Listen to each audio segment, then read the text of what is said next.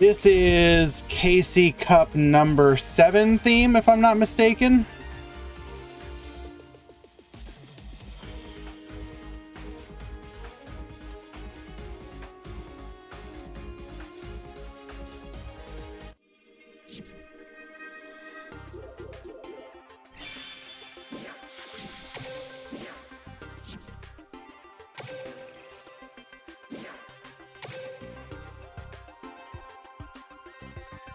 I duel for the Knights of Hanoi.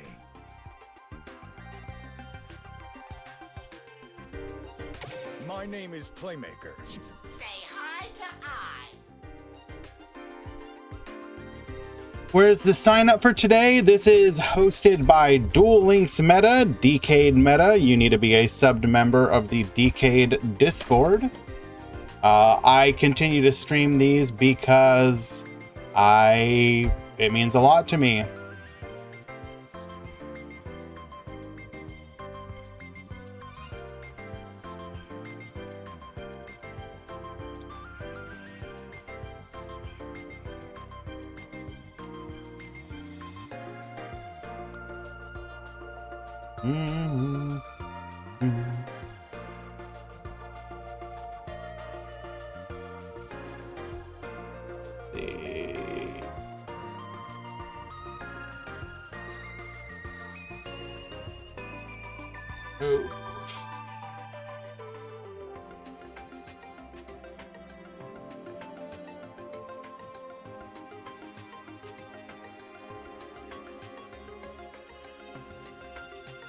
Not right now, kitty.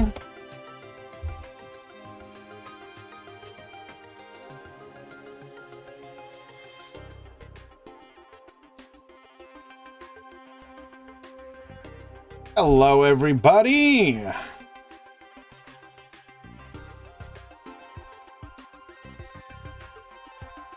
We will be starting the tournament momentarily. Looking like we got some pretty solid turnout here today for the Meta Weekly. Good to see that.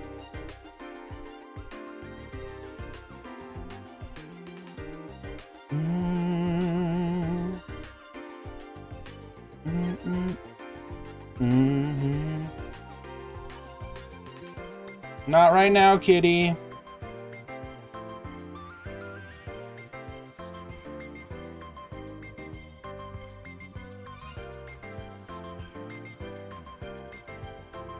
Okay.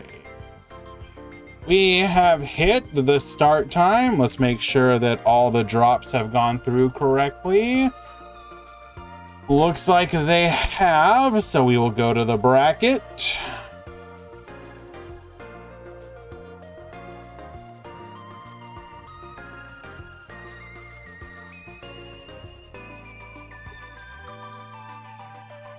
16, 24, 32, 40, 48, 56, 64, 66. Okay.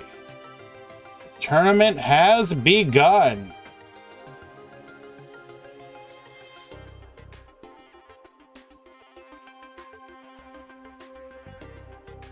Go ahead and make sure that everybody knows.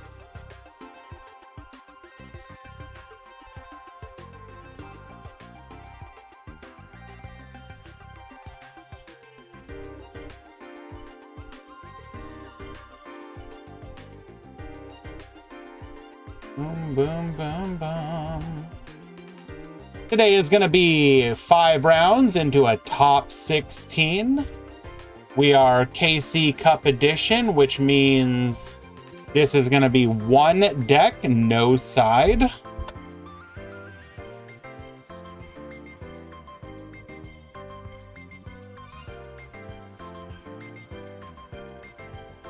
Alrighty.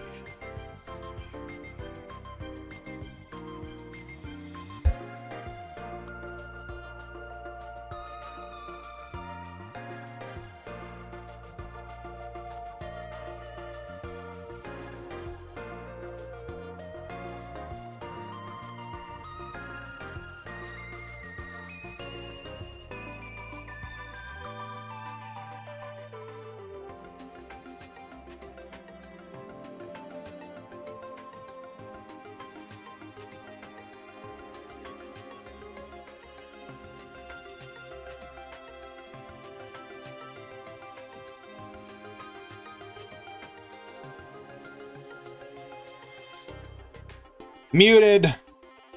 Muted. Streamer muted again.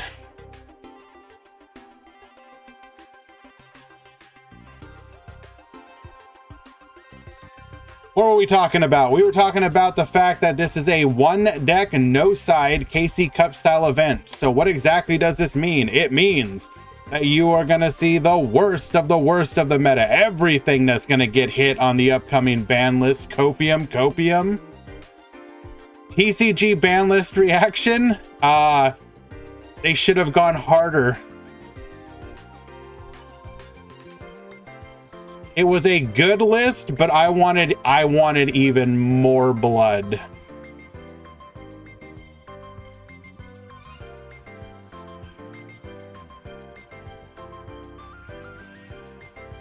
Why? Because I think tier limit was one of the biggest mistakes that Yu-Gi-Oh has ever had, and the fact that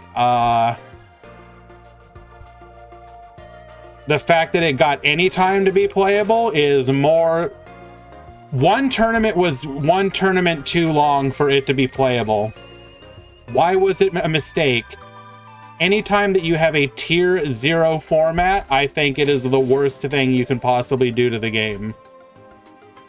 My locals has decreased by probably 50 to 60% ever since tier limit format started. And the only people showing up are the sweaty, hardcore tier limit players. I have a fairly competitive locals. It's where the regional in my state is typically hosted. So this is like a bunch of sweaty tryhards. And yeah. It makes it not fun.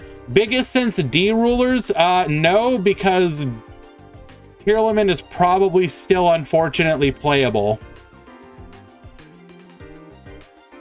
I think the biggest surprise, honestly, though, like, cover your ears if you don't want to hear the ban, like, about the ban list. But I think while it was a good hit, I think the Sprite Elf hit was probably very unexpected.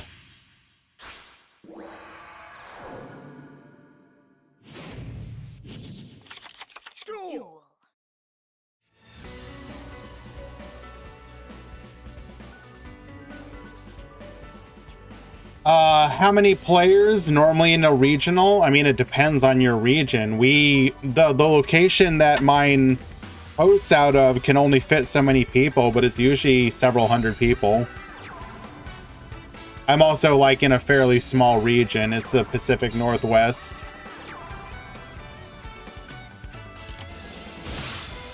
Alrighty, Fionn Phoenix at the top on.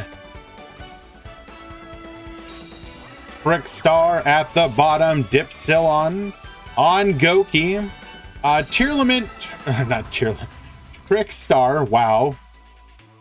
Tier limit on the brain. Trickstar, likely to not be a deck you're really going to see too much in the KC Cup.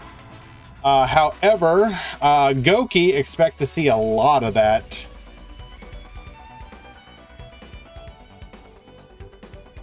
We are going to be looking to see what the top players of the DLM Discord are bringing to a best of 3 no side deck KC Cup style event with the intention of performing well in the KC Cup. So expect to see a lot of Goki. Expect to see a lot of Salamangreat, Mech Knight, Code Talker, etc.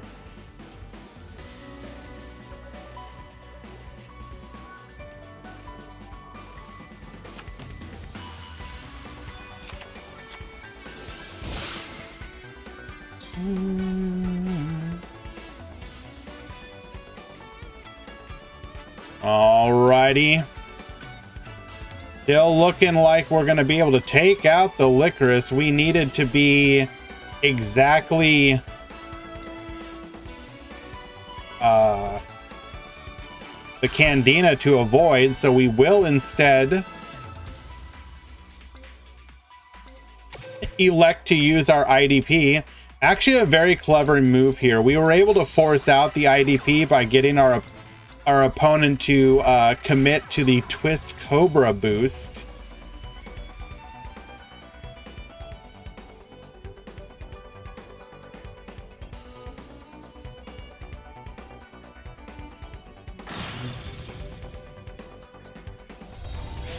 Probably lethal if our opponent set an expendable die here, but we might have, if we have our own IDP, we could interrupt lethal. Well, actually it's not lethal here, and never mind. Wasn't paying attention.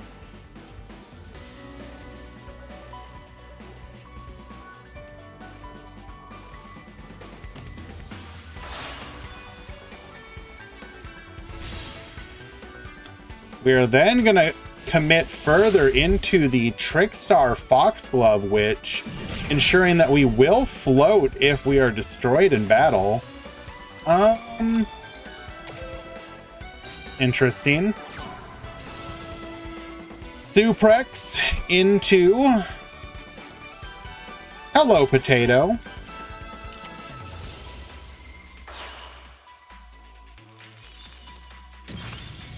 Oh, really? I think we're pushing for lethal here. But actually, realistically, can we? Through 3 effects? Let us see.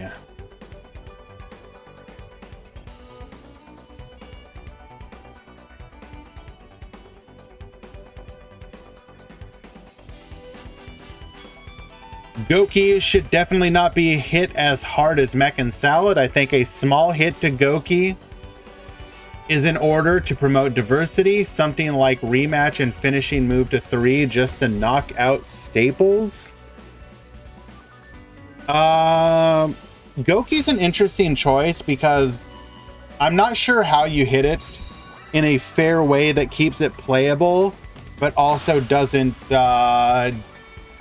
pretty much keep it in place as a fairly linear OTK have the answer or lose strategy. Put rematch and finishing move to 1. I mean, that probably realistically kills the deck. But it kind of depends on what you're looking for out of a Goki style ban list.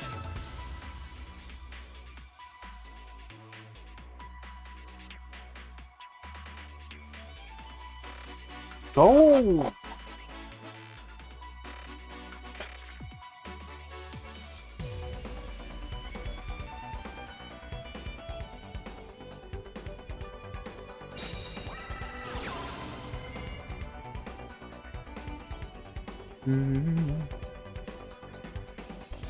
Look, first I want that damn Mechs to get out of my life. Well, Mech Knight's a relatively easy deck to hit. So if you guys don't know, I'm gonna little diversionary talk here. We hosted a anti-meta tournament a couple days ago, or not a couple days ago, literally yesterday. Time is a flat endless circle. And this is the abomination that we created.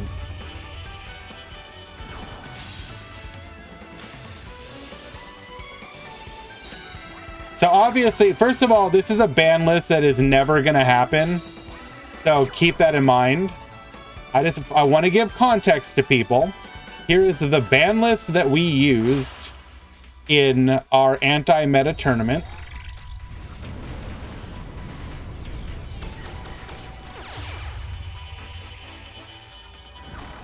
Okay.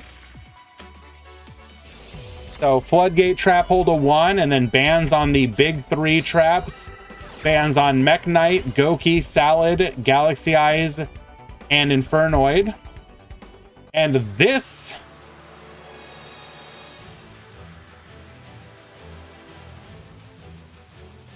So this isn't lethal, but if we float, it is lethal. And if we don't float, it is still lethal.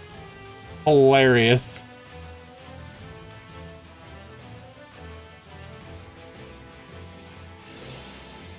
Oh wait, we can boost, so it is lethal. Wow. Lethaling through 3 effects. That is amazing.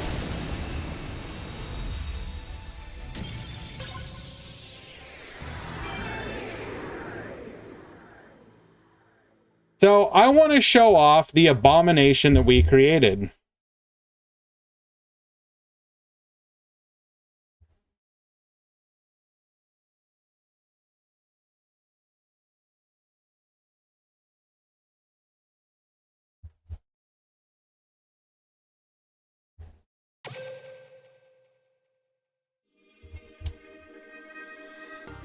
Yeah.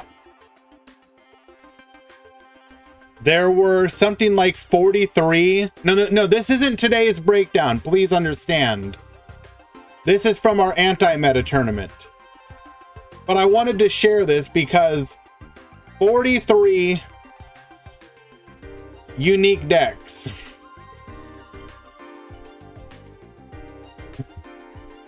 The person doing the breakdown for me was ready to literally like quit on the spot.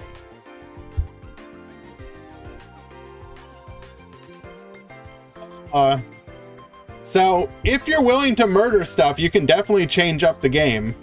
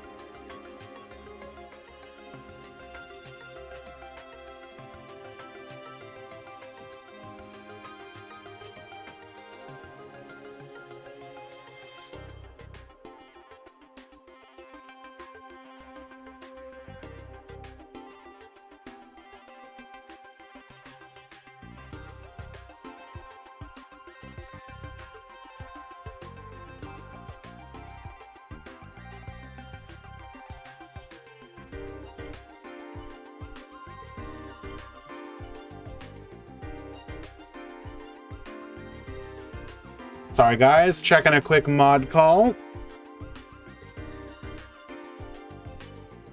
Hello, Sean.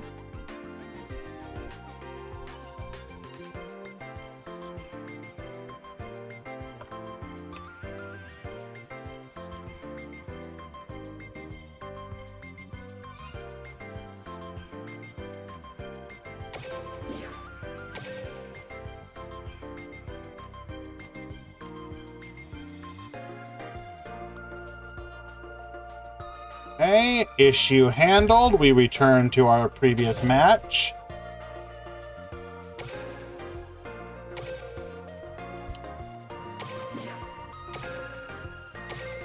Game number 2.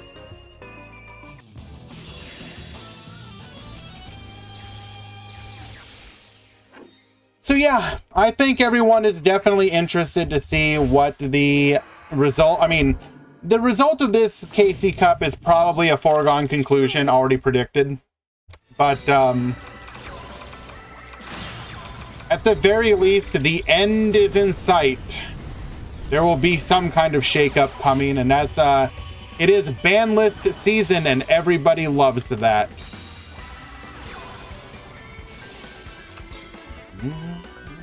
Whoa, whoa, whoa, whoa! Hold up here. Trickstar Fusion?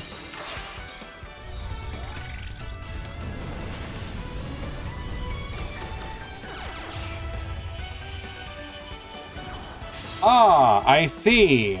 We didn't read.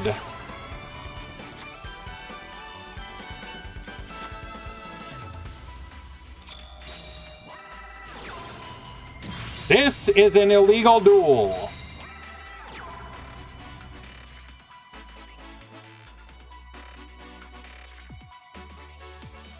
One deck, no side. You used a side deck card. That is a game loss. Please surrender.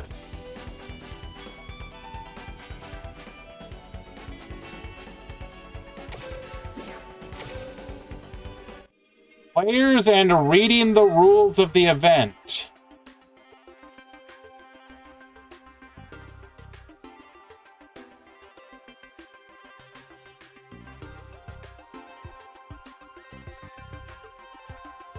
We will find another match.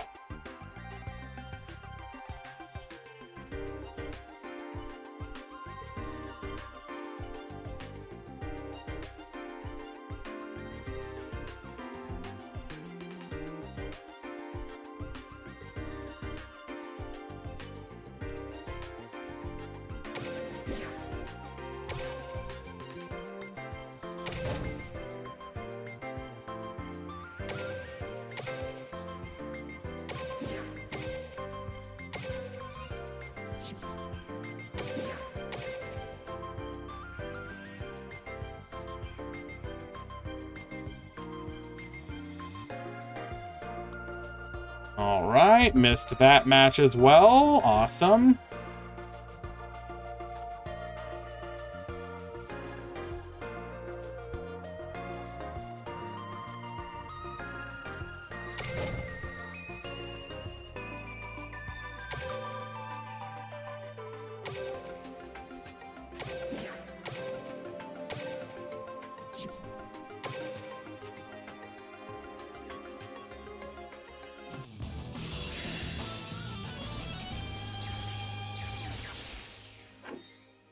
Alright, Sevathubby currently up a game. You're having trouble with your match. And what trouble are you having, Cole?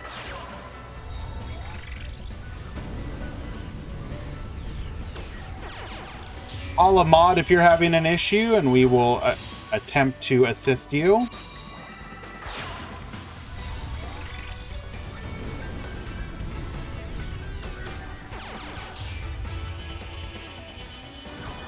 All right. Okay, double back row. Yoda at the top. Looks to be on Code Talkers. Dotscaper effect. Addition effect. Get Baboostin. We're going to go into our Decode Talker. Opponent isn't joining the room. Love it.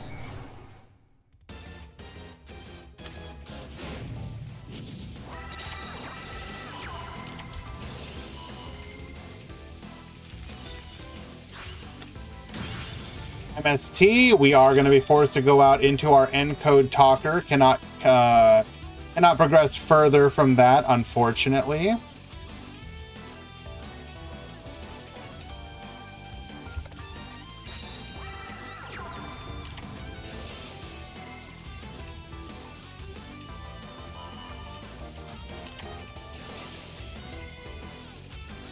Attempting to activate World Legacy Secrets, we will activate our IDP in response, banishing the Eclipse. We will then... wait. Oh.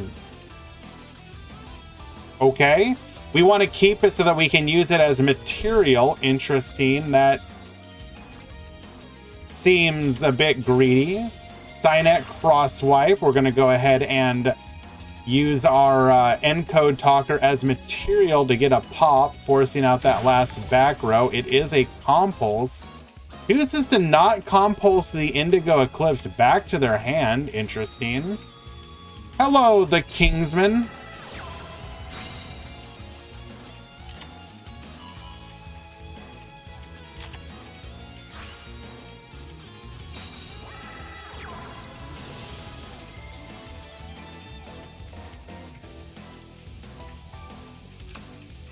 Ah, he just said it right. I wasn't paying attention. I'll be honest there. I was distracted.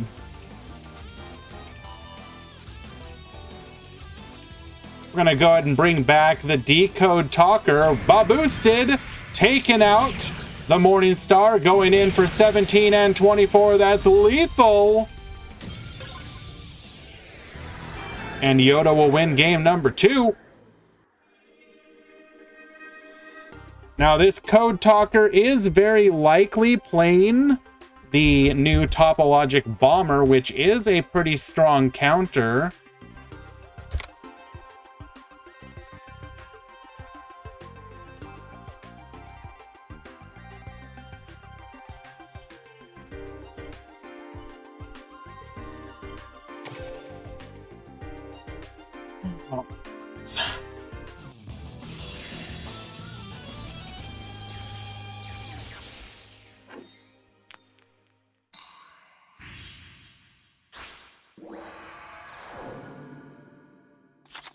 Duel! Triple back row from Seba. We're going to activate MST. We do take out a Book of Moon. Lady Debug, the best normal summon in the deck. We're going to go ahead and search for a copy of Microcoder, telling us that we...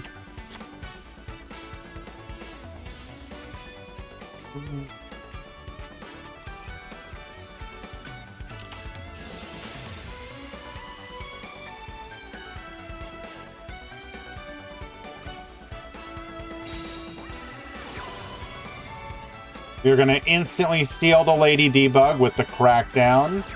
We do have one-time passcode. We will immediately compulse it. Get out of here. Do we have any other way to extend from here? All right, here we go. Valk, you can always mod call. We're going to go ahead and mind control back our own but boosted Lady Debug, using both of them as material for the L phase. This is looking like a dub for the Code Talker deck. Your monster? No, my monster. No, your monster? No, my monster.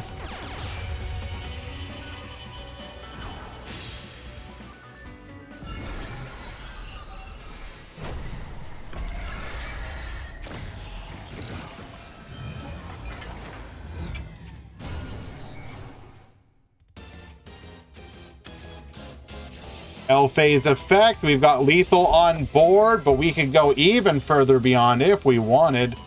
Searching for that copy of Crosswipe, bringing back the Lady Debug, Code Talker alive. Attack, attack, and lethal. Yoda will win a game 3 victory.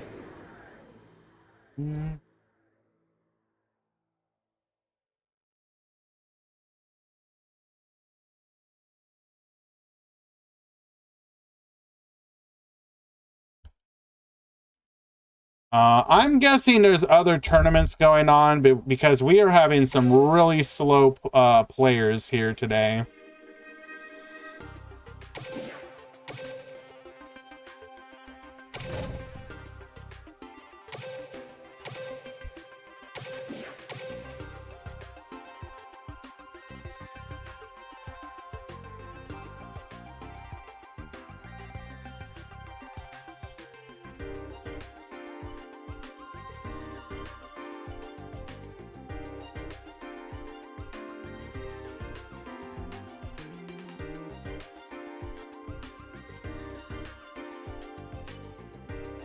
The only thing I can think of.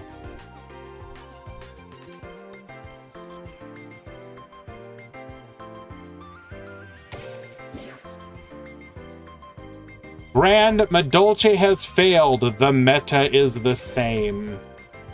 Yeah, for the most part. I would say the main impact of the box was for Code Talker to rise up in power and popularity. That may be actually joining the metagame, not as just a like a rogue deck, but as an actual part of the metagame. But as far as current builds of Madolche, you are correct. That said, If you guys are sick and tired ever of the meta, do be sure to join the Discord, !Discord. We have begun hosting anti-meta tournaments once per week.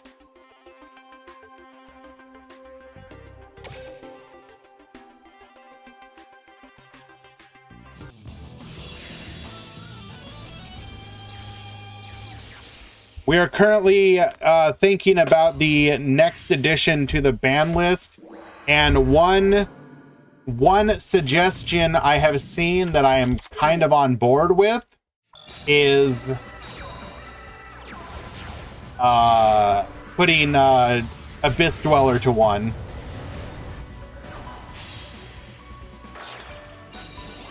All right, we're going to draw 2 more cards, activating Joker's Straight, discarding Reinforcement of the Army, King's Knight. We're going to be able to special summon it, going into the Paladynamo. 1 back row, Joker Straight, returning.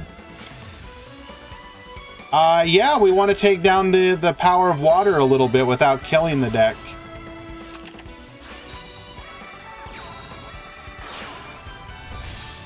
All right, 1 back row to deal with this menace.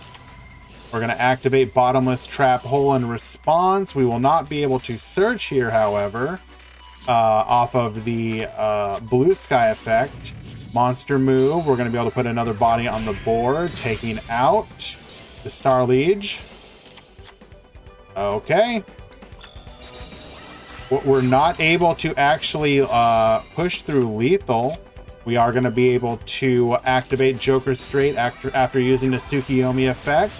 Going to go into the Heroic Champion Excalibur effect. Attempting to go after the Morning Star. We will get booked. Purple Nightfall is going to bring the Blue Sky back to the field. We will go into the Cypher Dragon. Crackdown as a response to that. We're going to use Ibli then as material with the Morning Star into the Nightmare Unicorn Ibli effect, giving it to our opponent. Chooses not to spin any card. We could have spun the Crackdown, but we were okay with not doing that.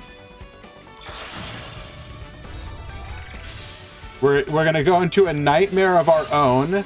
Get spinning. Hello, Chromatus. Are we going to pay for that? Taking out the Blue Sky. Joker Straight will return to the hand at the end.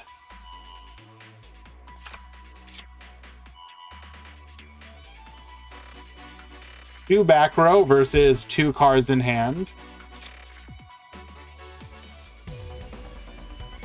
Give mod to Norrentino. I don't trust him.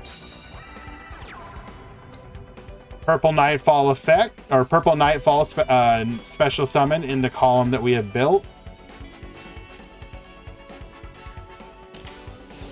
Book of Moon will force out the search. Or not. Or we know we will. Okay.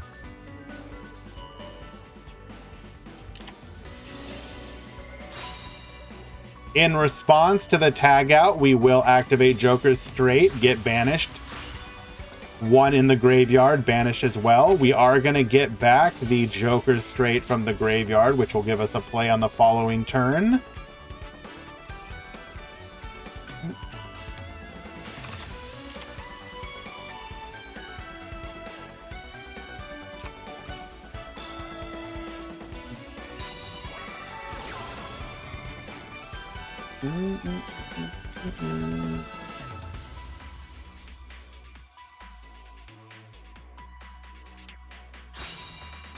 How many times have we activated this card this game? 1, 2, or wait, no, some of those are from the graveyard.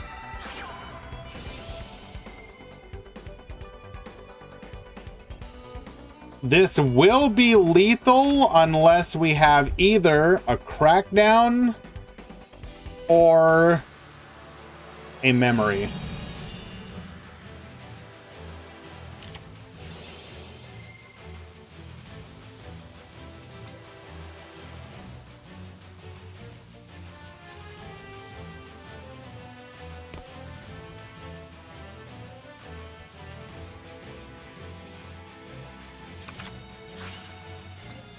Blue Sky is going to wall us off here.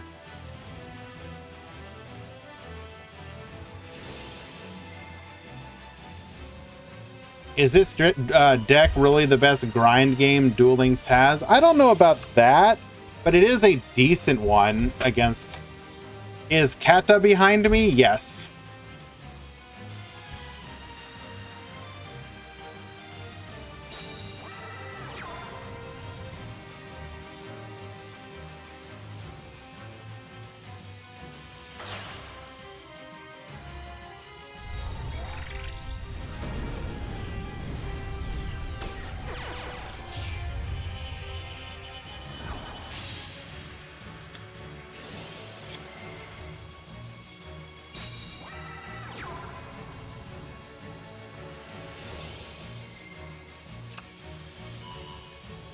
Hello, Tinkerbell.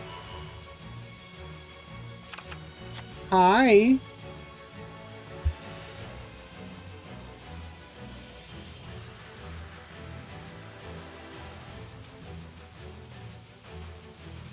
Well, I don't know about losing the grind game. We are now currently... We were at no cards. We're up to 2 bodies on the field and 3 in hand, so...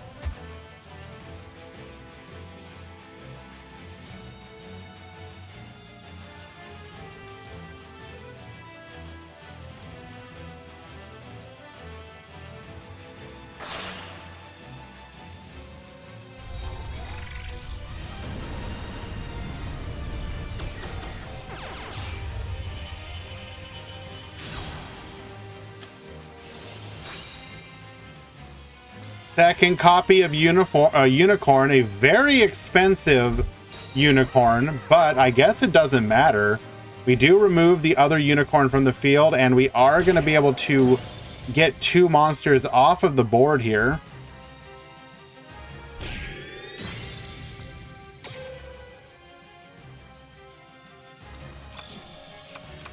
Now the question is our Joker Straight live again? No, unfortunately not. Oh, uh-oh.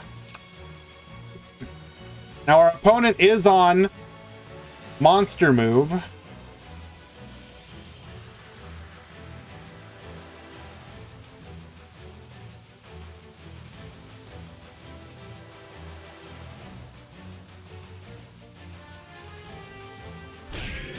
We are just going to go in, activating Compulse, go ahead and bounce the Unicorn back to the extra deck once again.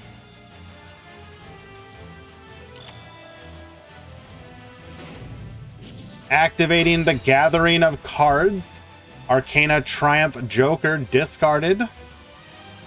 This is going to allow us to grab another... Oh, we just have nothing left in the deck. Awesome. Wait, oh! Oh, it's actually activatable. Okay. Queen's Knight to the field, adding King's Knight to that, because it adds copies to the deck. We needed to activate the skill just to get one of each of the Poker Knights into the deck.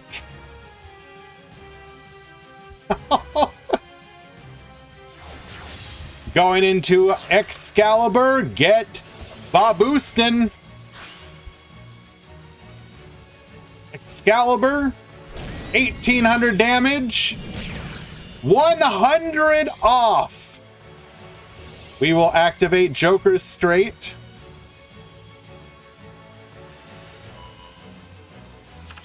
Returning to the hand.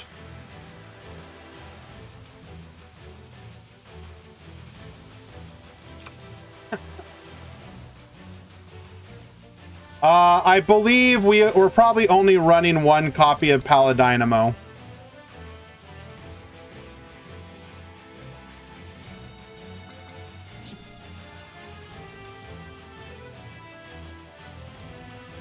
Kurokodairu is Konami's Player of the Month for selling this structure deck for them.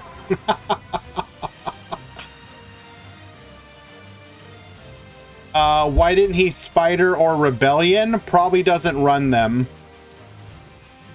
Remember that you get locked into Light Warriors very easily. Or, I mean, actually, yes. So you can, but the skill locks you to... Is it to skill or Joker's Straight? Joker's Straight locks you to light warrior type monsters.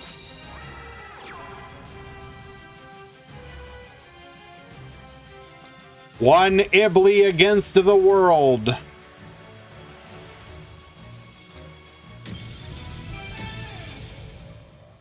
And Kuro Kodairu will come out victorious. Well done.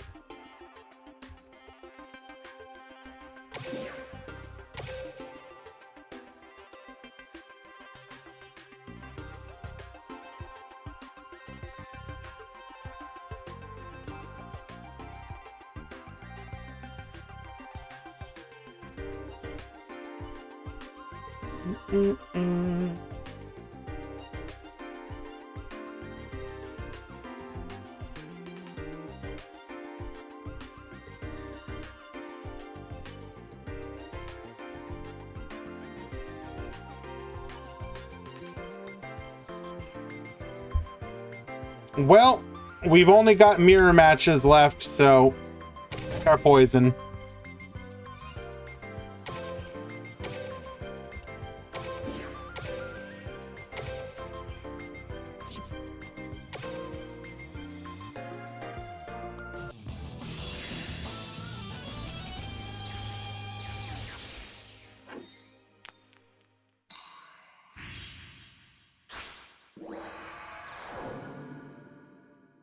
Duel!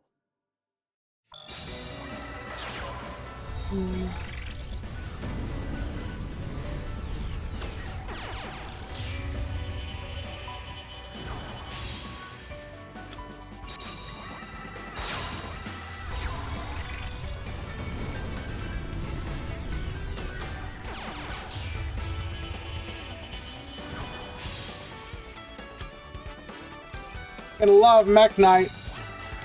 Although not being able to use the effect to search here, we're gonna be Praging. Mech Knight, activating World Legacy Secrets. Get negating, no search for you. We will crash, understandable. Vanishing to take out the Compulse, elects to not... I guess bouncing really wouldn't matter there, because then we could have just resummoned here and popped again. The Tie That Binds, going for 2300. End phase, we will activate our memories. Memories get searching, or rather, Purple Nightfall get searching. Is that a second mech? Is that a second Avram? No, that's the first one on this side. We're gonna search for a Blue Sky. Blue Sky gets searching for one, except we will be returning to the hand. Morning Star. Gonna go ahead and search for a copy of Secrets of our own. Alrighty. Purple Nightfall. Or rather, Blue Sky. Attempting to... Wait. What? We get negated anyways. And we now lose the ability to crash with the Morning Star. Unfortunate. Should we have done that? What did we search for? We did search for a Red Moon, so technically it's not really that much of a waste.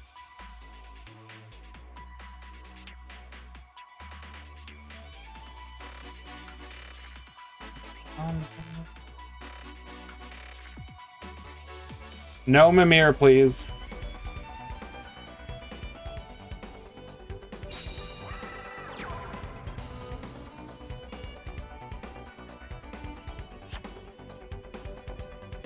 Reverse ban list prediction. We all know there are lots of things that could come off, but any bets on what will come off?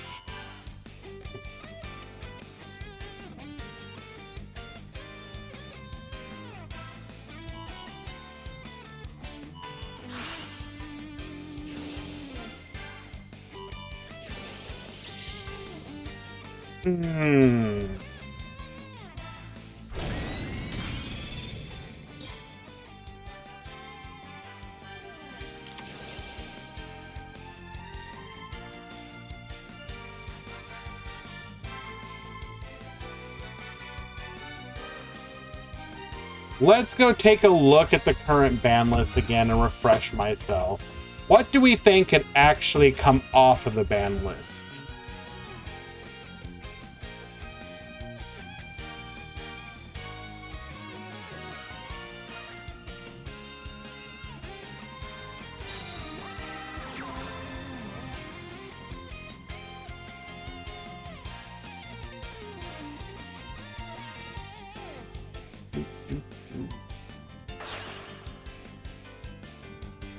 Okay, let's go ahead and bring up the current ban list.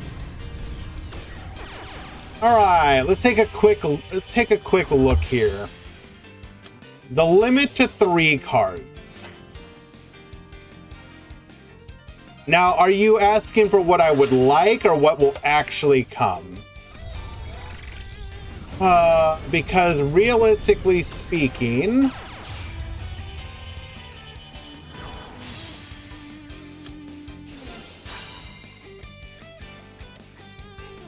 what will actually come?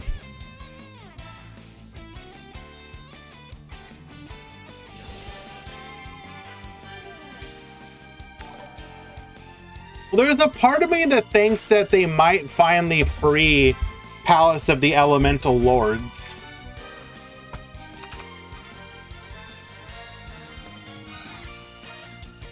But will that actually happen? Probably not. That wasn't the question, Ailman.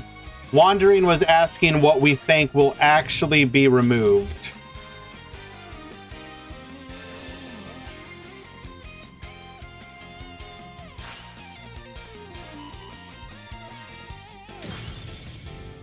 Oh.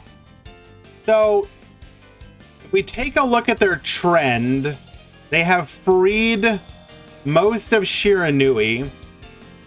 They've started to free Crystron. So there is a good possibility they may unlimit another of the Crystron hits, which would mean either Citri Impact or something of the like.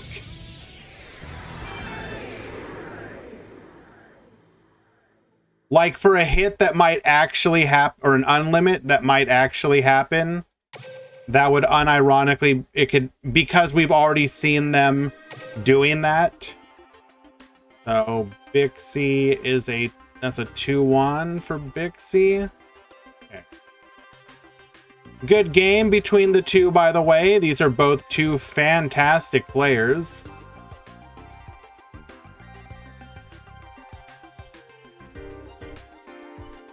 Something tells me they'd probably not unlimit specifically Pulse Mines, although realistically speaking, any deck that wants to play Pulse Mines can right now, because like what other limit 2s are you conflicting with?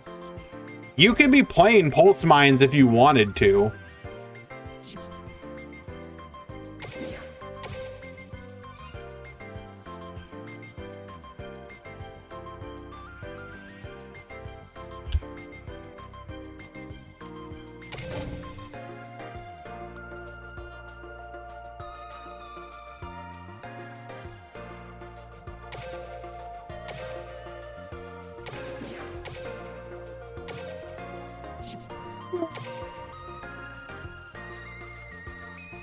So yeah, I think there's a stronger possibility of either Citri or Impact getting unlimited.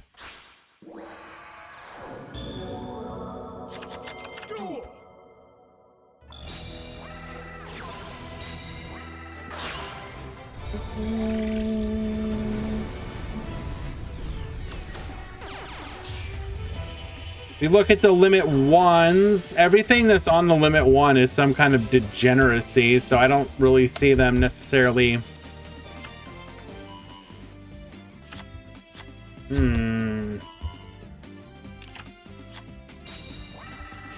No. No. Elder can stay banned forever.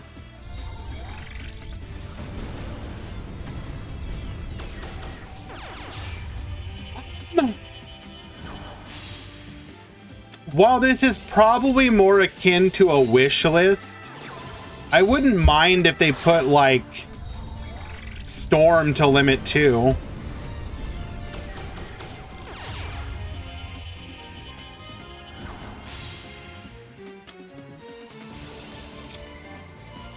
Everyone now summoning like 50 times. Why can't... I mean, no. Elder could absolutely come back from like a actual balance standpoint, but I just don't want it to come back. I would prefer if Ritual Beast was never playable. And I say that with all the malice I can possibly put.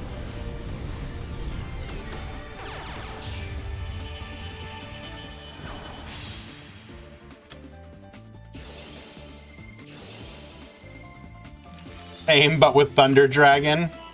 And whoa, whoa, whoa, whoa! What did Sidra ever do? All right, hear me out. Hear me out. What if we moved Overload Fusion and Overflow to 3?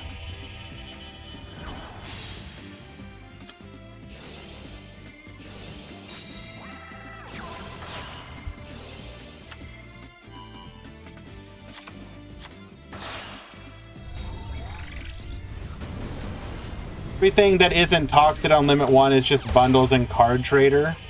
Medolce, Draco Slayer, and Metal Foes don't need Limit 1. I understand why they put Petting Cesar to 1. I'm not saying it was a correct choice, but I understand why they did it.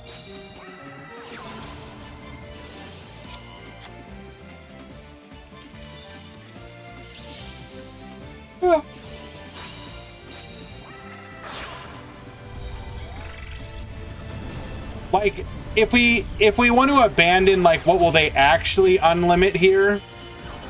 I mean, technically they could unlimit Silent Sword Slash. Is there any reason for that card to still be on the limit list?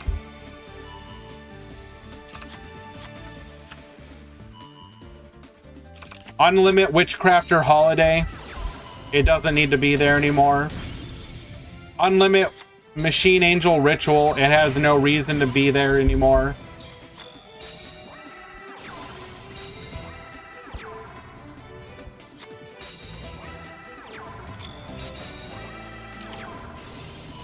Blackbird Close, does that really need to be on there anymore? No. If by releasing Blackbird Close, Blackwings were suddenly good, like, who cares? Oh my god, Blackwings are suddenly good.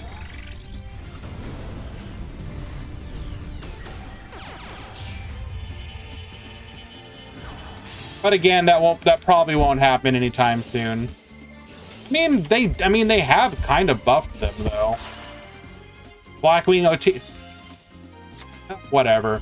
Give them Blackbird Close. Make it so that Blackwings has like an actual turn 1. Counter Traps is kind of cringe. You're not wrong, Cute Melons, but the counterpoint is that once you break... Okay, what was the problem with Salad? Salad could search their counter trap. Salad could also come back from a completely broken board. Blackwings cannot search it. And if you dark hole a Salad board, that's it. They ain't coming back. They're done.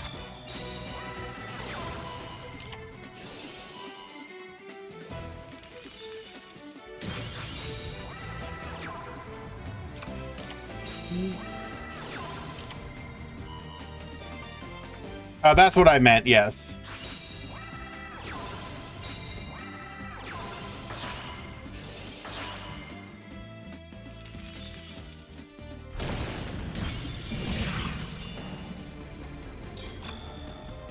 All right. Looks like Superviz will finally surrender. That's enough Unga-ing this bunga here. And that will be the end of round number 1. We will be moving on to round 2. Remember, this is 5 rounds, top 16, 1 deck, no side deck, best of 3.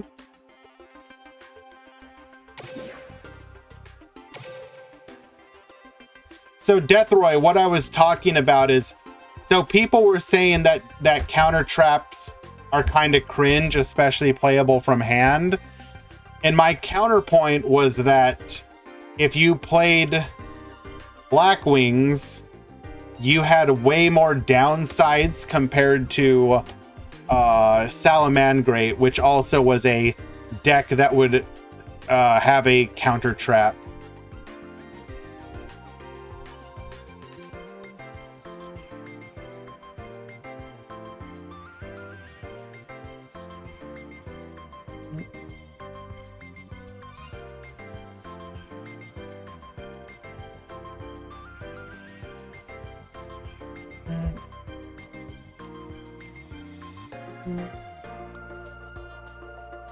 The other reason you could theoretically see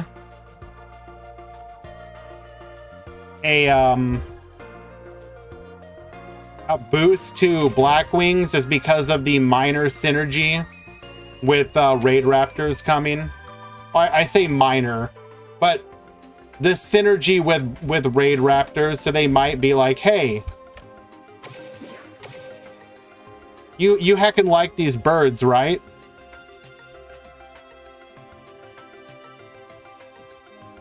What if we gave you more birds? You don't have high expectation for Raid Raptors? I mean, sure, but counterpoint, never judge a deck until you see the skills given to it.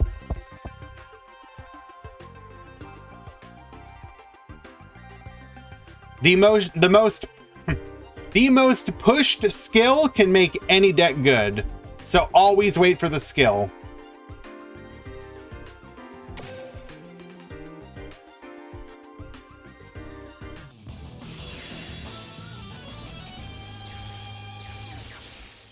Icarus attack released as a limit 3. Let's do it. Duel. Rise up, my bird brethren.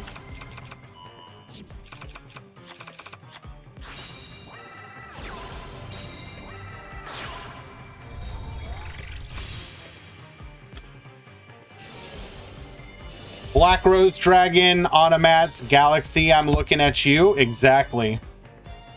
A skill can make anything good. Actually, you could also see, like, Icarus attack as a limit 1 bundle would be pretty good.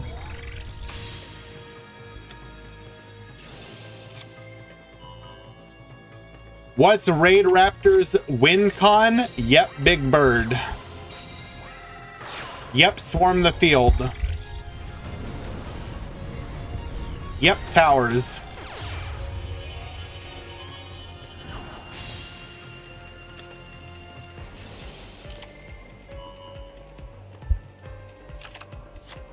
But to actually answer your question, they swarm into big monsters that typically get buffed against special summoned monsters.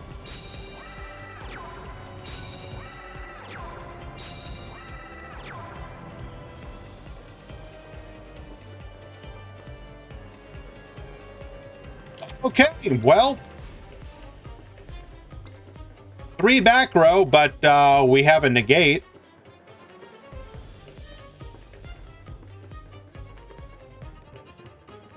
Oh, they would be way more fair in Duel Links than Luna's.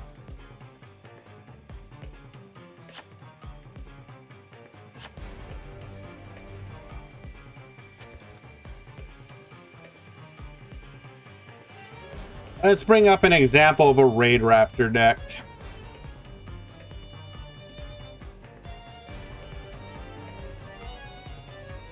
The other gimmick that they're known for is their rank up magics. So basically, spells that let you turn an Xyz into a bigger Xyz.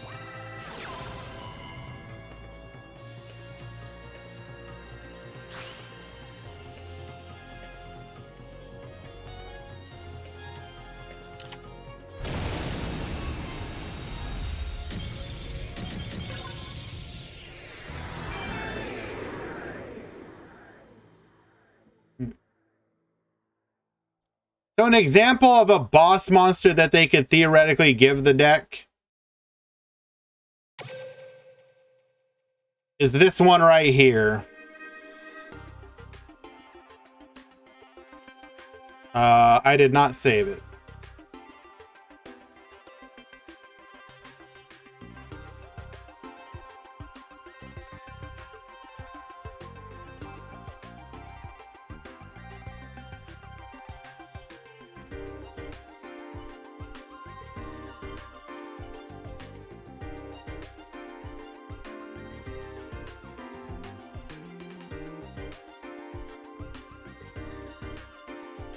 Okay, why are you making this so difficult?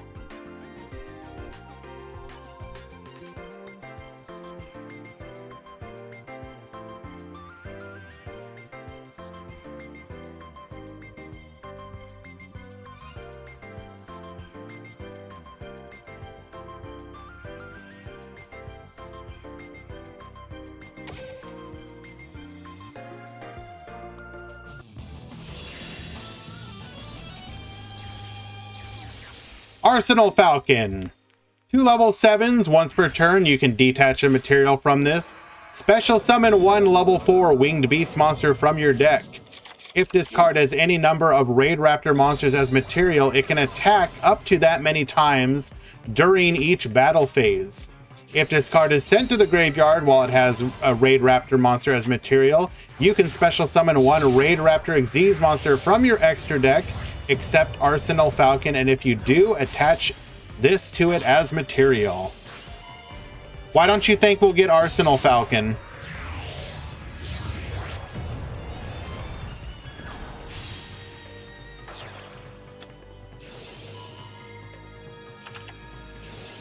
Arsenal Falcon is... So they don't give us Ultimate Falcon. You don't give them... Oh, we're sorry. We can't give you the thing that can search the broken card. Have you considered not giving them the broken card?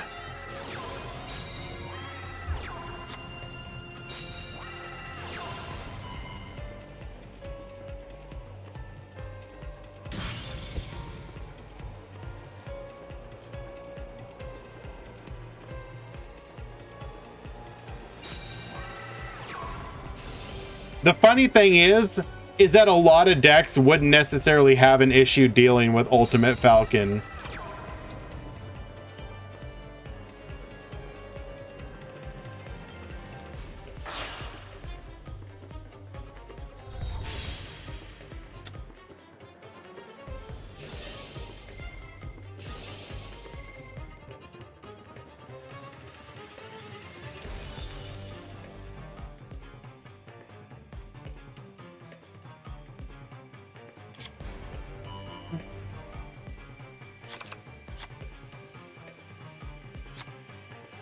Starry Nights would find it as annoying.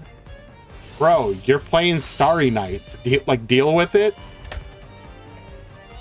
Like, I love Starry Nights, but come on now. We got the power range. Okay, first of all, Great Magnus. Okay, band. Great Magnus is already incredibly difficult to summon, so like, well, summon it with the unaffected aspect of it.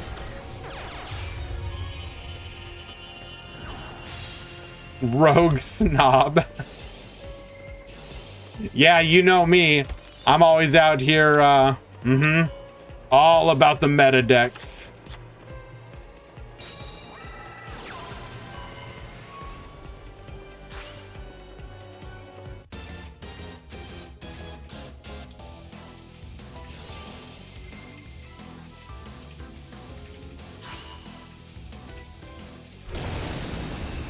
Still lethal. Unlucky.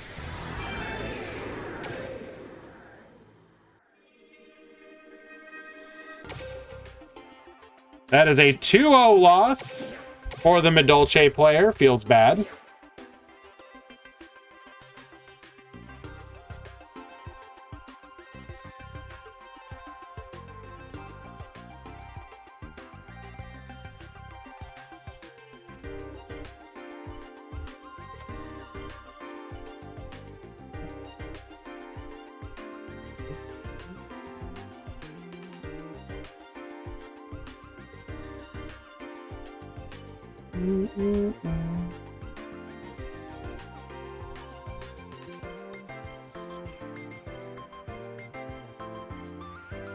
All right.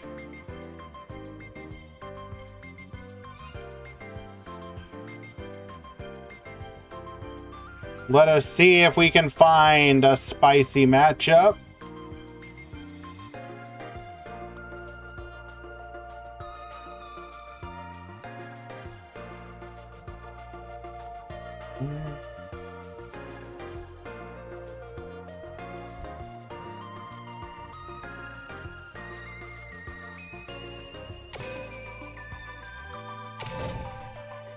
Did you put it in the stream queue, Eli?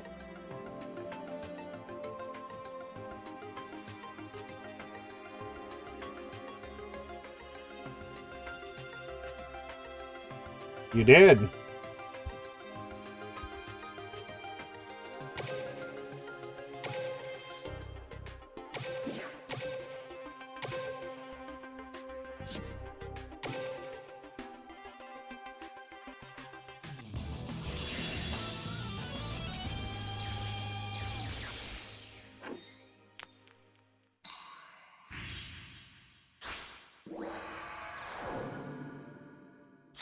Duel.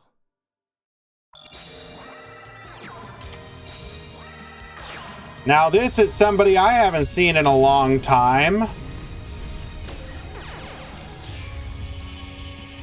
Brent on Rockets.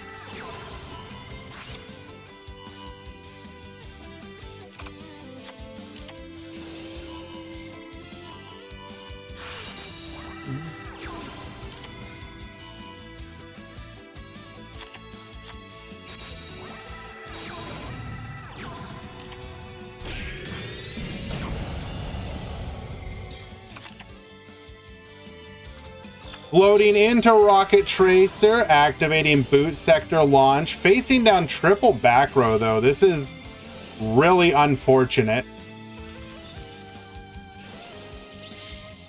We will negate the Tracer, summoning another Rocket Tracer. We're gonna Dark End Dragon, World Legacy Memories, and this is gonna go ahead and shut down this turn. Unlucky. Don't think we can really come back from this one. The level of card advantage being generated by the Mech Knight player here is quite unfortunate.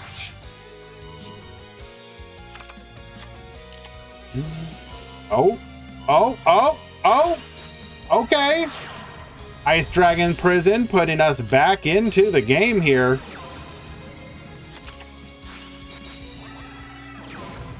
Eyes that Bind, Book of Moon, allowing us to beat over, and okay.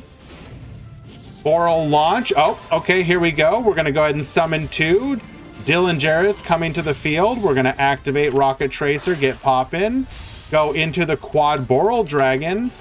Palm Pulse will immediately send it away. We will then summon, oh, okay. We almost had a bit of a comeback there. Unlucky.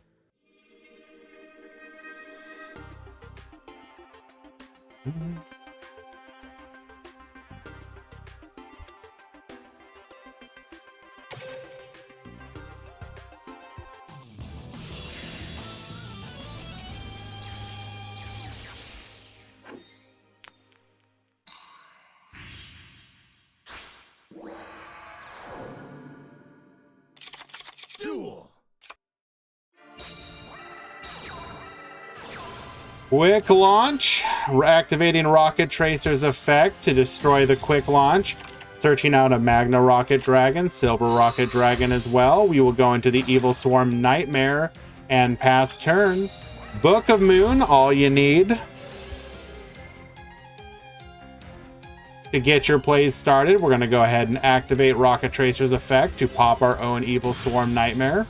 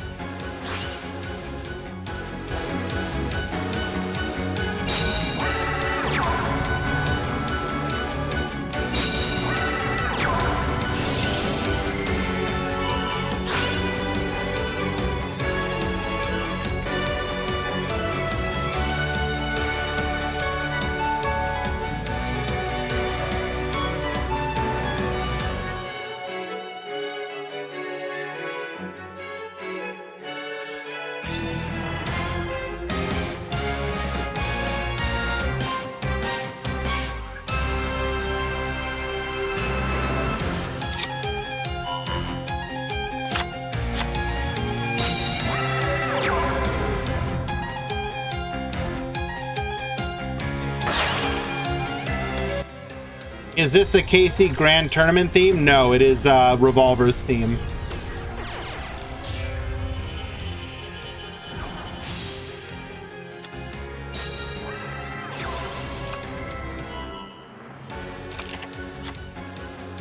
Blue Sky, searching us a copy of Indigo.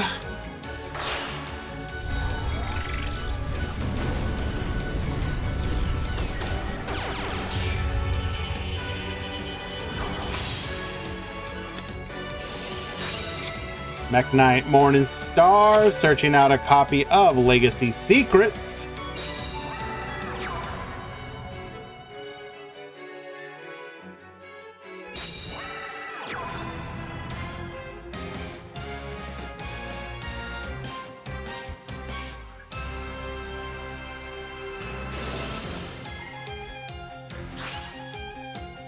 We're gonna get popping on the Silver Rocket, Ties That Bind. We don't have lethal, but this is not looking good for the Rocket Boys, unfortunately.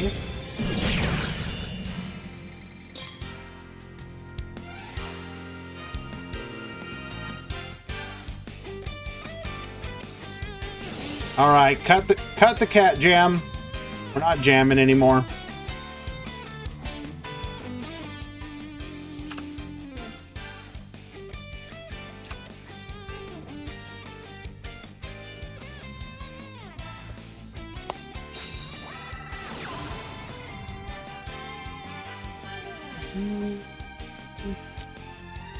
Does Brent playing out for the lockdown? Is the question. We do have the ability to revive and lock down the entire field.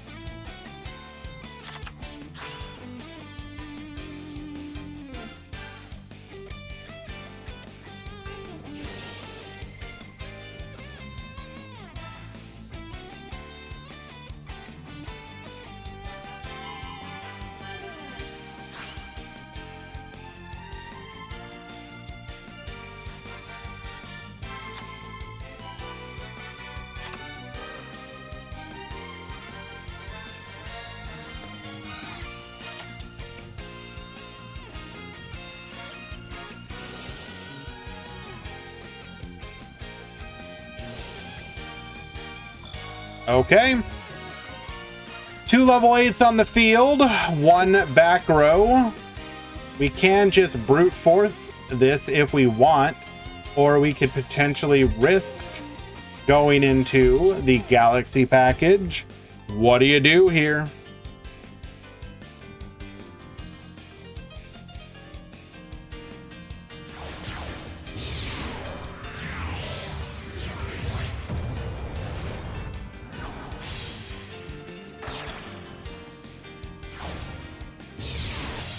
Going into the Photon Dragon.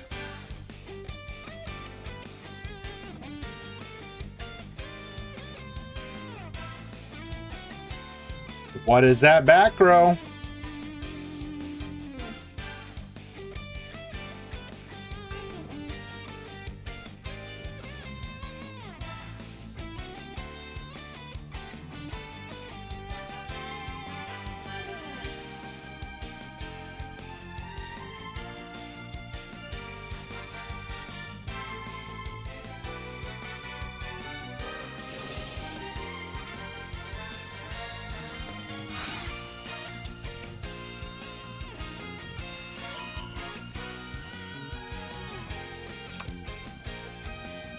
I'm going to go ahead and target the boot sector launch, taking that out.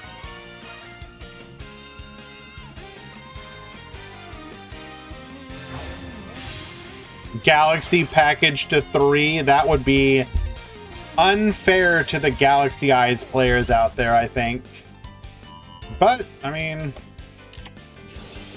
Ice Dragon's Prison.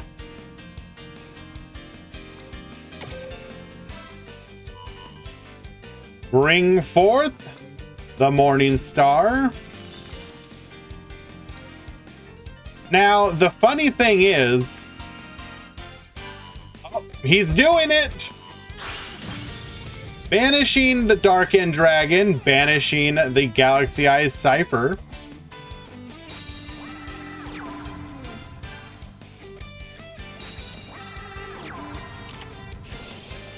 And we're still dead.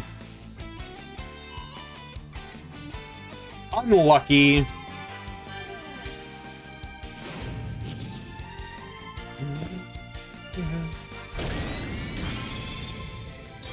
$700 to the dome.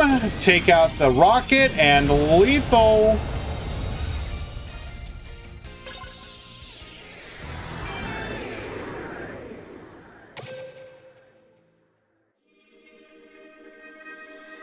Alrighty. Yeah, unfortunately, I don't see Rocket doing too hot this KC Cup. Fun deck, but it's gonna need a ban list or further support before it can truly be meta.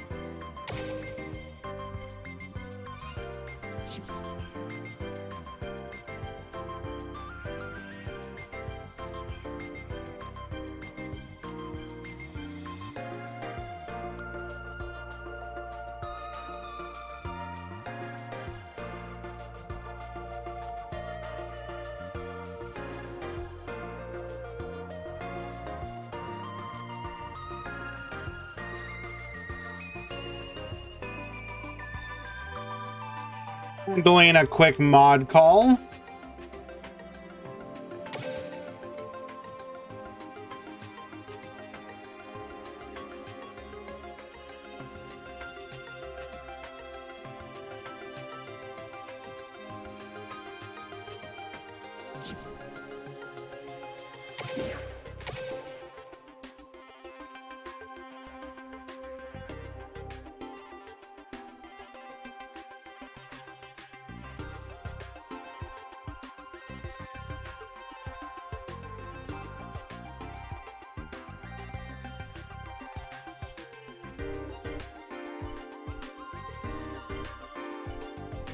Okay.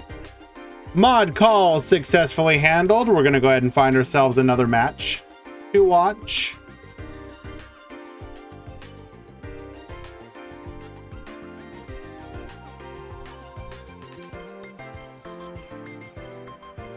Any spice today? Well, we can go ahead and show the breakdown for today's tournament.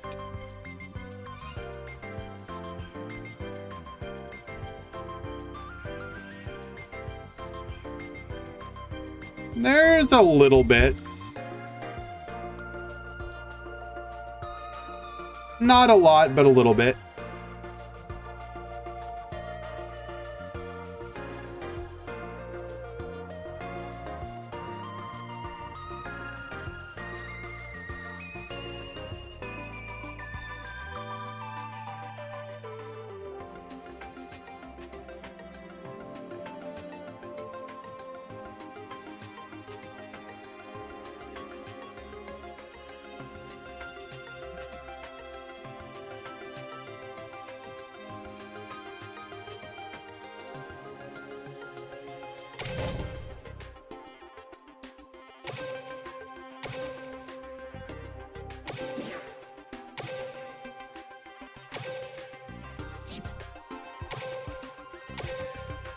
We are going to watch a quick replay.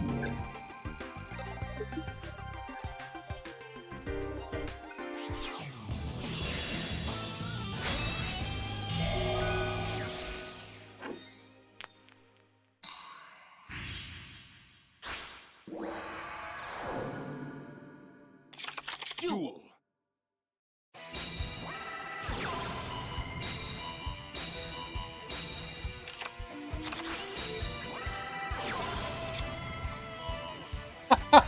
Alrighty, magical mallets, making it so that we can search out our Mageline. Mageline into Pedincessor, Pedincessor into the Puddingcess. We will then go Glass Souffle. Glass Souffle into Chocolate a la mode effect. I don't think the Gladiator Beast player actually showed up. I didn't see any. Another Mageline, interesting. Into another copy of Glass Souffle, one back row. Quebra gonna begin with Mageline of his own. That's right, we got ourselves a Madolche mirror match.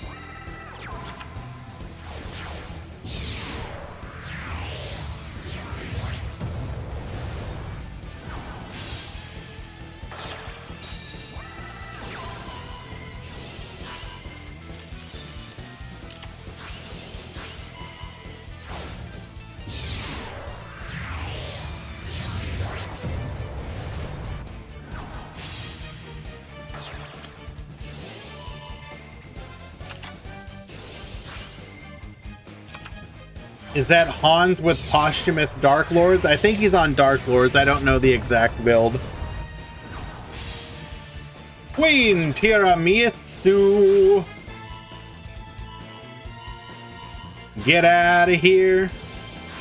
Chocolate out of mode is unaffected. Messengelato searching for the chateau. Get boosted. We will crash, take out the hoot cake. Go in for 2,000 and 2,100 cosmic on the knights and lethal.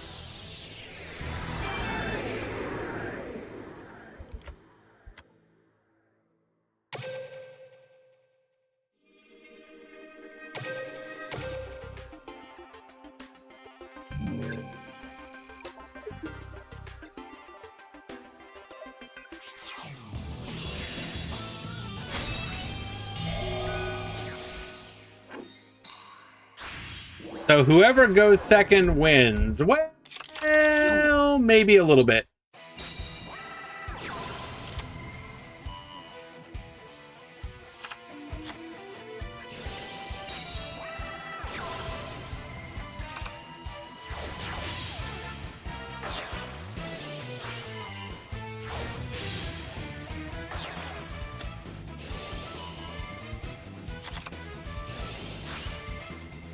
Ideally, you'd have a bit more of a stronger defensive board, but maybe backed up with one or two more traps. But, oh, well, nope.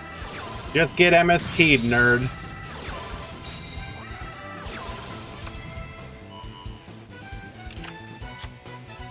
Gun speed through the combo.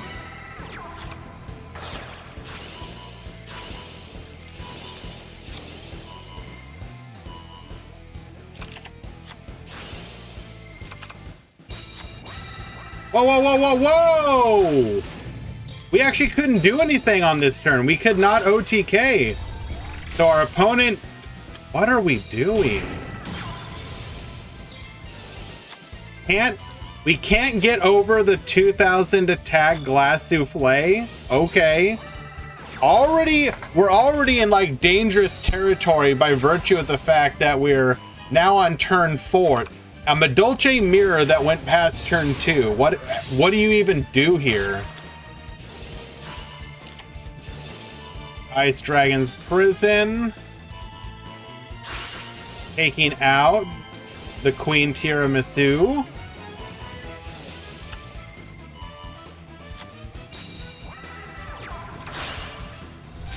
Okay, so was that a mistake here? So clearly in this mirror match, The glass souffle in defense mode was pretty huge. Like, we can't get over it. It literally walls us off.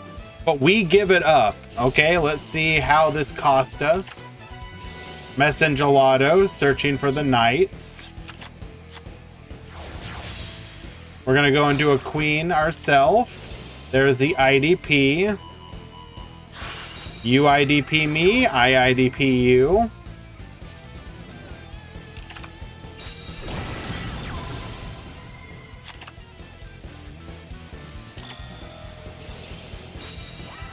Incessor, once again, Madolche Knights to negate.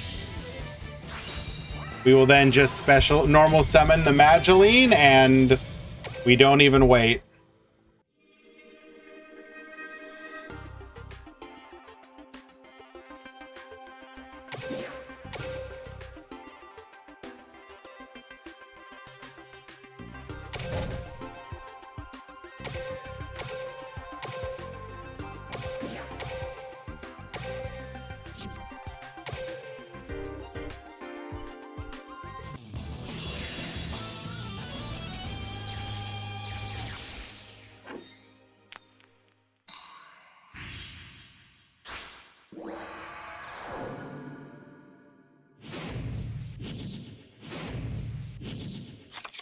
Duel.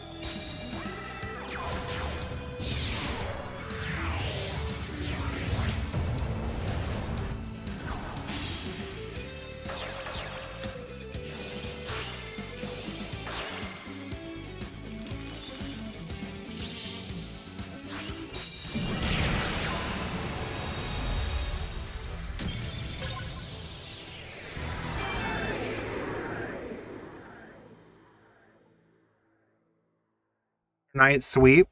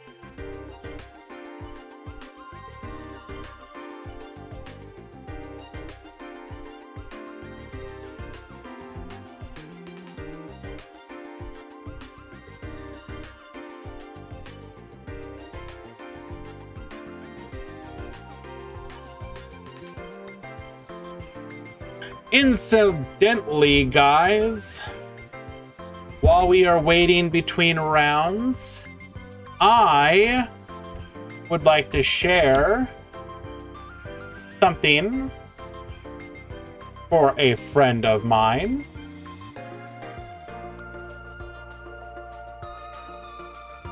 Let me go ahead and take a screenshot here.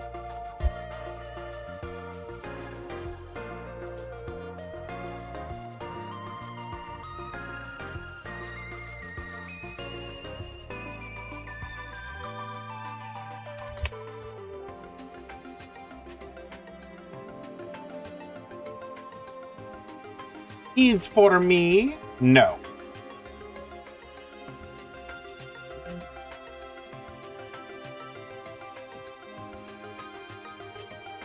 What it is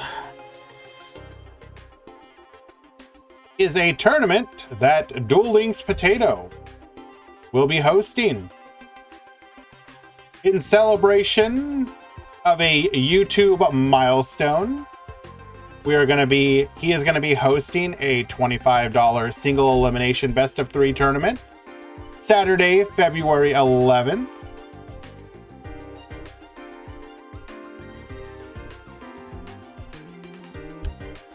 Here is the sign up link. Here is the Discord link.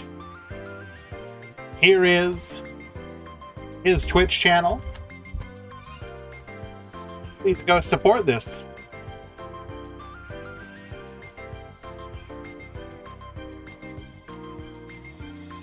Does this one have a cap?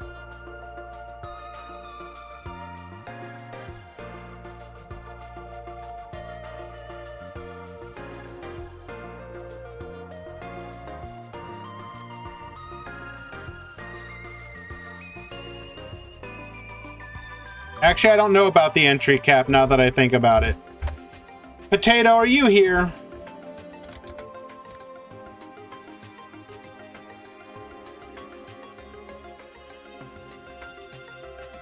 I saw you just posted it in my Discord, so I thought I'd push it here.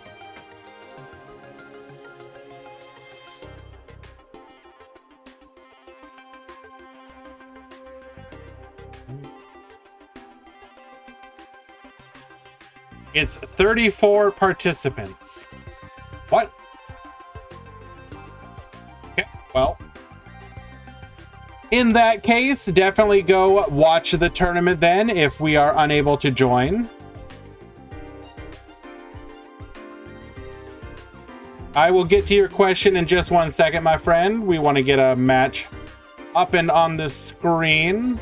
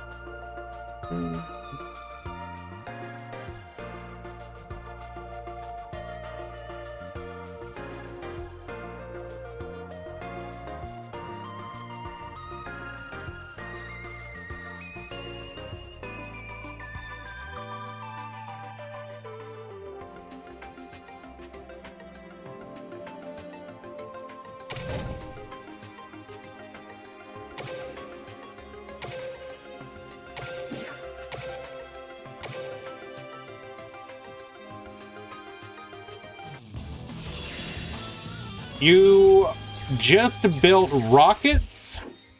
Hello, returning player. Been a while since I played. Just built rockets, now at Legend 1. Just need one more Dragon's Mirror.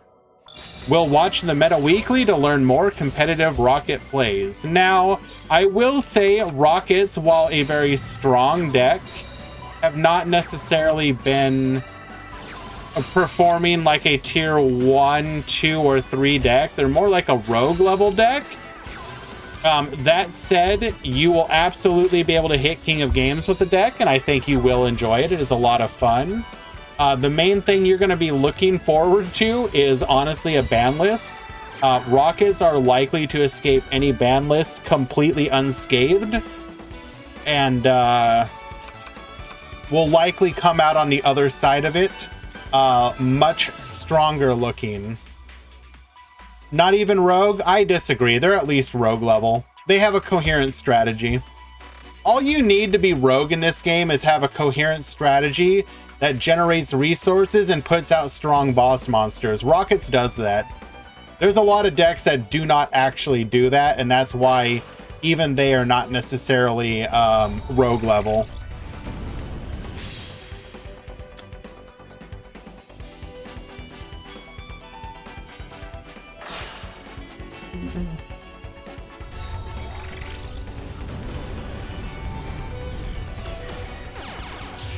What about Blue Eyes?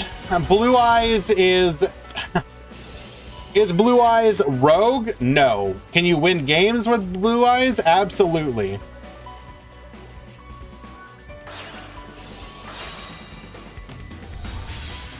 Decode Talker is going to allow us to go for lethal here.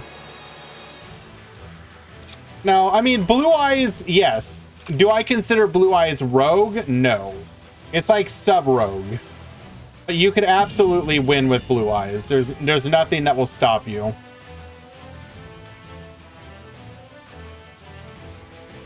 I'm using Quick Launch. We're going to bring a rocket to the field.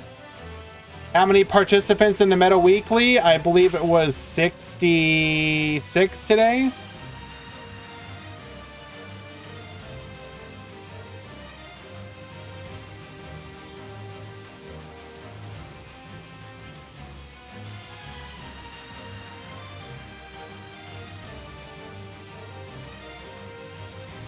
Yeah, Miyagi, it looks like Potato capped it. So I advertised the sign up incorrectly. I apologize. Summoning out the Rocket Tracer. Was that the correct summon? Cynet Crosswipe.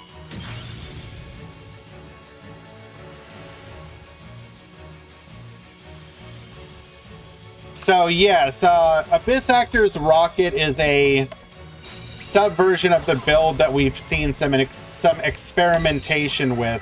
The reason being that the floats and the searches of the Abyss Actors, we knew what was coming.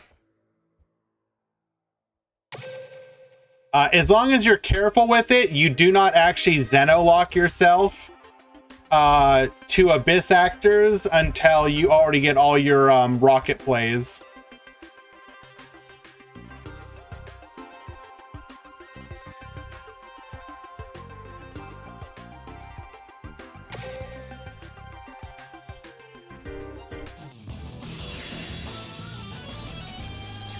So if you do not understand exactly how it works, rockets obviously benefit from anything that gains advantage when popped.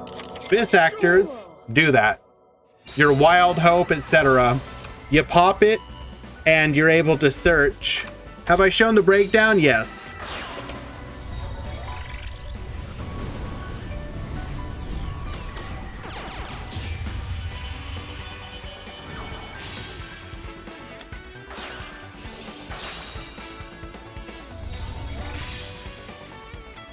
Decode Talker.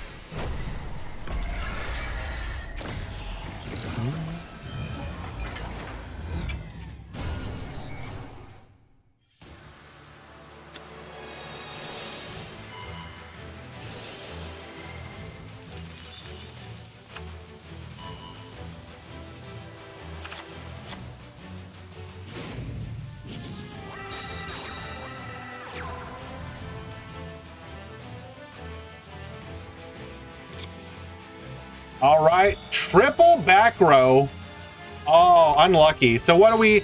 So we have Cynet backdoor, and we have the Recoded Alive. So only potentially one actual disruption here. Activating Wild Hope.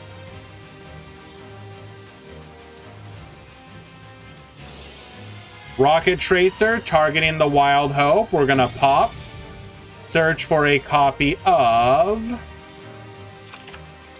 Silver Rocket Dragon, Wild Hope effect.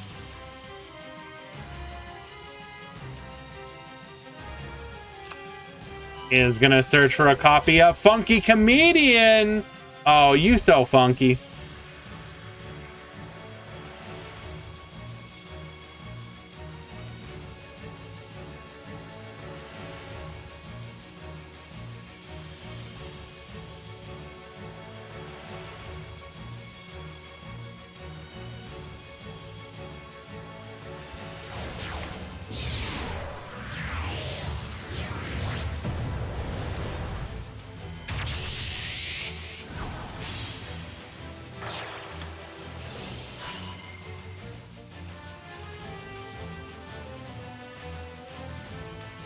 Malevolent Sin. We can't activate without getting punished.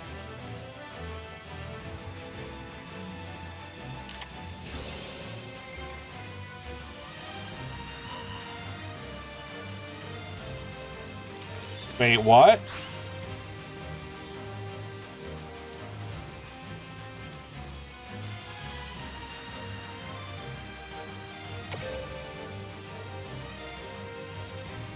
Interesting choice here, choosing to not negate it. We want to keep the Lady Debug on the field.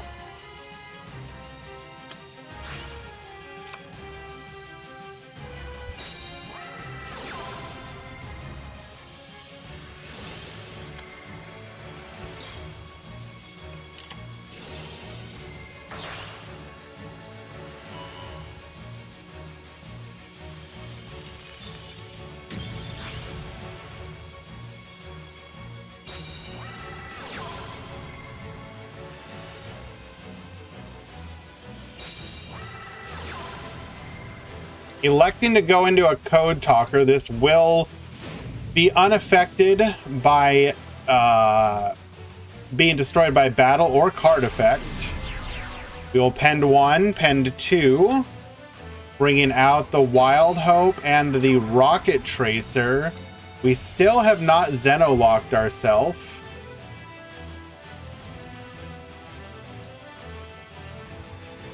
I don't believe so anyways.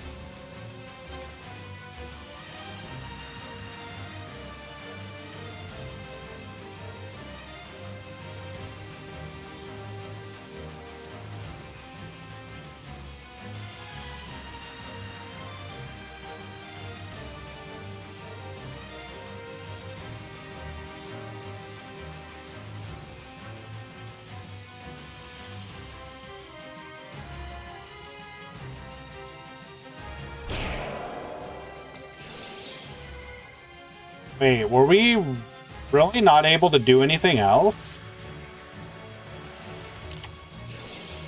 Oh, we were Xenolocked. We activated Mellow Madonna. Okay.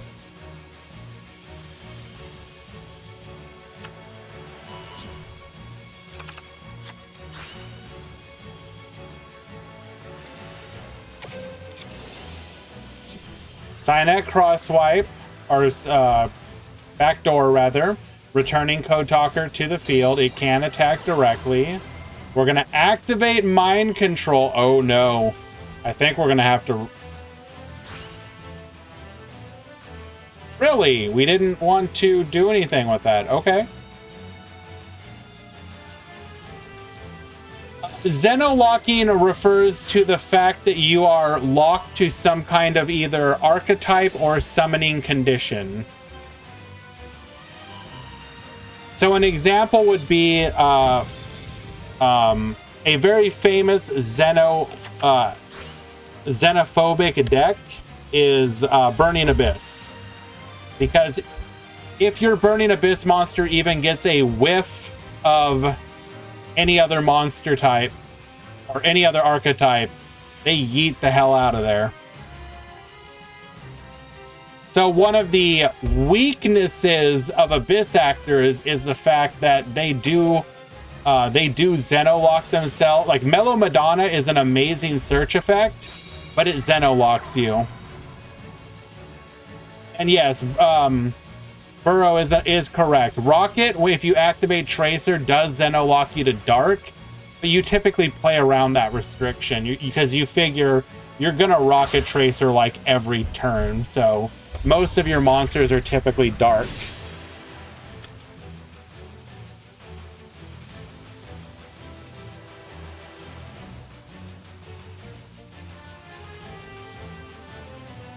Would Territory of the Sharks be a Xeno-locking skill?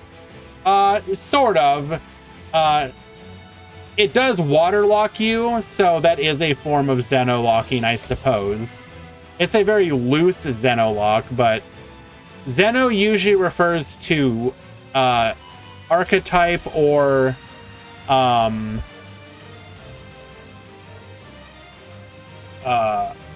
typically just archetype, but it can be used to refer to other locks, yes.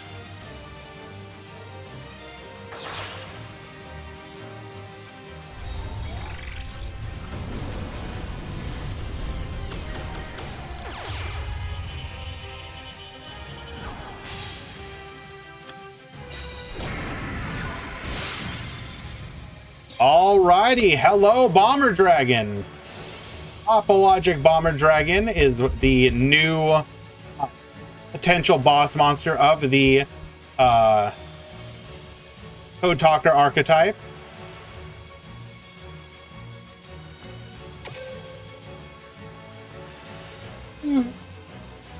So we currently cannot special summon to this zone.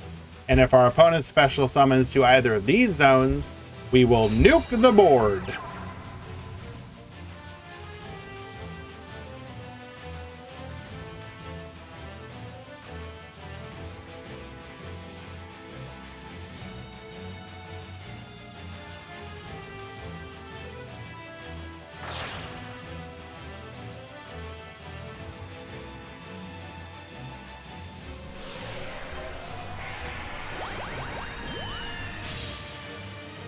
Hot Red Archfiend Dragon will immediately be IDP'd. Get out of here.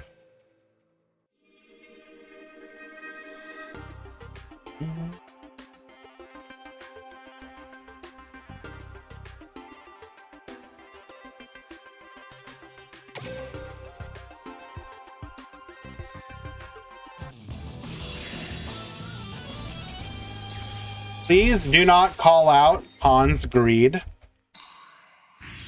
He's very sensitive to that. Duel.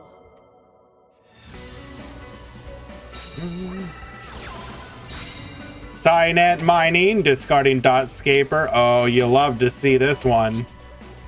Searching for a microcoder, telling us that we already have the Lady Debug in hand. Oh no, you were greedy. Sorry, we're calling you out, Khan.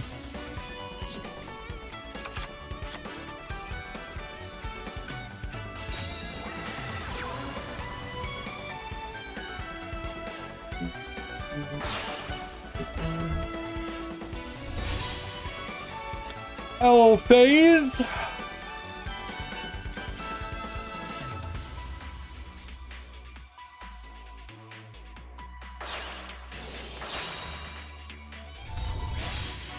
We're going to go into the Decode Talker using the microcoder, get that search, L-Phase effect, return, search.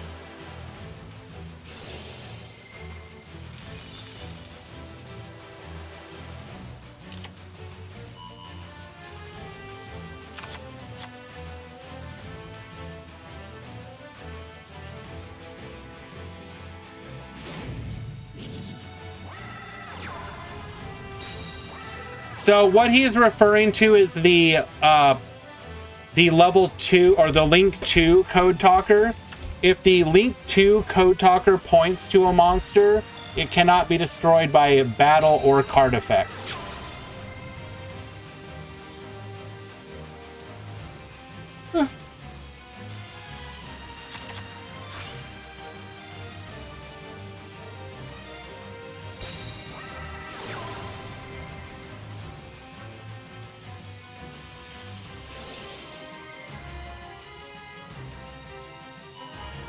Oh, we're gonna keep yawning.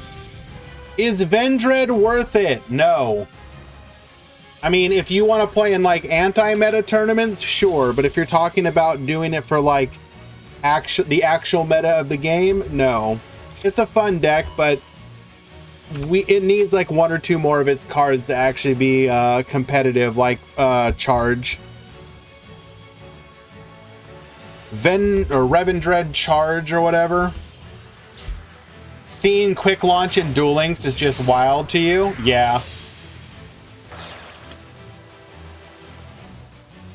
Pre-prep is the main one. I mean, pre-prep would obviously be amazing, don't get me wrong. But specific, like if we're talking about like archetypical cards, then I think Vendread Charge is like the card that they need.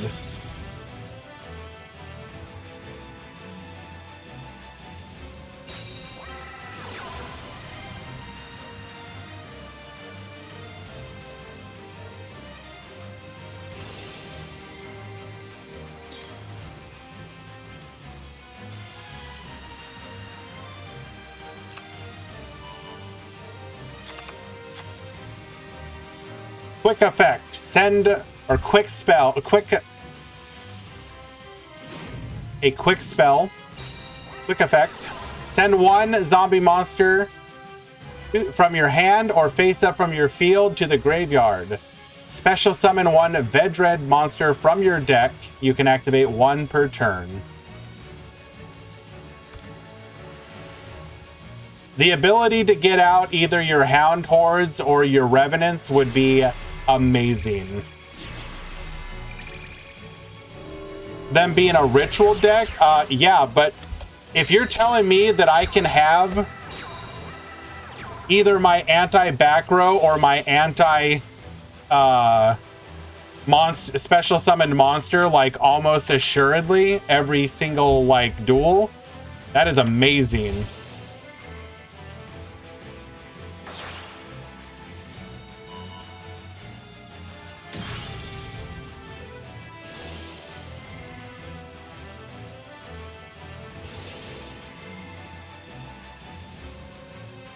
Uh-huh. Funky Comedian. Get Babustin.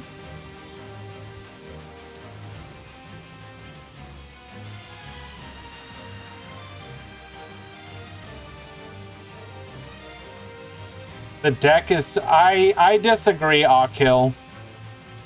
I think the deck would be really good with it. But hey, to each their own. Attack! Attack! Lethal!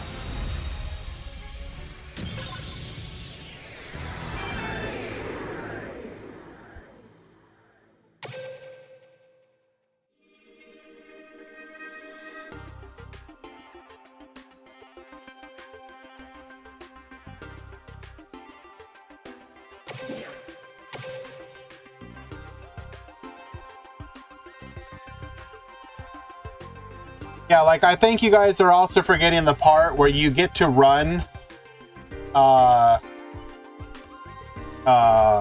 Master of Rites 2.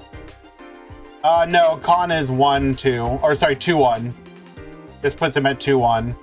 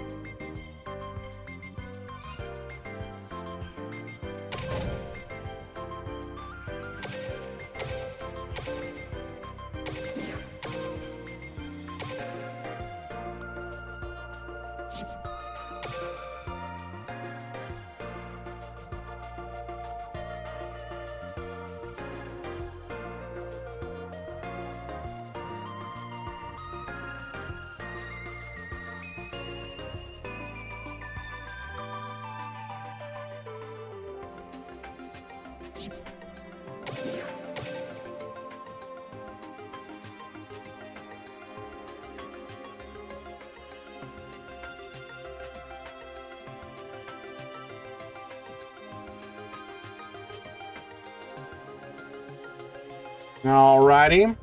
Handled another mod call, but we are done. We're going to go ahead and find another match.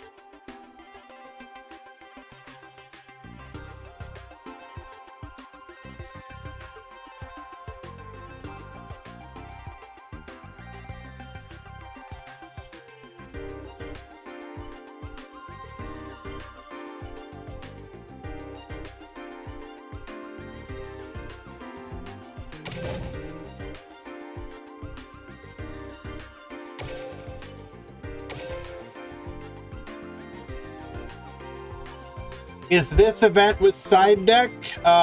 So normally, yes. But for the KC Cup, Duel Links Meta is hosting no side deck events.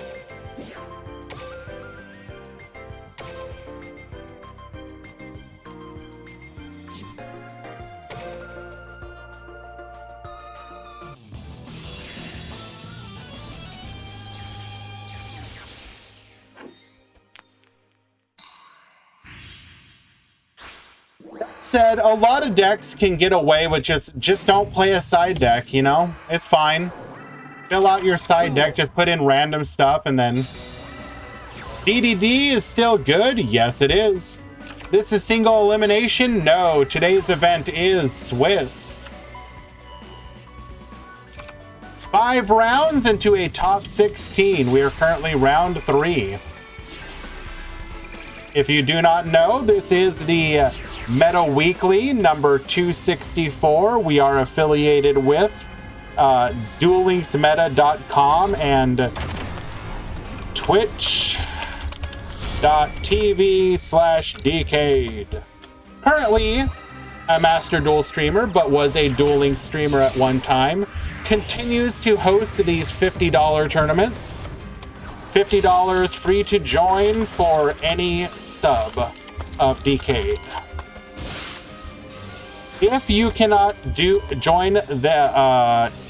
if you cannot afford to join as a sub, I also run my own events. You can type !Discord. There is a wait. Is that link out of date? Let me double check. That might actually be an out of date link.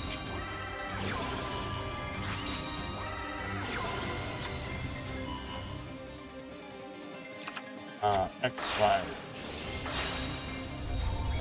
Yes, that is an old link.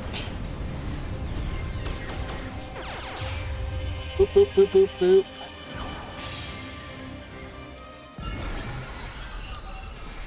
Edit, com, Discord. There we go.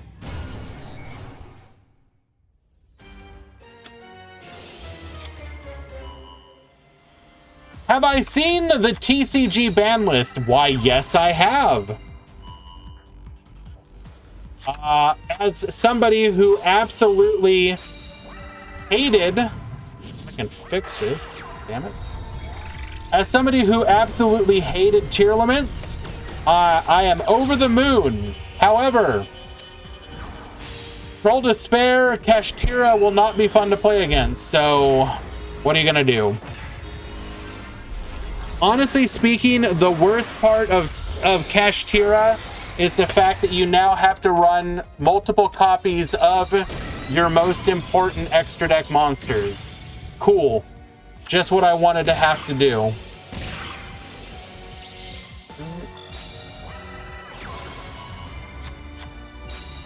In your opinion, Kashtira is worse than Tiers? I don't know about worse.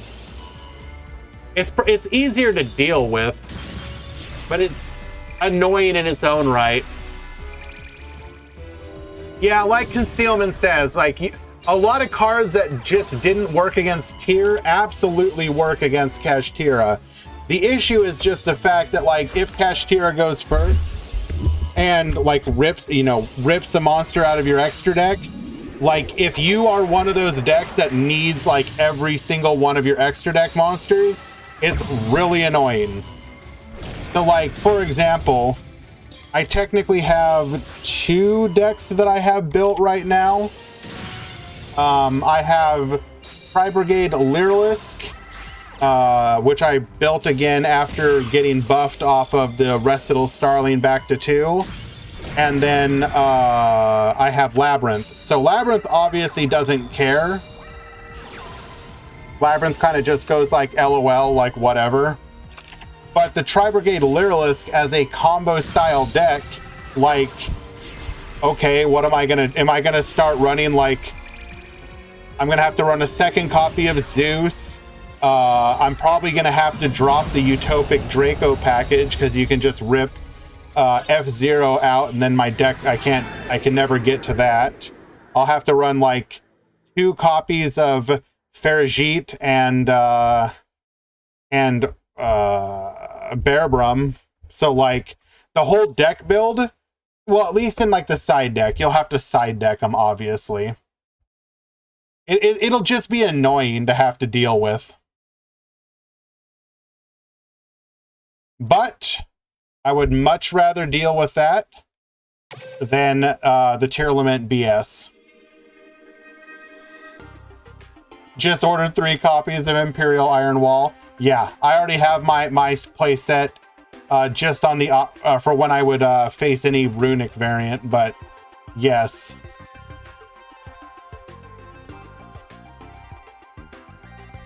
Okay.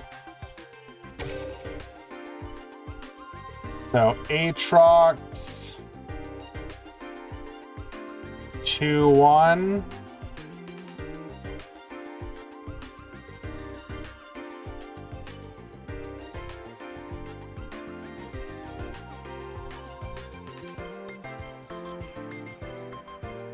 Looks like we are moving into round 4.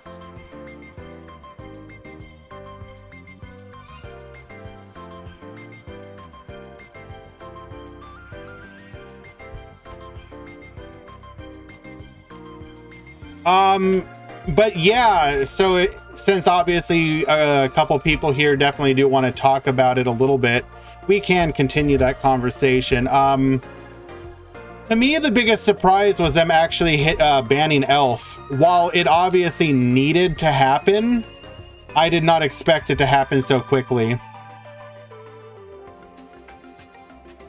Do I have a rate my replay section? No. Just because the Discord is not currently active enough. But you are more than welcome to post it in the Duel Links channel. And I will definitely take a look at it at some point. Just tag me with it in the Duel Links channel.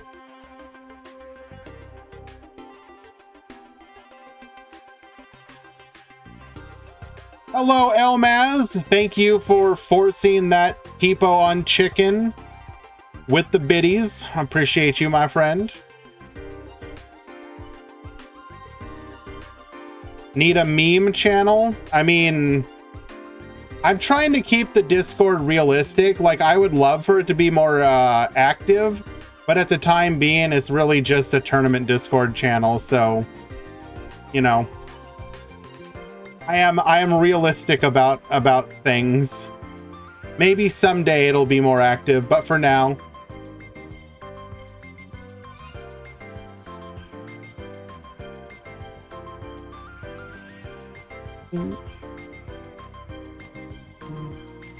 For now, you're more than welcome to post memes in the general chat.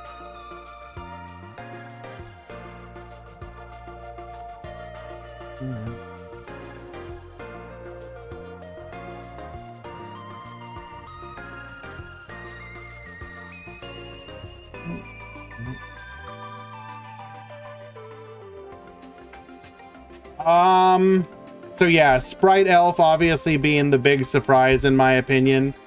I really figured that card was going to just be around forever.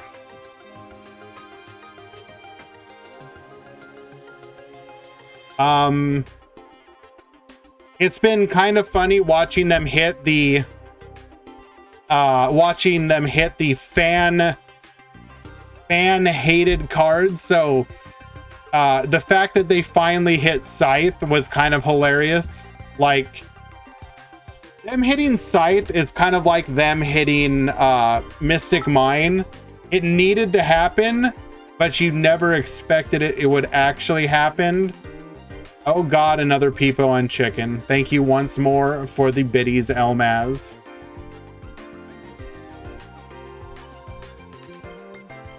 So yeah, hitting the artifact scythe is a nice gimme to the tournament. Like, was that ever actually going to be a problem? Probably not. Like, imagine losing to scythe in this day and age, Omega lol. But barrier statue obviously needed to go, but I don't understand why you don't just hit every barrier statue. The entire concept of locking out your opponent's special summons is kind of cringe.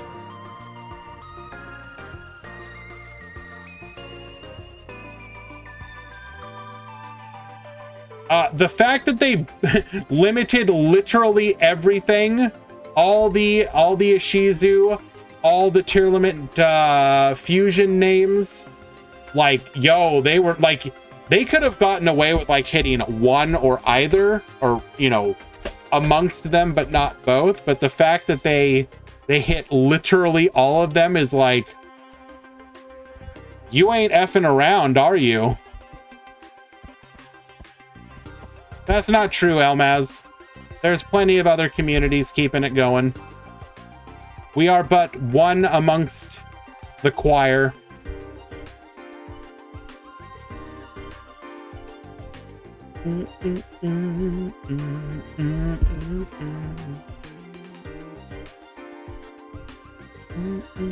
Fluunderies is stronger than both Tear and Sprite.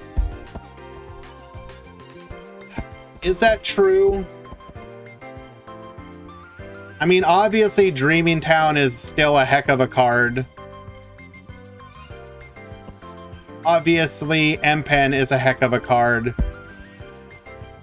But I don't know if I would say it's still stronger.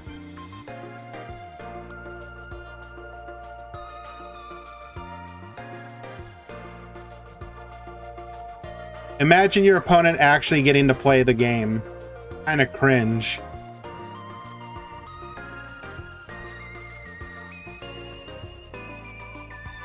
Oh my Jesus. We have an undefeated Rocket player.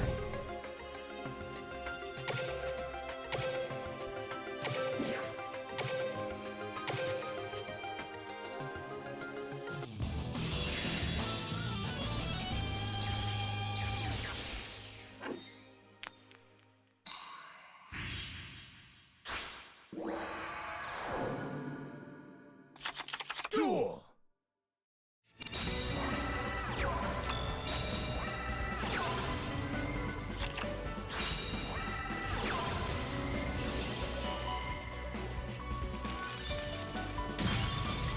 All right, we get the pyramid set from Corden 86. On Pulse onto the Dark End. We got greedy, but we kind of had to go for it. Malevolent Sin, taking out the opponent's monster for the turn. We're going to activate Dragon's Mirror for the Borreload Furious Dragon. Attack 1, attack 2, lethal.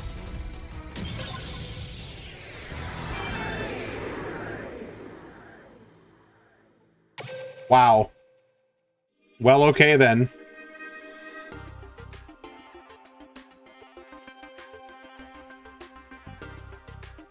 Oh no, absolutely. Rockets, if Rockets, at least in the form of Quick Launch and Tracer, are obviously destined for great things.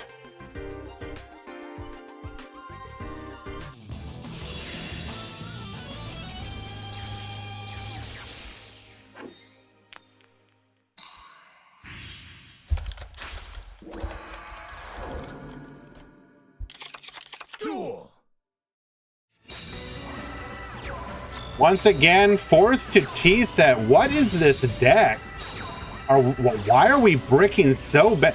Keep in mind, Corden Charge is also undefeated.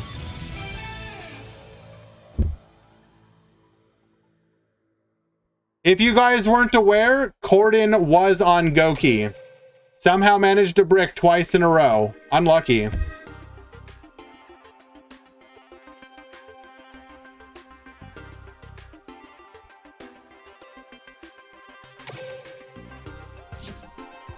.4-0 undefeated Rockets. Okay. 6-minute duel. You love to see it.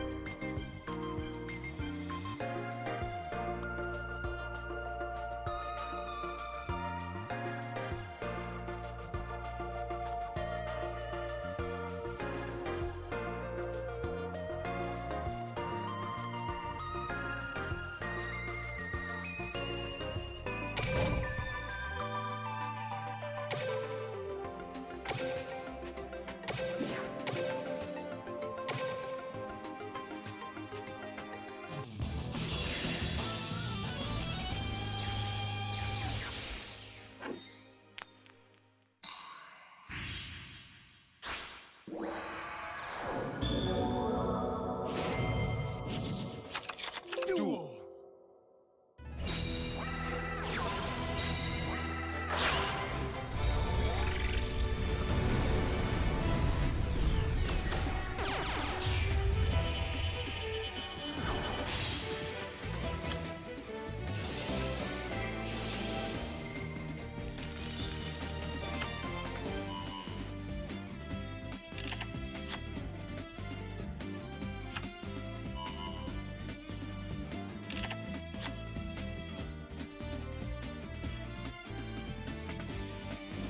Did you hear how on Xbox, because of the change of service notice, they can't get past the accept terms screen and can't play the game? Which game are you talking about, Benet? Are you talking about Master Duel?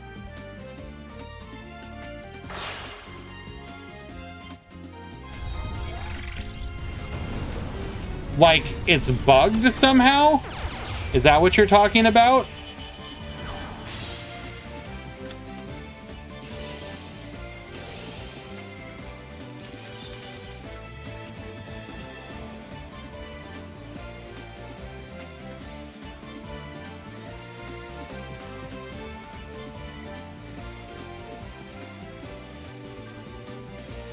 On PC and mobile, you can hit accept. Xbox doesn't work. That is amazing.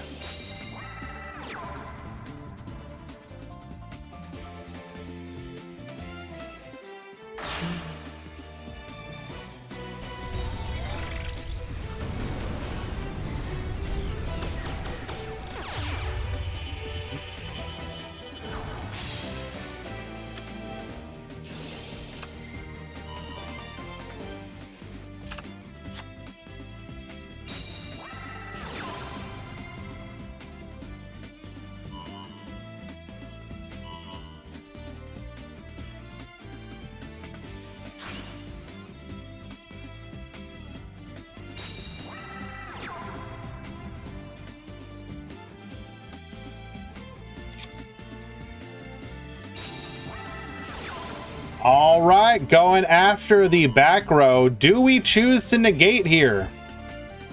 One negate. We allow it to go through. Okay.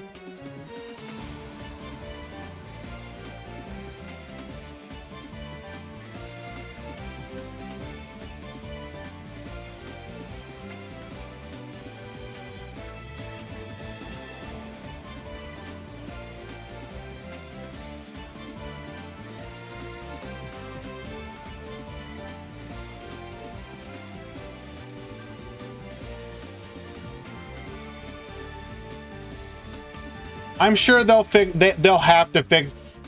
They'll have to fix that quickly. But that said, the consoles are supposed to have. They're specifically supposed to have playtesting to ensure, like, you have to submit your updates for certification on these consoles. But apparently, it's gotten so lax that. Well, Deathroy, the fact that it's broken, how did it get through certification broken like that? You're telling me nobody on the playtesting team had to accept the terms of service? Like, that is hilarious.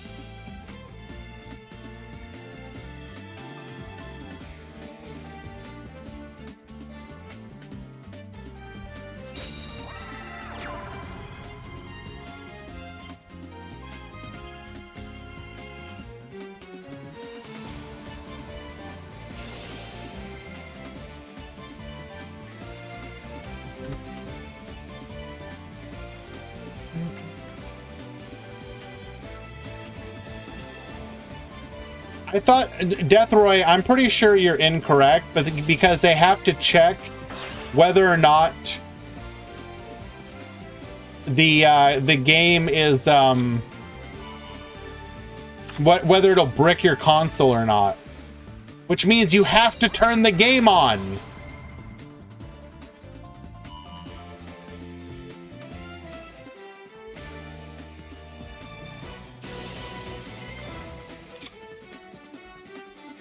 You test if it bricks your console. If you don't, turn it on. Explain that to me.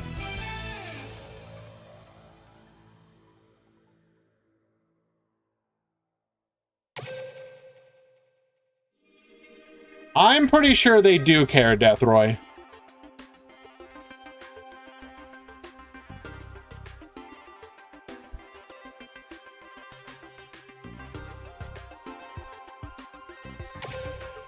Game number 1 to M9999.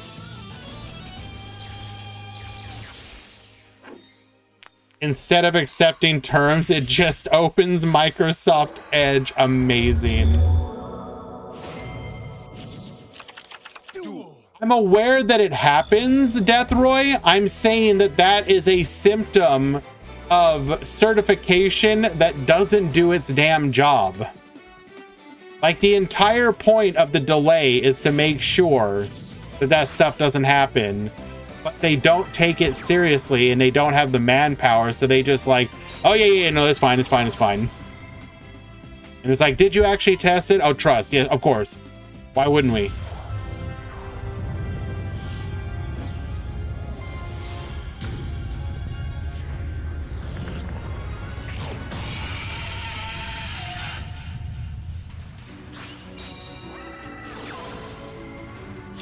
This was a problem.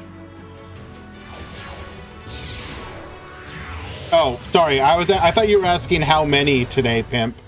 We are doing well, Pimp Jr. Thank you for asking. This was a problem well before COVID. This is not unique to 2020 onwards.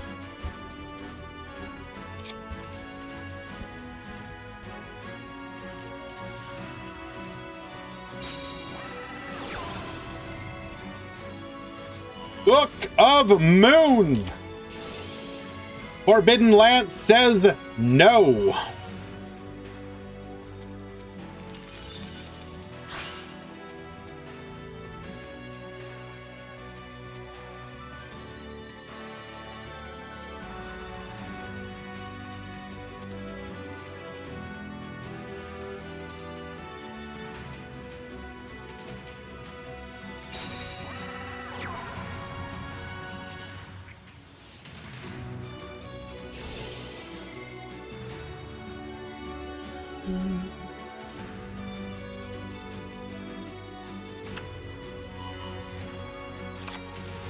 It'll never happen, Molcom. They have no reason to.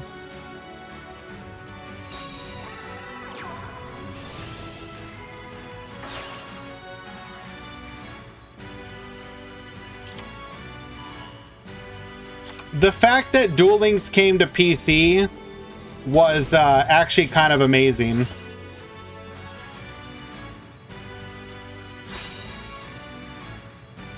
How many rounds? 5 rounds. Top 16, Curry.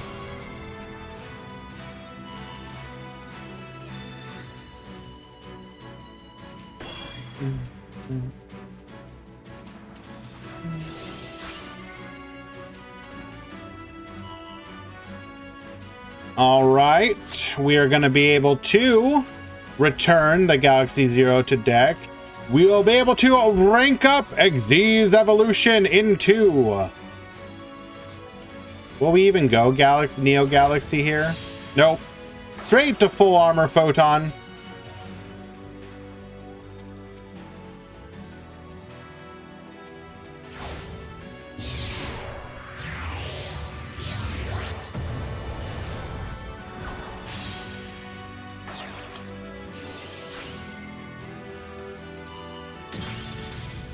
We get poppin', taking out the Goki Twist Cobra. We are going to negate. Debating on getting the bomber deal. I mean, do you have Code Talker, Molcom?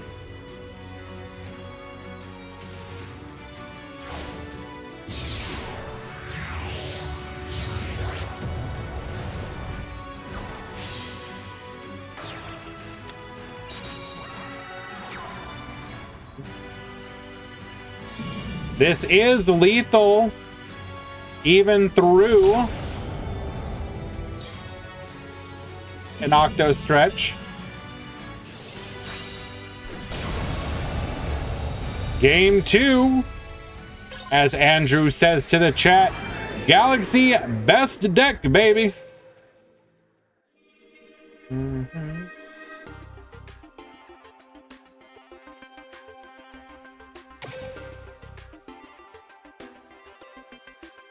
I was going a different route with it. Well, I mean, what would you play Bomber Dragon in other than Code Talkers? Like, realistically, that could actually take advantage of it.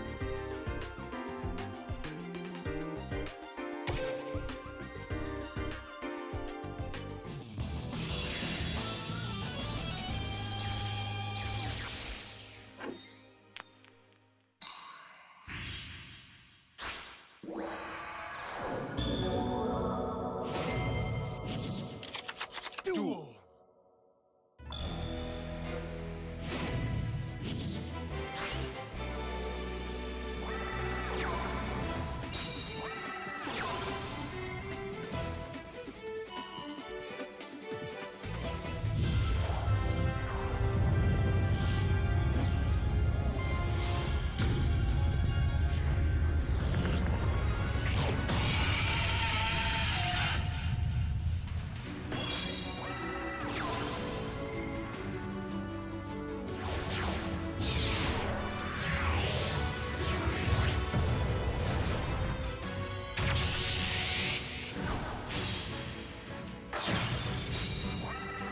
All right, we once again have the Photon Lord 2 back row. Can we play through this? MST going after the Forbidden Lance. We're going to go ahead and target our Photon Lord. Do we have a book to chain in response? No, we do not. Okay, we are protected for this turn.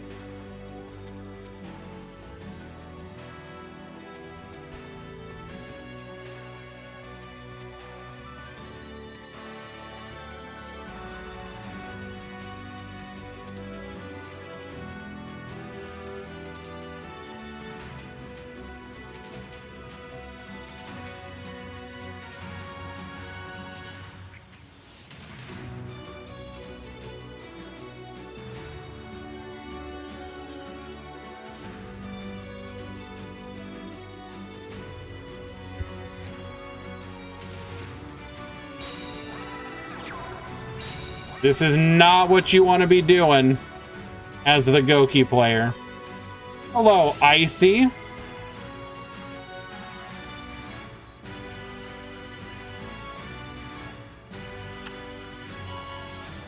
searching for a copy of a Galaxy Wizard. Alrighty.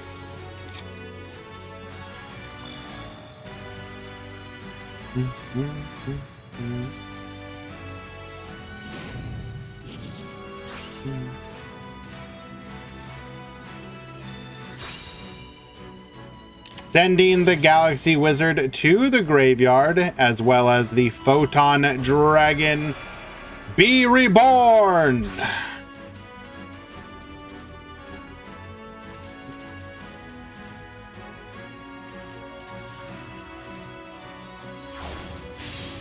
We're going to go into the full armor, and then likely going to immediately go into the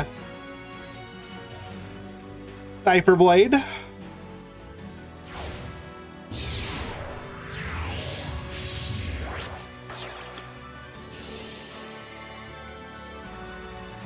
What won the anti-meta? The grand finals was Water Xyz versus Vendread, and Water won 2-1.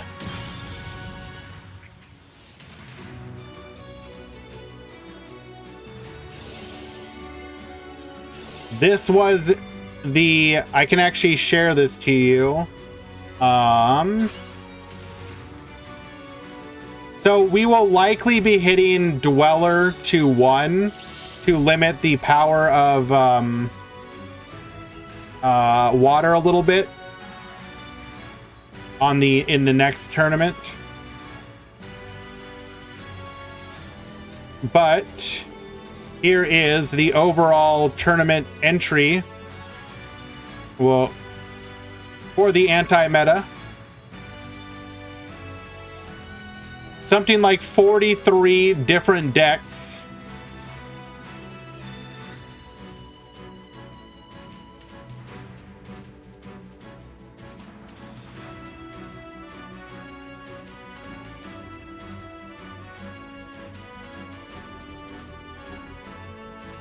Overall, though, so Dweller to 1 would specifically be to make it so that if you are able to out the water deck's Dweller, they don't have a follow-up. Like, it's fine if they have access to the 1 Dweller, but if you break the Dweller, they should not have follow-up. I think that's a fair nerf to it. I don't want to remove water completely, but it's fair to lower the power level. Not only would it ensure that they don't have follow-up if you do break the water board, but in addition, they cannot play Trishula, the regular Trishula. So you will always, if they play Dweller, you will always know that you are safe to attack the Trish Zero if they do it.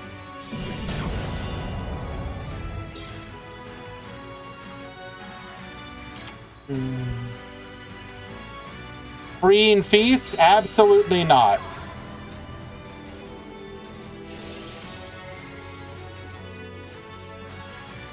Alright, how about this, Beam? What if we free feast, but ban Decatron?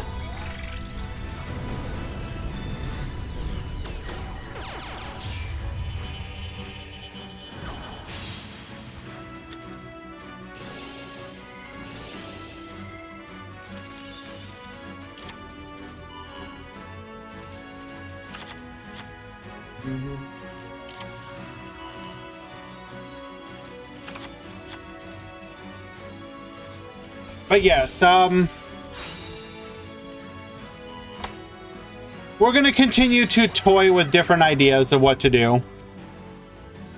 I also might be interested in running a Swiss version of it as opposed to a single elimination. For now, I just wanted to get in some single elims to test out our first incarnation of the ban list. Overall, I would say the results from the ban list were very positive. Like, yes, there were obviously some decks that were good, but there was actually nothing that was overwhelmingly strong. So, for example, I can give you the breakdown of the top decks that performed.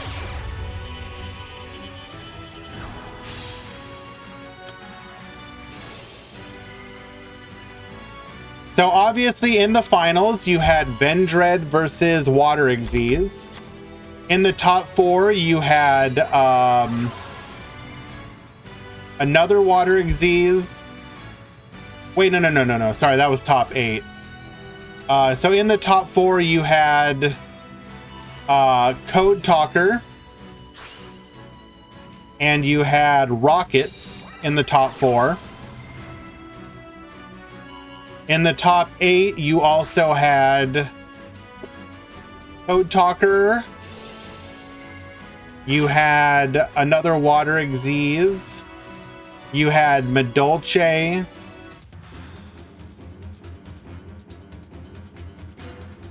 In the top 16, we had Phantom Knights. We had another Phantom Knights. We had Burning Abyss. That is a deck that's on the watch list. We had Odd Eyes in the top 16. We had another Medolce. We had Gandora in the top 16. How did BA do so bad? It just lost to other decks.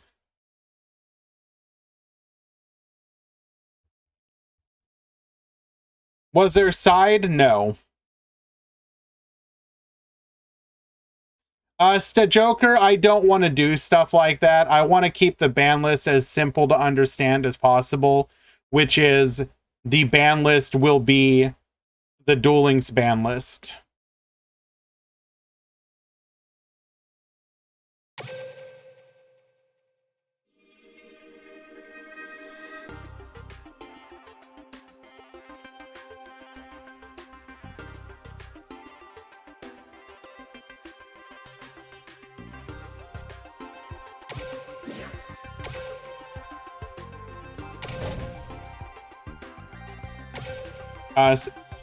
That said, Icy, if we did a Swiss version of it, it would likely have side.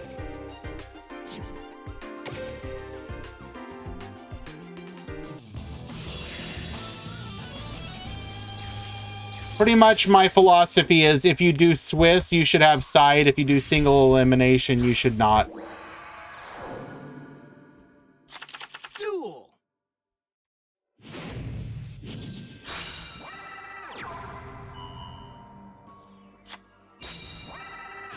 So, like, for example, this week, we have not yet put up the anti-meta sign-up. I may do a Swiss version of it on Sunday.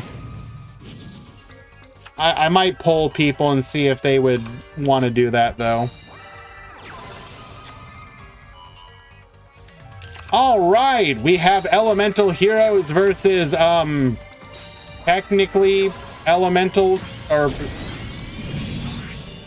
technically Destiny Heroes, but don't question it too hard.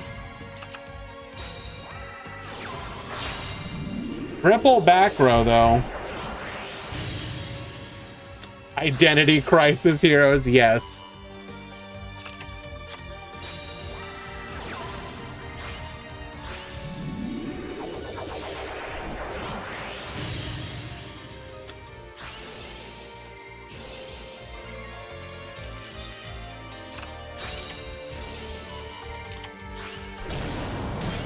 We were having ourselves a little drink there. Did not want to go wild like that. Wait a second. Wait a second. Why did we not summon our monster face up first before activating?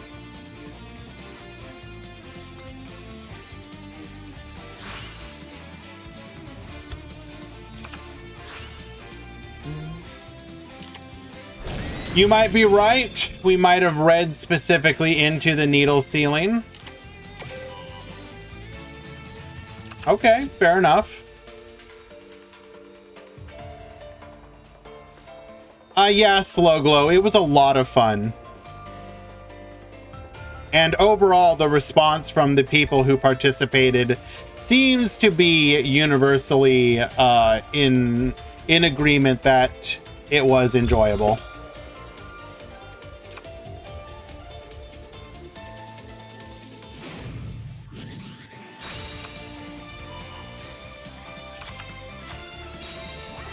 Wait, hold up. So we normal summoned the clock tower?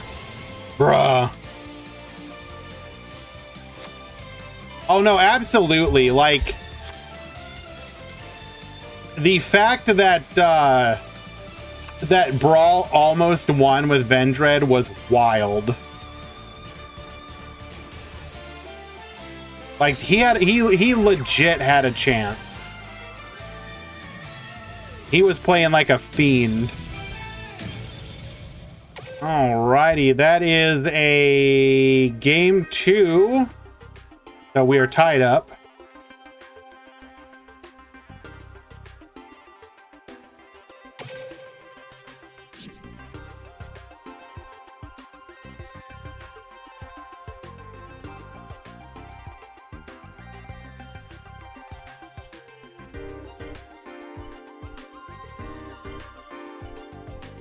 Are Pocket Rockets still in? There is, in fact, a 4-0 undefeated Rocket player.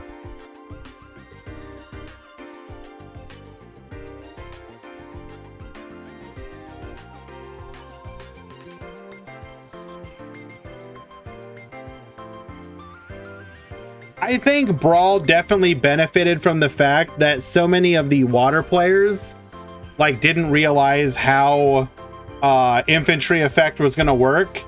So Brawl would activate the ritual spell,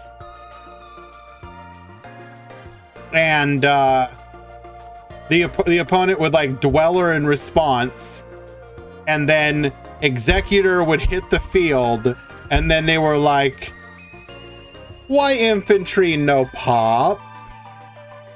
Why infantry no target?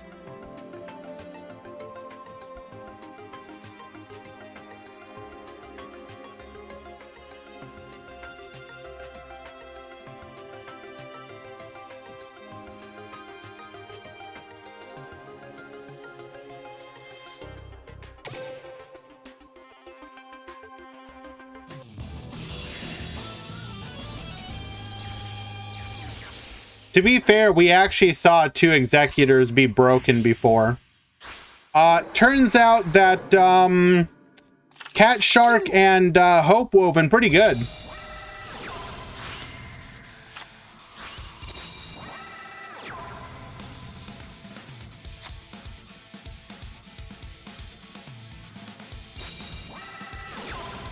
MST. Preemptively negate.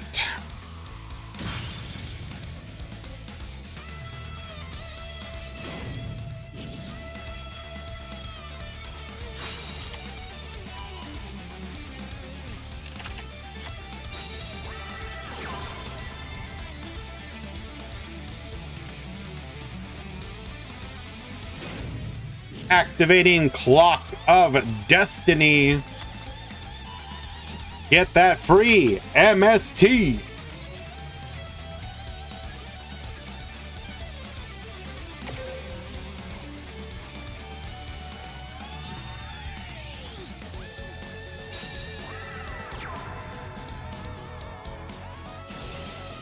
Stratos effect.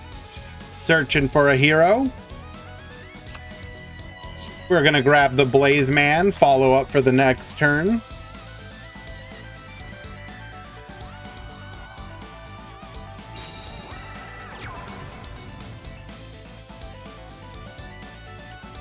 Also, guys, quick heads up, the message I did earlier about Duel Links Potatoes Tournament, he has corrected it. You should now be able to sign up again. So if you are interested in supporting the Patat, do head on over there. Congratulations on the milestone, my friend. It's only the beginning. Science will not be stopped.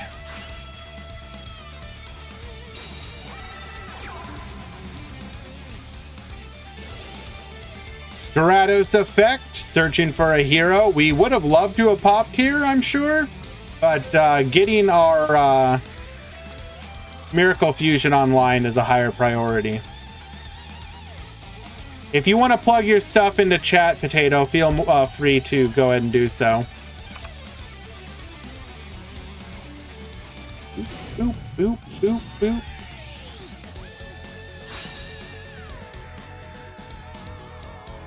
Get discarded.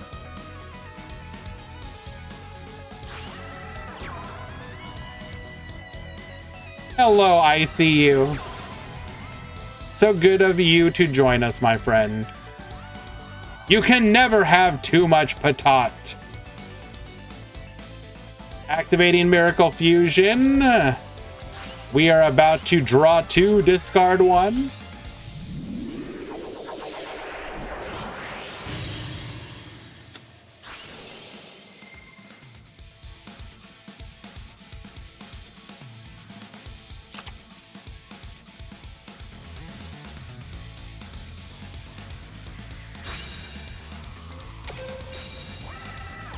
One more back row we're gonna have to chew through.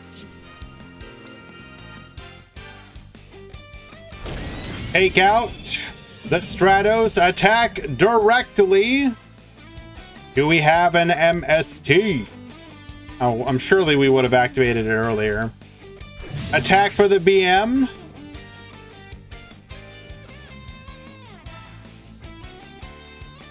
And to end phase we go.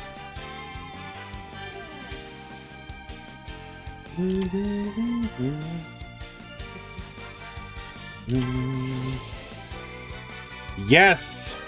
Yes, Profear. Always attack for the BM. Agreed.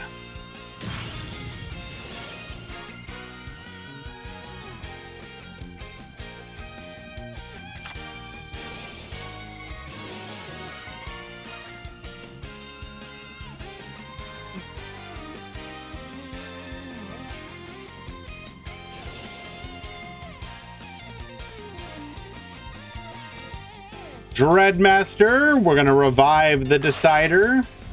Both monsters are going to go into a Nightmare Phoenix. Get discarded. Sending the Celestial to the graveyard to get a little pop, pop, pop. Goodbye to the MST.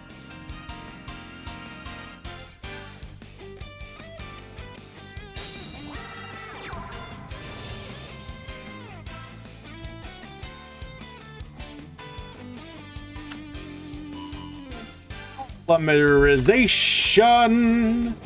This is going to allow us to get into our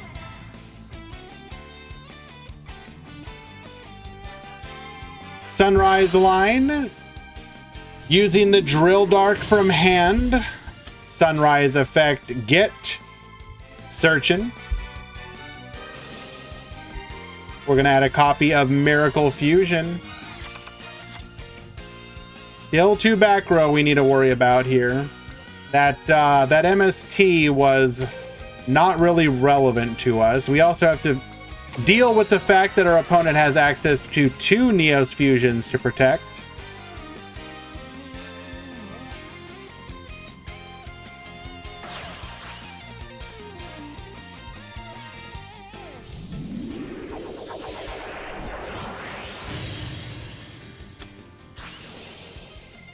Get reducing. This is actually incredible.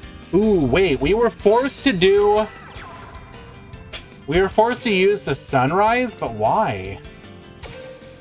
Oh, because everything. Wait, what? Why'd we do that? Is that a misclick? We had access to Dark, Fire, Wind. We did not have to do that. Huh. Okay.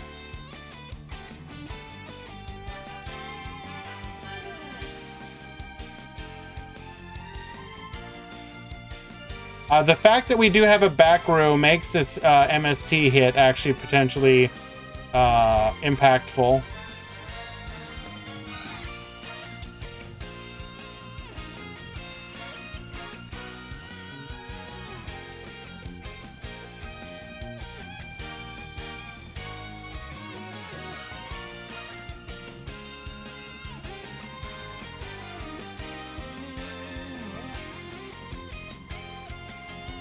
Hello, Josh Fishy.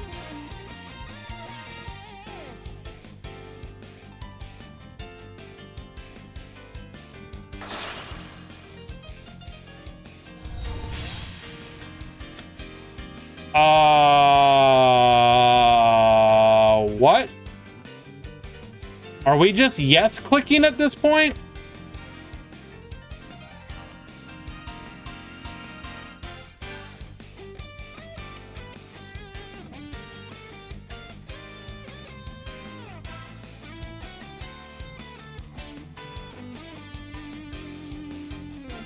How many 3 and 2 will make it?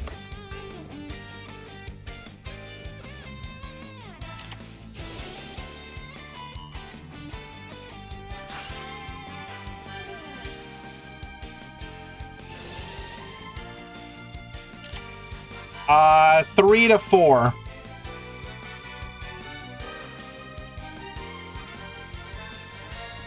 I don't even know what all those... Yami's cat is plain.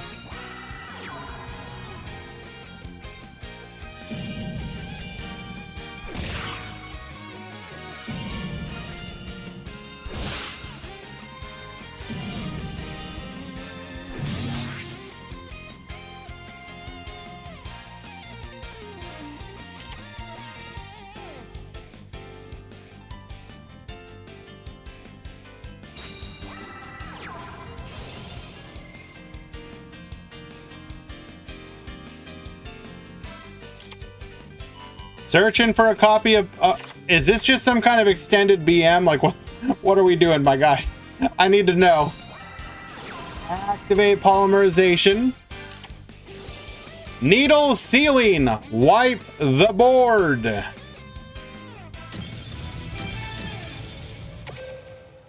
Yep.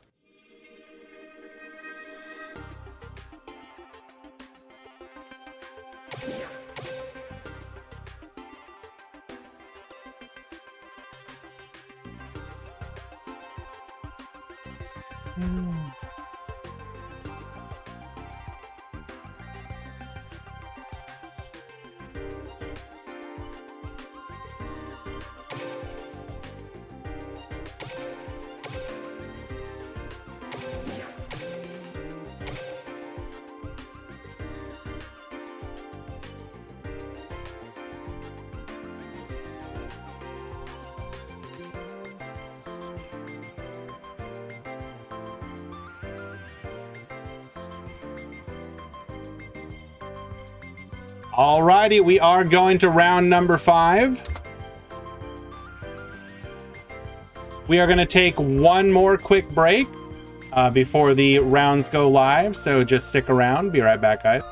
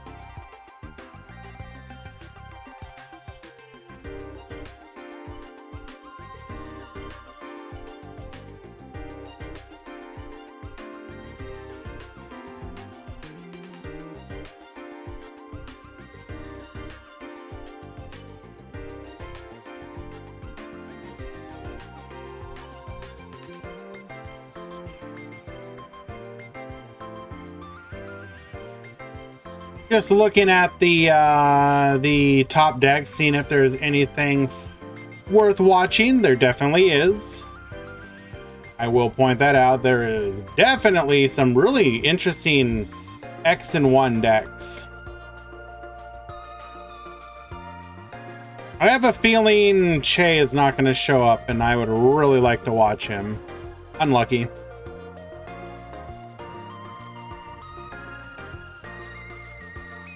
We're gonna go watch Kurokodairu again.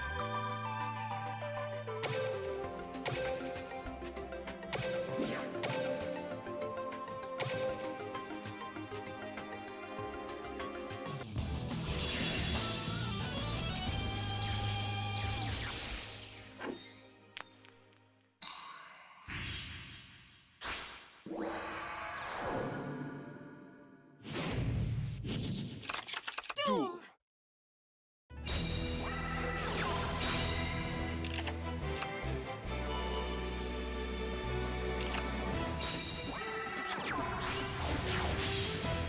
Going into the Paladynamo, we're gonna set 2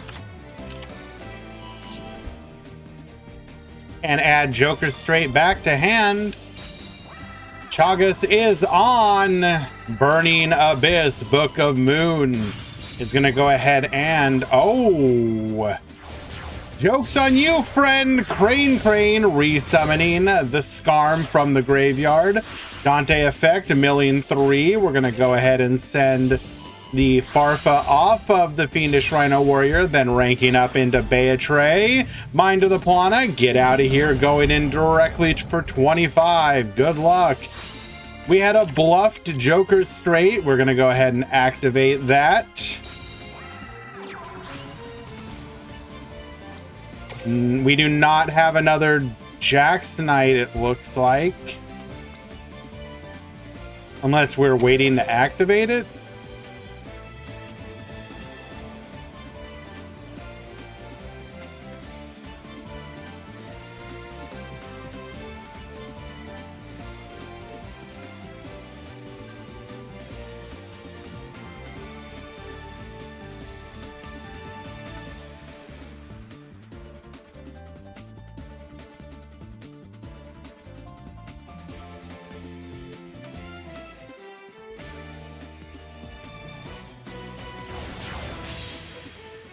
Oh, Champion Excalibur. There's no way this goes through. Oh my god, Che actually showed up. We are totally going there.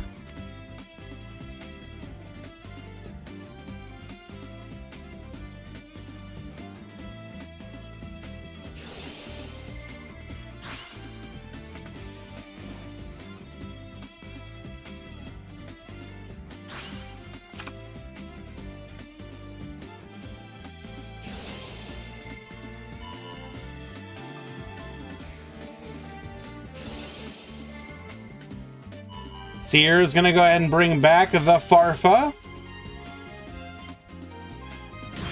Farfa get banishing.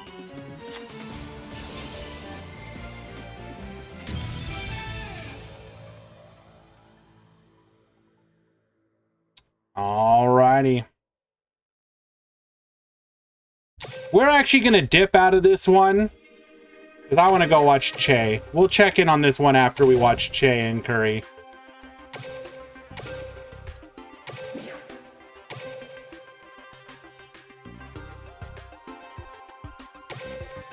Very funny name, Che.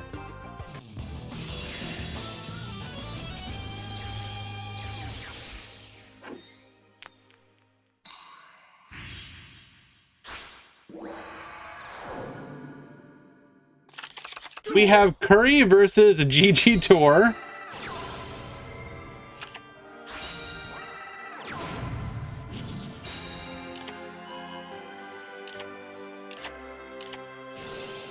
Activating boot sector launch, we're going to special summon the Metal Rocket Dragon, then go into the Magna Rocket, into the Booster Dragon. Booster Dragon, going to go ahead and pick apart that extra deck.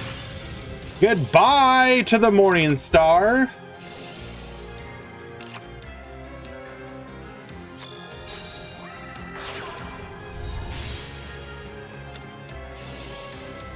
Swap Cleric effect.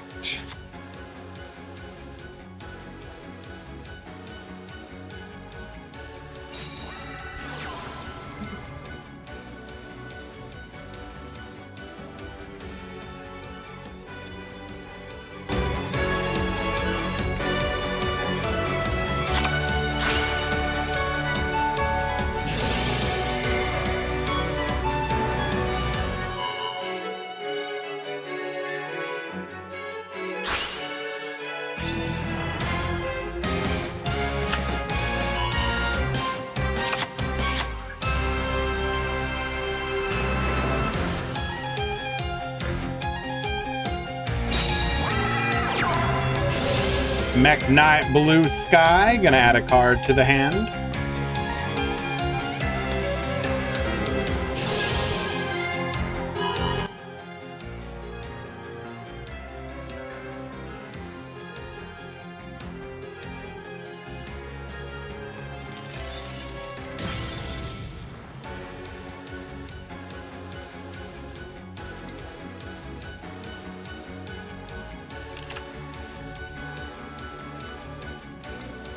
You get to add nothing.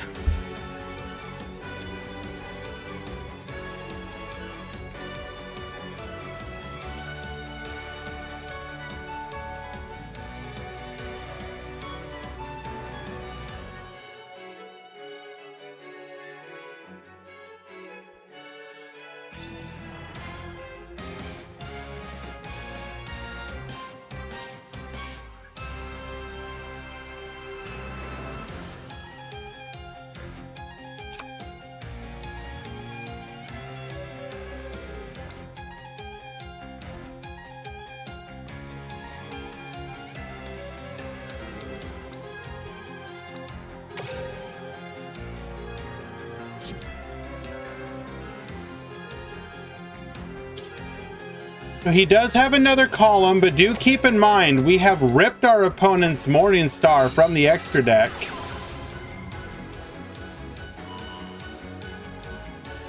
MST on the boot sector launch. That's pretty devastating.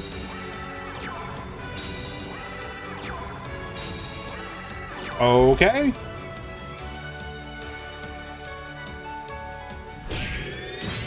Goodbye, Rocket Tracer.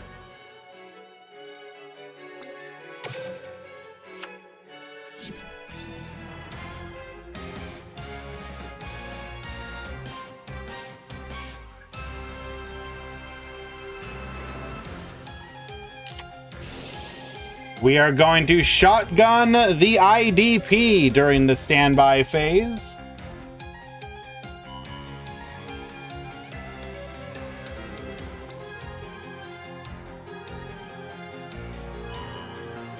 Say goodbye to the Booster Dragon. Unlucky.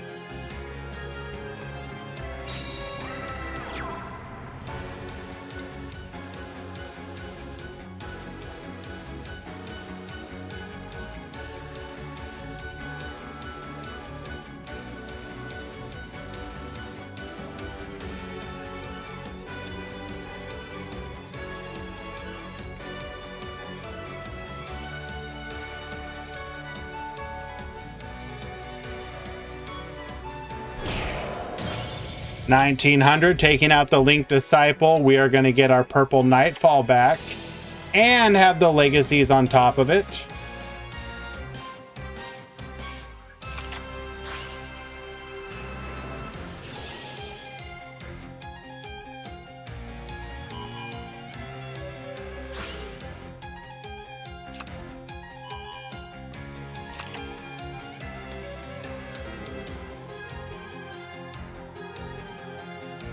It's GG even with Mirror Force.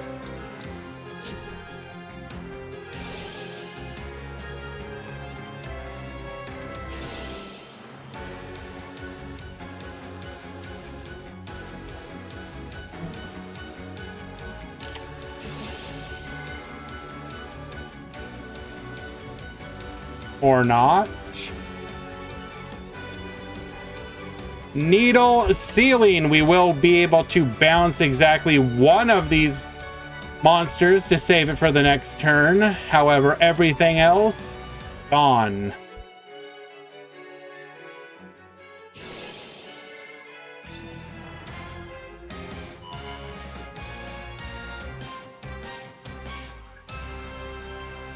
Violin time.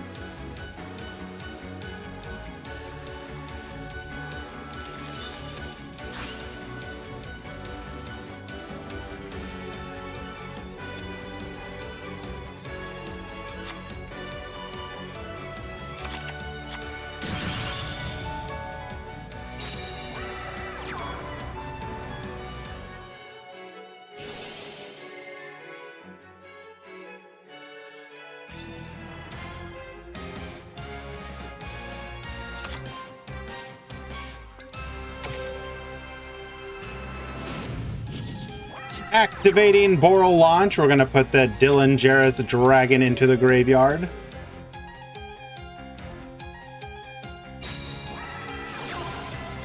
Ooh, okay. I mean, this isn't great, but it's... We do not have... Oh, wait, no, this is fantastic. It really comes down to what our opponent has in that back row.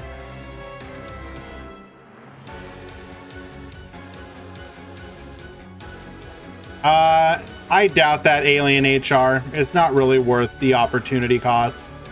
This kind of thing, you're still likely gonna win even through having your Morning Star ripped. Like, who cares?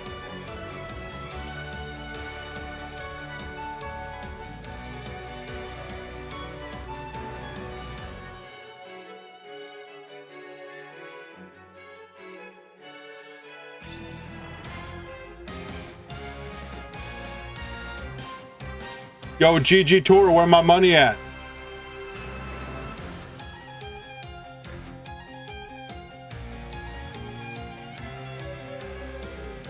Yeah, I got you, Cole.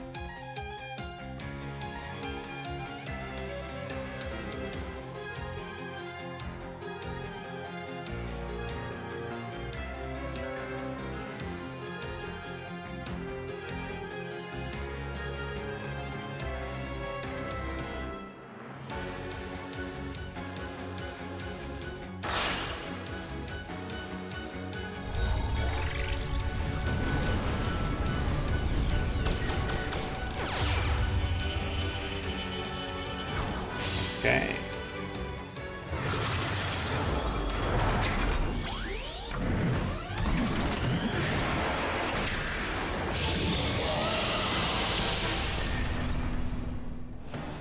I mean, there's no shot this actually goes through, right?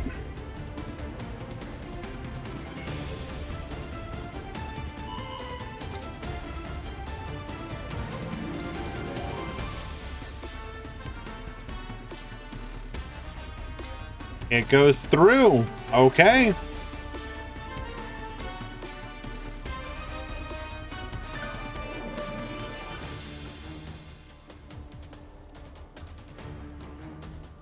The Borreload animation is actually pretty goddamn good. Not gonna lie. It's probably like top 3 in the game for me right now.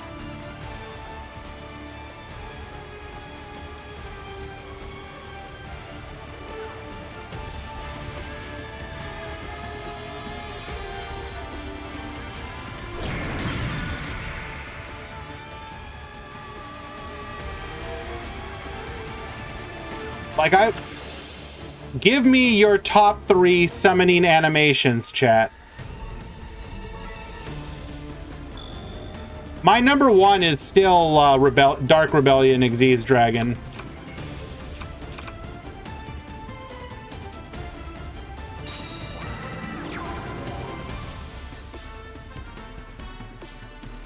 Ojama King. Okay, trolls.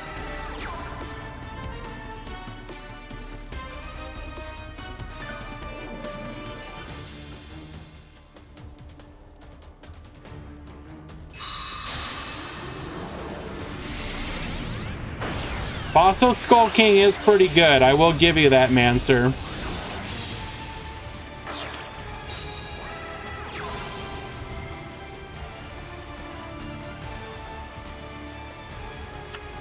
Big Ben K.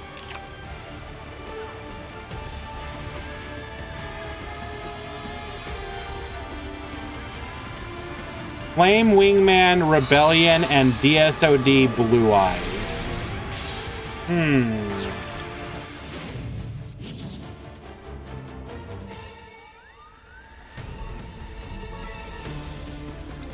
One Boral Sword against the world. Unlucky.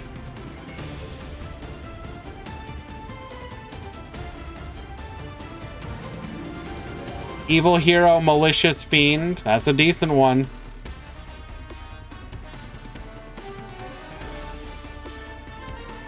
Beam's top 3 are Rainbow Dragon, Masked Beast, Desgardius, and Flame Wingman. Unironically, Desgardius is actually pretty cool, pretty good.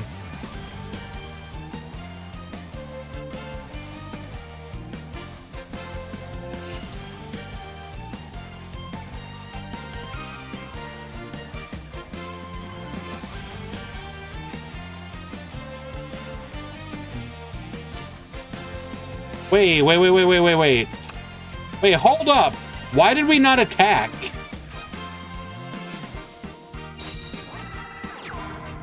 Is there a reason we didn't attack? Are you good? It had to have been time, right? There's no shot it's anything besides time.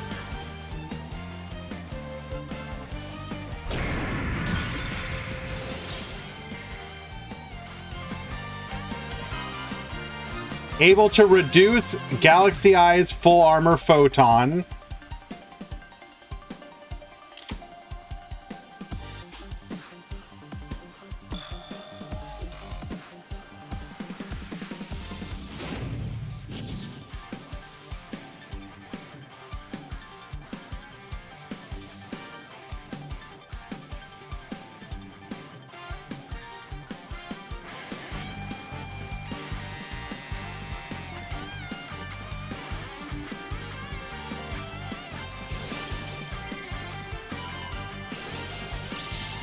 Oral load negated.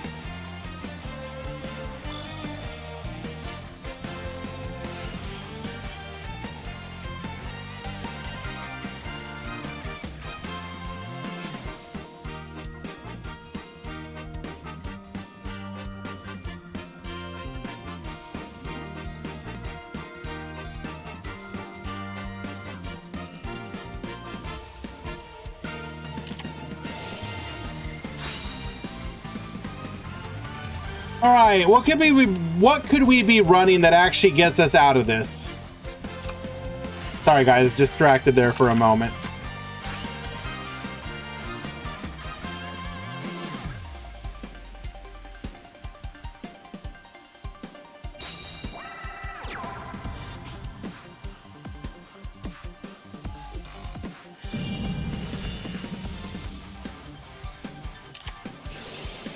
MST on the unknown back row and lethal. Unlucky.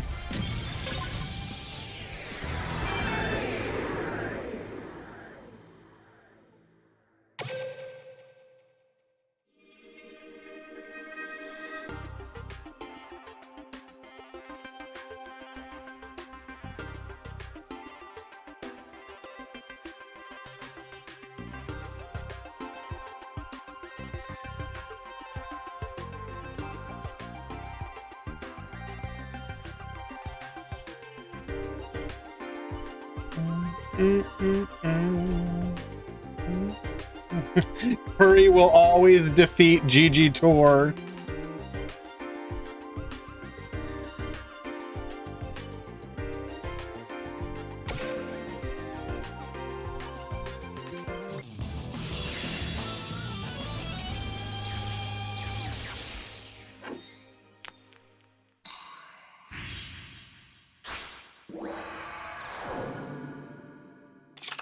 Duel.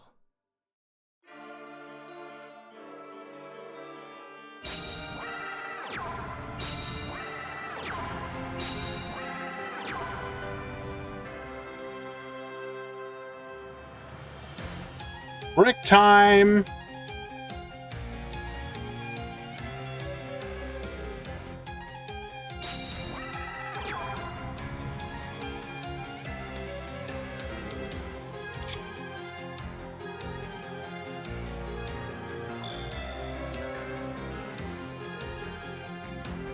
Most powerful rocket end board.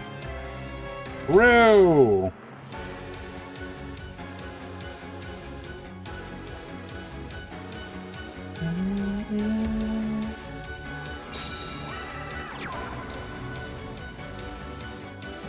Swap Cleric.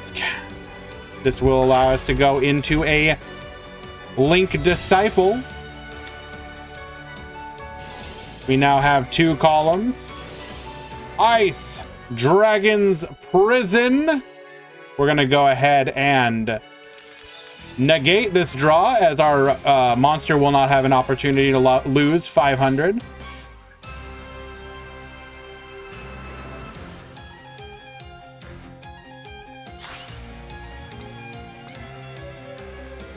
Wait, what?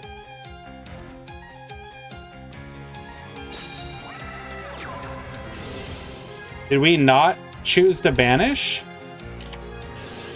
Oh.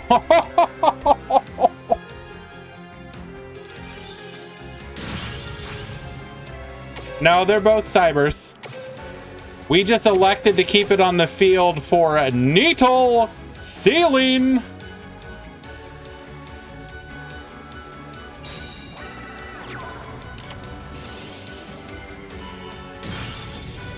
Ha ha ha ha.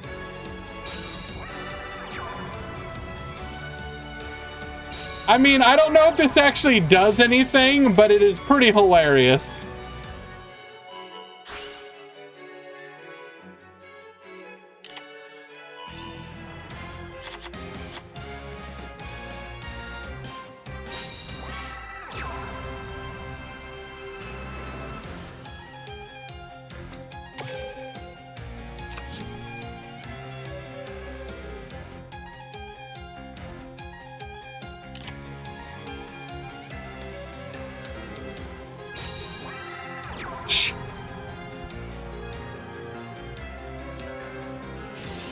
Oh.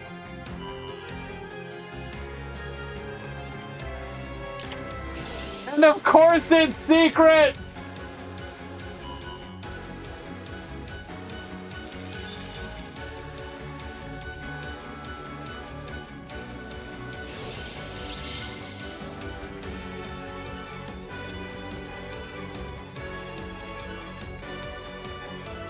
We needed that to be literally anything besides secrets.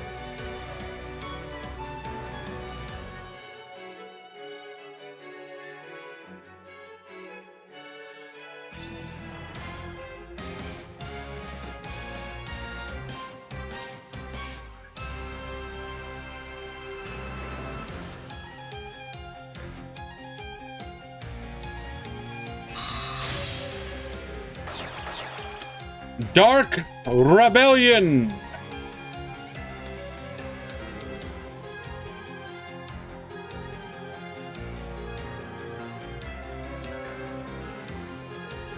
Did I see the TCG ban list? I did.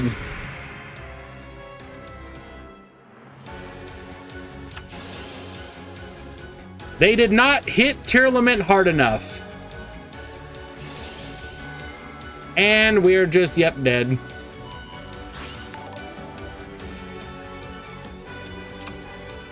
Diego, thank you for the follow. It didn't matter, A2. He would have just moved, he'd moved to the other column with Indigo to negate. So literally didn't matter. It has been hit more than the OCG. You are correct.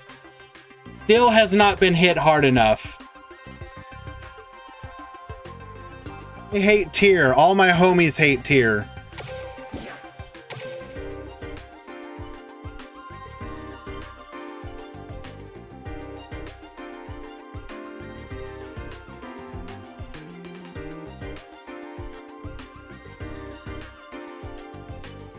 Also, it's incredibly obvious. It's incredibly obvious that it's like, oh, wait, we want Kashtira to do well because we at this moment in time, all we care about, sell product, buy product, make Kashtira the best, even if it's not actually gonna be.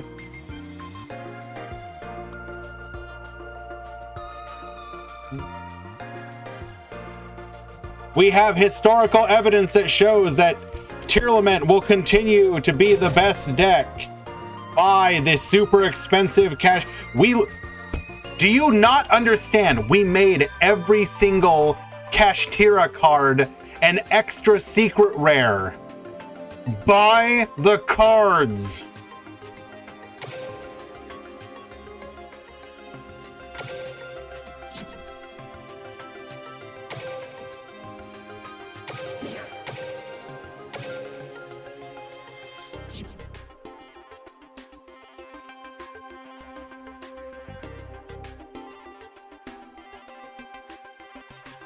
That said, while Kashtira is an annoying deck, it is way less annoying than Tyr. So, whatever.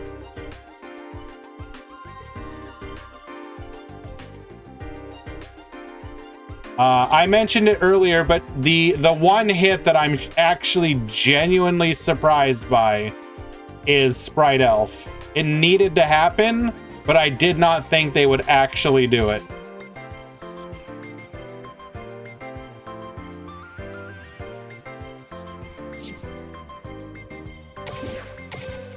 I thought Sprite Elf was going to be one of those like problem cards that evaded the ban list for like years before they were like, okay, you're right, we were wrong.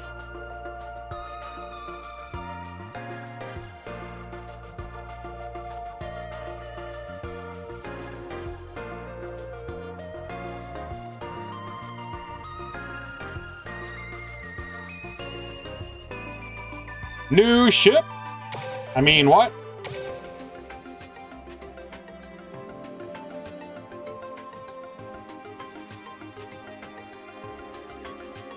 Alrighty, looks like we are done with the Swiss rounds.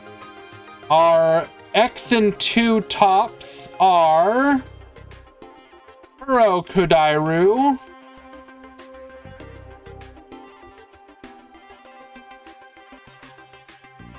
Corden, Charge 86, Twitch Profure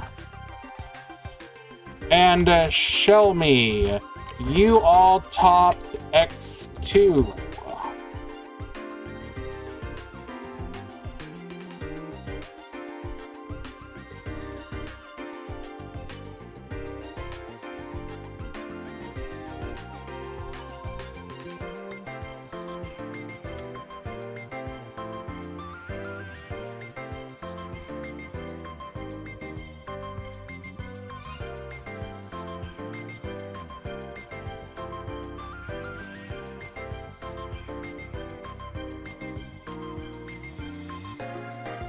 Top 16.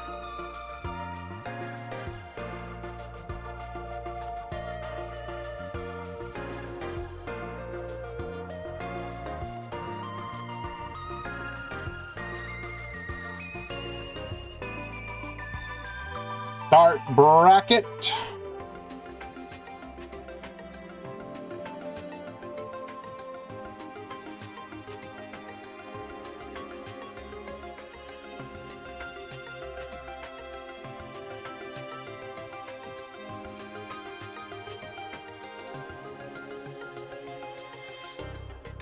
Alrighty.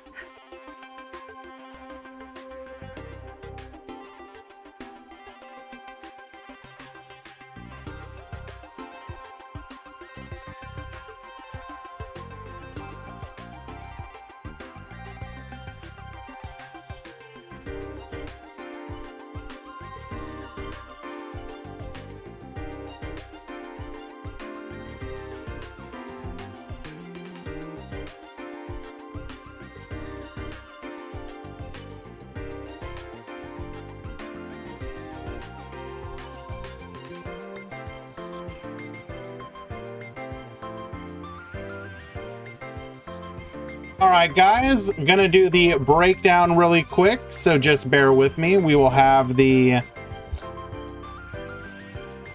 top 16 in just a second.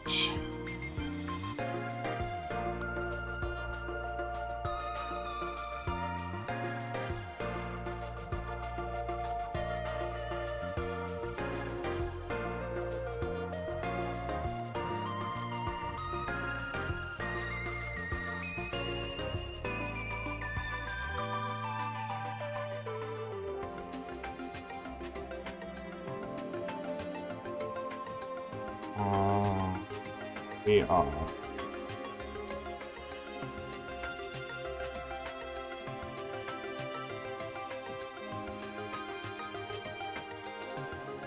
Arrow.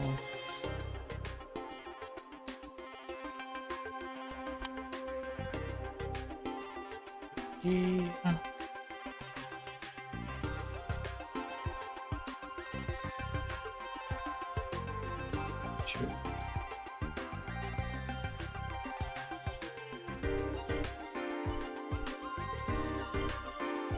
That is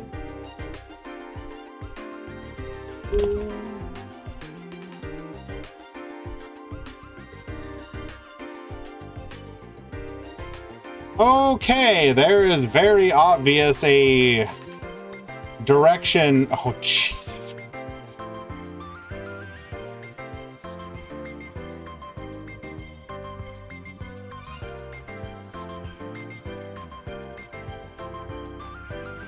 Well, okay then.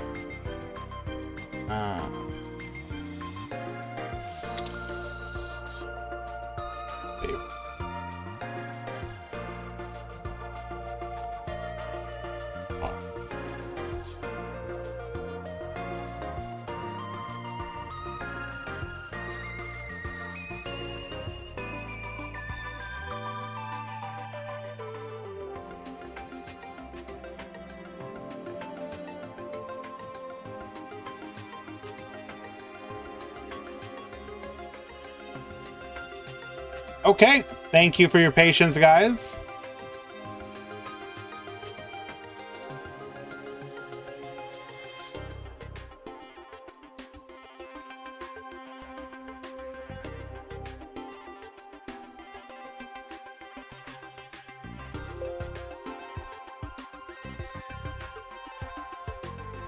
Here is the top 16 breakdown.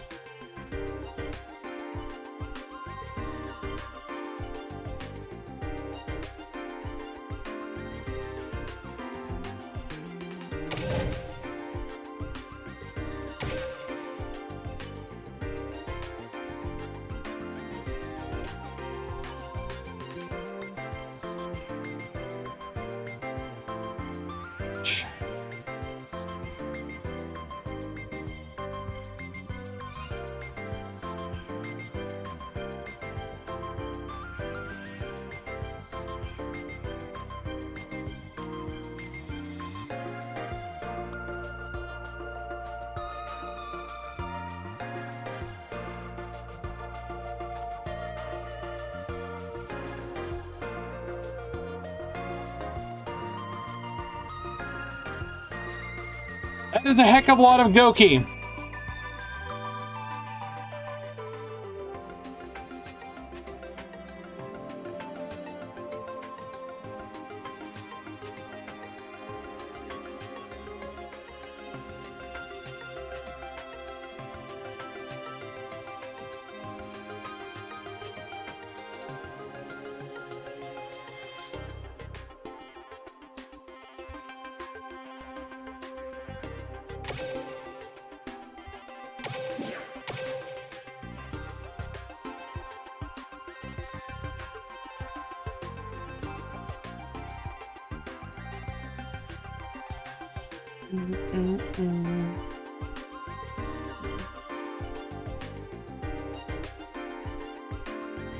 Okay, have our first match.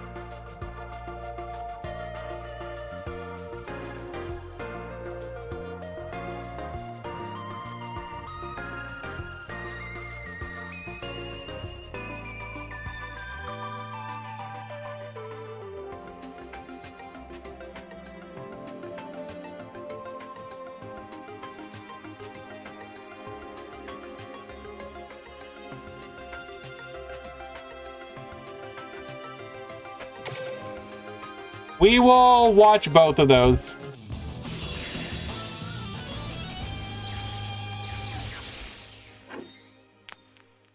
But we will be starting off with Che versus Rigel.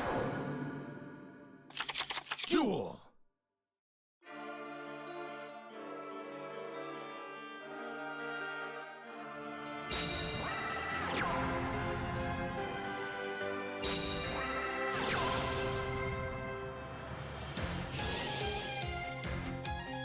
In my personal opinion, does Code Talker deserve to be in high potential? Well, keep in mind, high potential is not something that a deck should be in like long term. High potential is something that you're in for like a week and then you either move into tier 3 or higher, or you go off of the ban list or off of the tier list. I would personally say that Code Talker is not tier 3. It's a really good deck. I just think it has some fundamental issues in the current meta. Like it's so amazingly good, but part of the weakness to the deck is that you telegraph. Like, it's very easy to snipe the if you snipe the trap, you can like really mess up their plays, and they only really get one shot. So like, I don't know.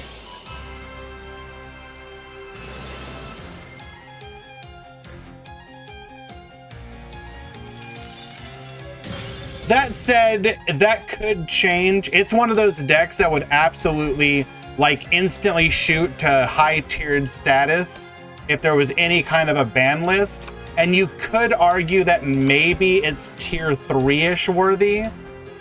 Because, like, the deck still, like, does a lot of really cool stuff. But if you're talking about, like, if we're being, like, a little bit more harsh with the tier list, then it has some pretty fundamental issues that still need to be solved.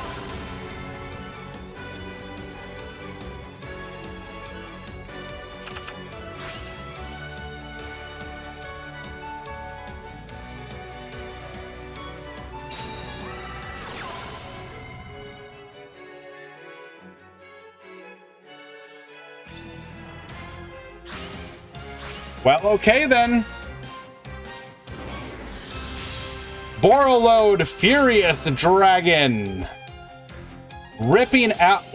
Ooh, so I wonder how devastating of a rip this actually was. I don't think it's that devastating. We probably run another copy.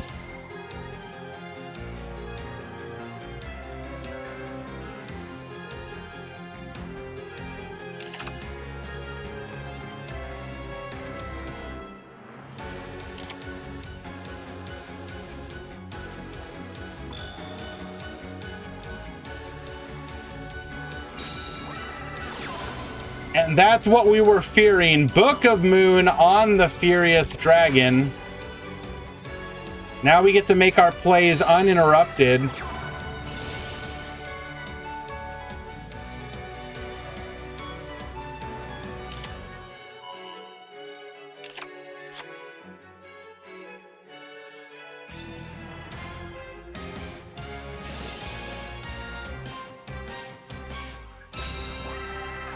Mageline into Pettincessor effect.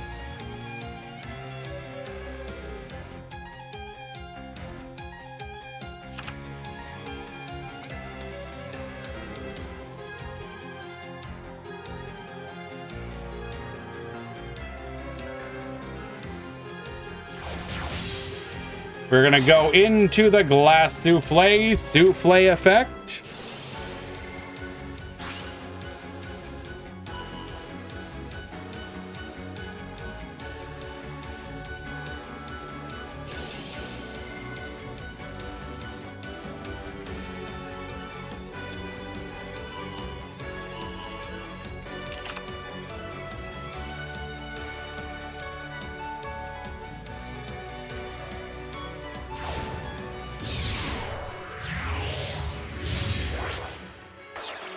All right, we got the Chocolate a la mode. Did we rip the wrong card? Should we have ripped the Queen Tiramisu? They usually only run Queen.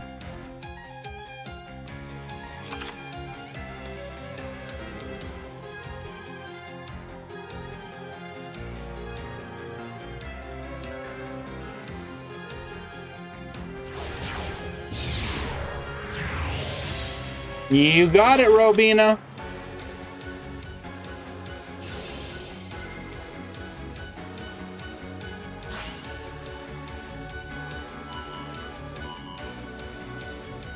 Non-targeting spin 2.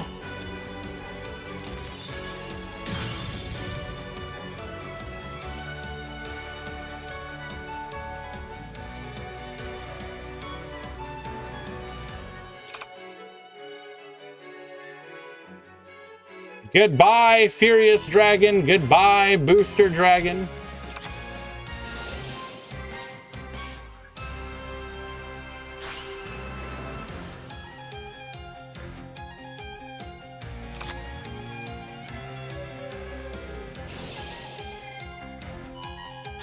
Get lethaled, Lamau.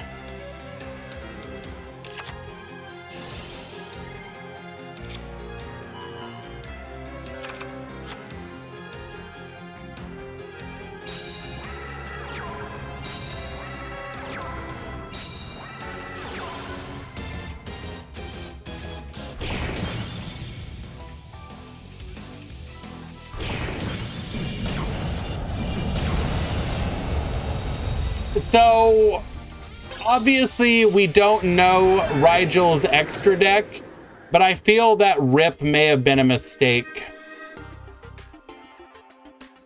I'm not sure, JG. Perhaps we're running two. If we're running two of the Queen, perhaps that was the reason why.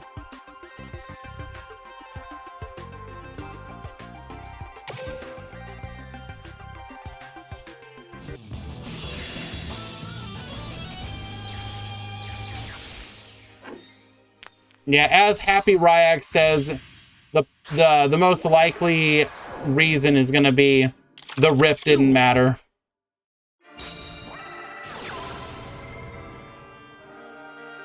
Unluckily for Che, his opponent is going to be going second once again. The most ideal of scenarios for the Madolche player. We're going to be looking to capitalize on this. Double quick launch, launching into Rocket Tracer.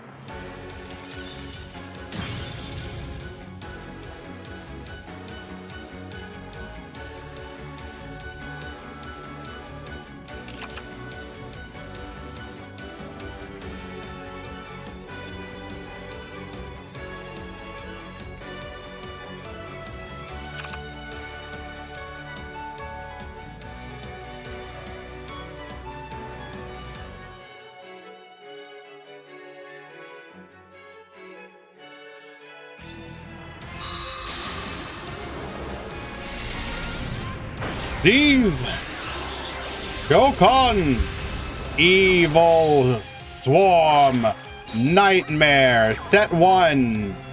Do we have another? Do we have another? We do. Set 2. Quick launch effect is gonna pop the Magna Rocket. Rocket gonna float into the Rocket Tracer. Alrighty, let's go.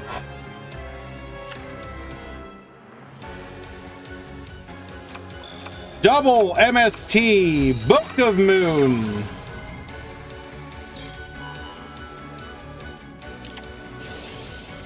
Activating the MST.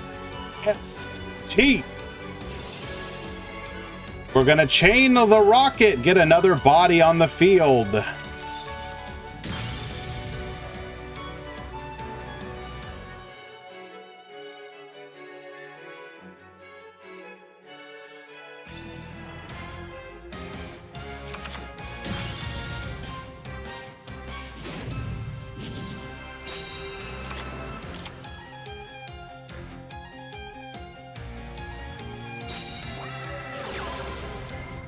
Activating Magical Mallet. Send 1. Send 2. Come to me. Madolche Mageline effect activates. Searching for a copy of a Petting Cessor. Petting Cessor effect activates. Evil Swarm Nightmare. Known for hating... Well, I probably shouldn't actually go that... I'm gonna go ahead and... I'm just gonna stop. Put them all face down.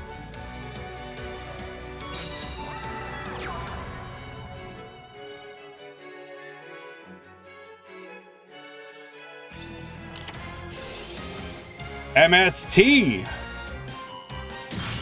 Taking out the Madolche Knights. Alrighty, show us what you got, Che.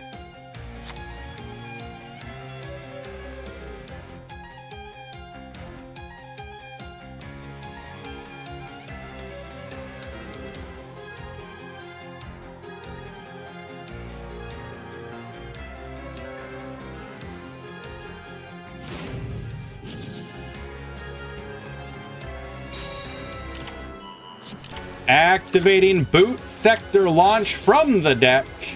Boot sector launch going to allow us to special summon from the graveyard.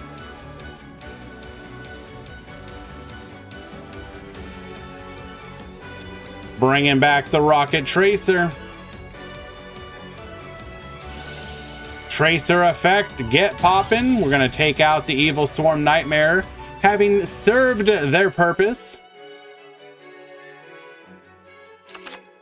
Silver Rocket Dragon.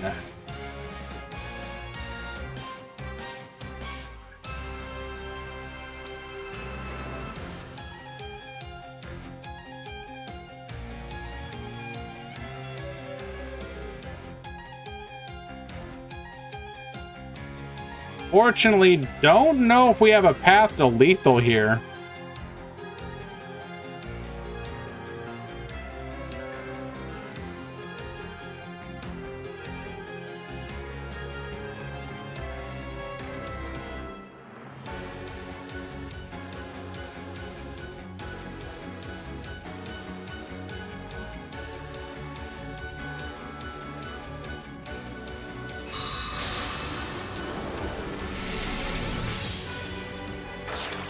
Rebellion, Xyz Dragon, get Raducin.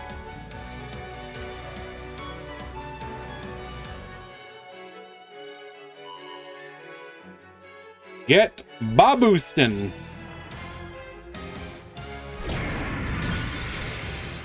Mageline will return to the deck.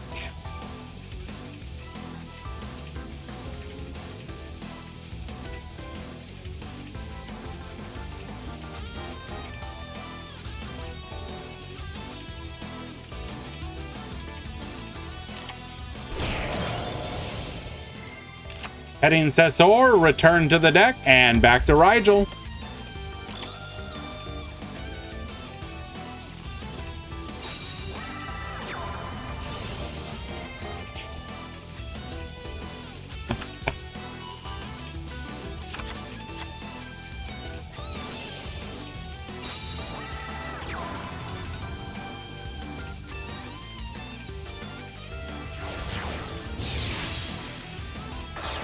Into the Queen we go. Get returning back to the deck.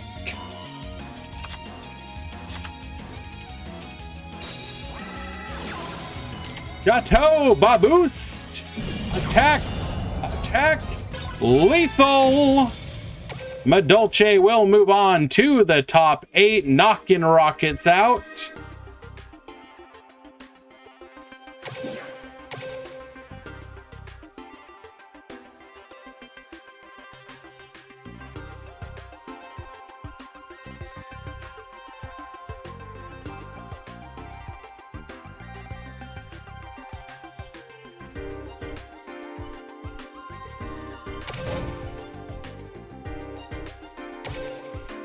The breakdown's not updated.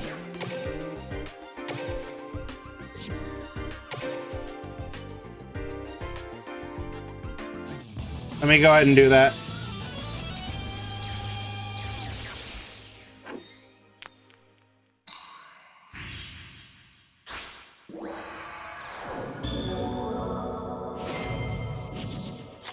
Duel!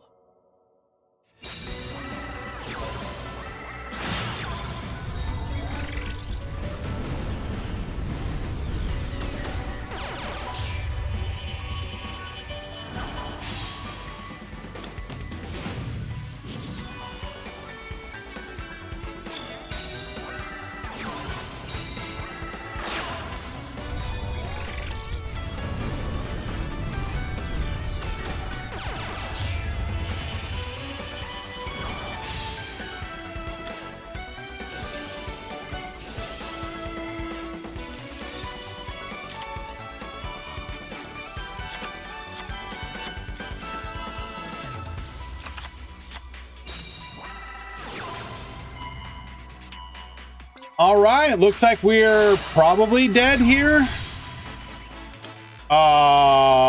Wait, what?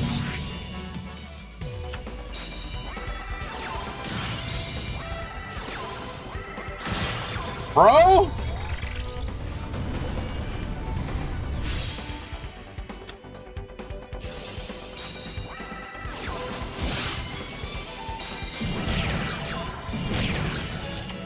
Not quite lethal. Activating reinforcement of the army. Do we have? Oh, we've got super. Never punished. Let's go.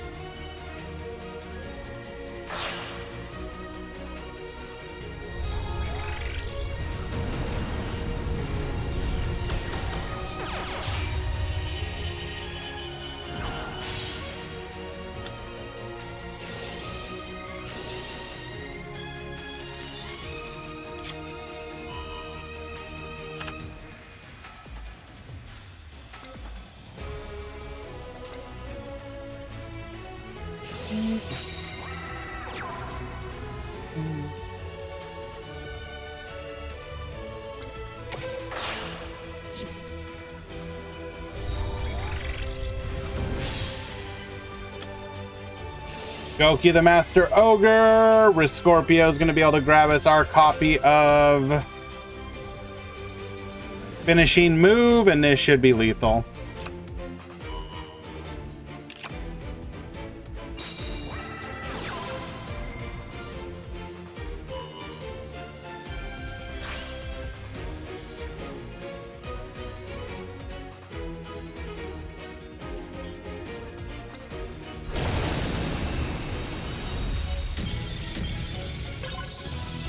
All right, game. That was actually game number 2, I believe. Let me double check. Yes.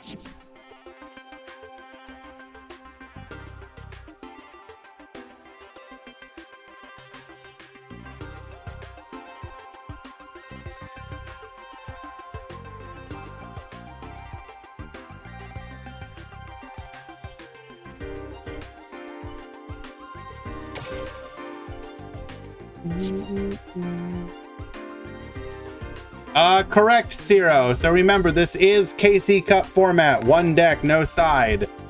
So expect to see a lot of Goki, probably. Blue Boy 97, thank you so much for the follow. Appreciate you.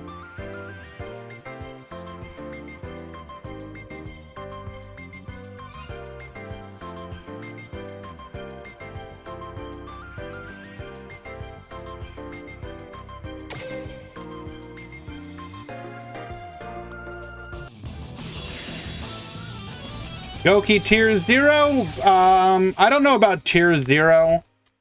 Always take the events with a bit of a grain of salt. It can change depending on the day. Duel. A good question, Easy. Why haven't you uploaded them to the channel yet?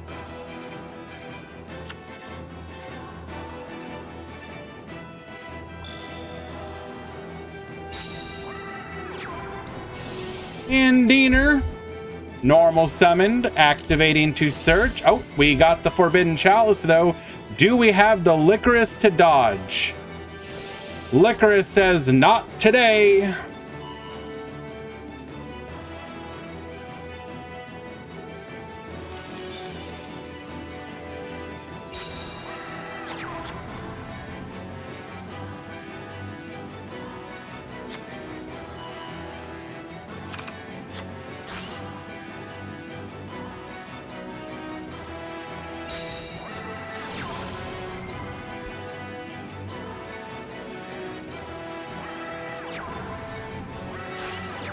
Festival effect, getting us our 2 tokens.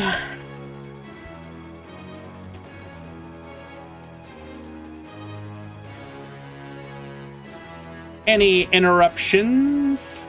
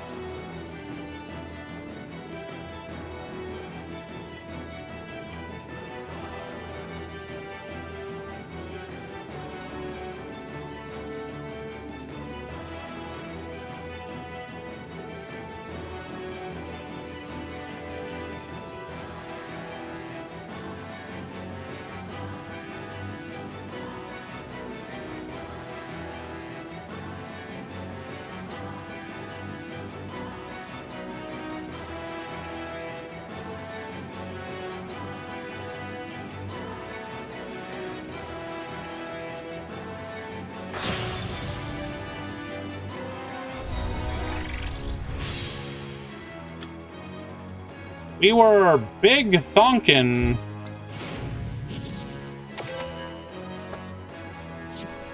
Why did we do that?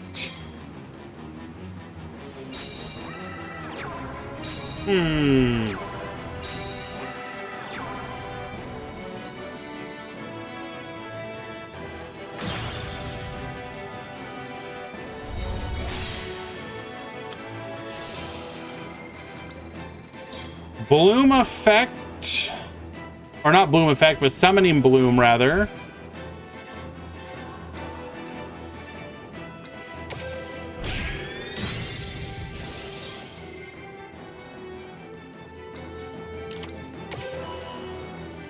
Okay.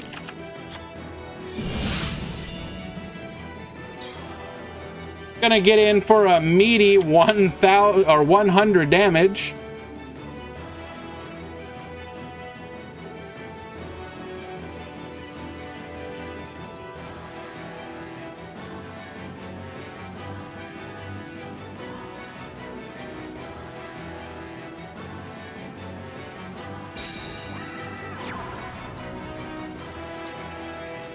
Risk Scorpio to the field. Bottomless Trap Hole says, get out of here.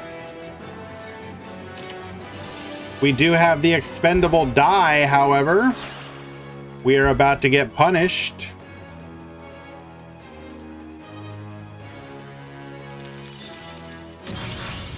Taking out the needle ceiling, that was kind of telegraphed.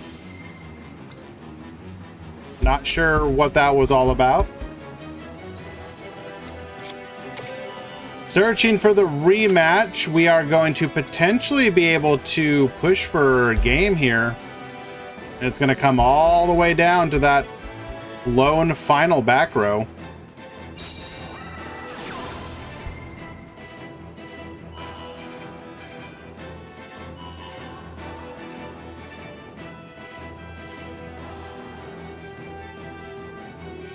The festival can protect Link monsters.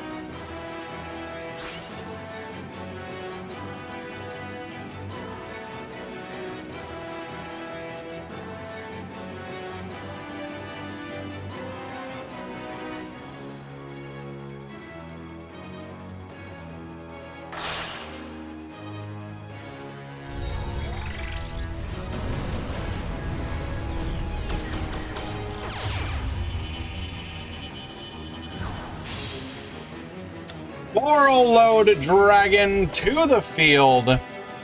Tomioka has actually summoned this multiple times now.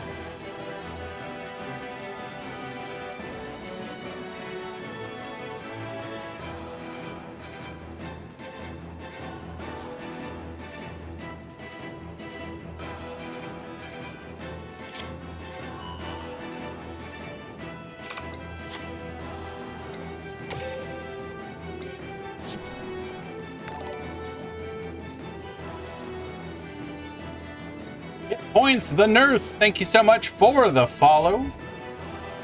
Appreciate you.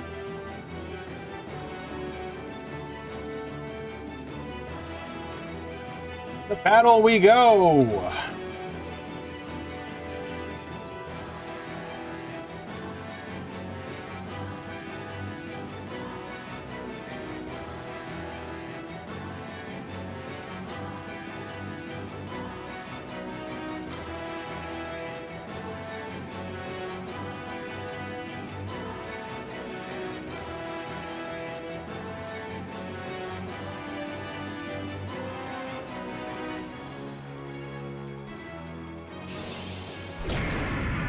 Trickstar Festival Protect.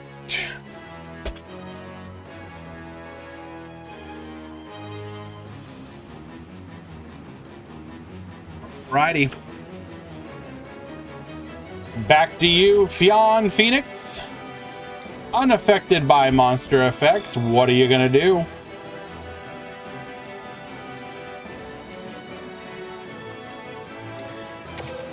I mean, what does IDP do here? Like, realistically speaking. We're a dragon with a bunch of warriors in the graveyard.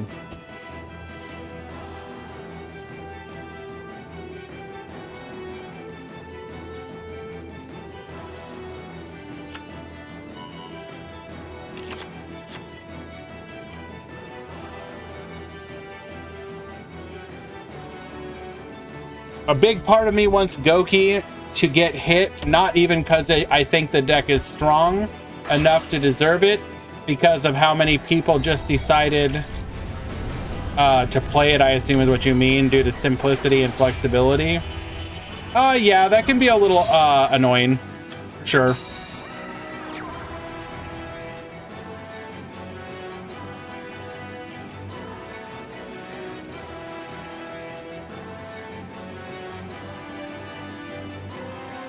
If I had to list one thing I'm not a big fan of, and here's the thing. There are different types of decks of all kind, right? You got your control decks, your mid-range decks, you got your OTK decks. Obviously, Goki, the way that they are built in the game, is an OTK deck. And it's fine for OTK decks to exist. No shot. Stealing our opponent's Borreload Dragon. But wait, should we do this? We're kind of like, okay. I think I'd have played it a little safer.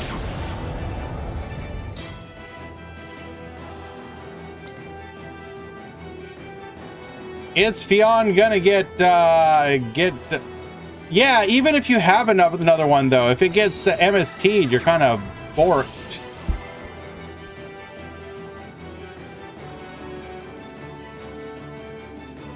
So the one thing I think most people have been saying in regards to Goki is it's an interesting deck on how do you hit it to reduce the power so that it is not quite as popular, but not kill it.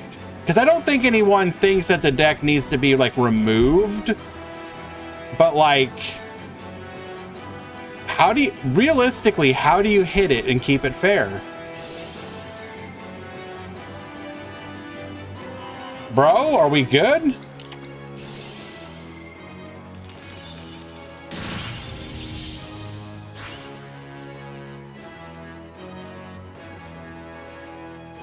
You don't feel any of the tears? I don't know if I agree with that. Just a staple. I kind of disagree. I think you have to be very careful in a game like Duel Links about certain decks having too much card advantage. And I think Mech Knights, for example, has too much. Salad had too much. Still technically does, but... Headbat to 3, finishing move to 1. That's not bad, actually, Zwei. It forces you to go all in, and you can't use reinforcements of the army. That's not a bad hit. I like that. That's a solid one. Jabberwork, I think that one's actually a bad hit. The most trash idea ever? Really? You don't like that, CM Schofield?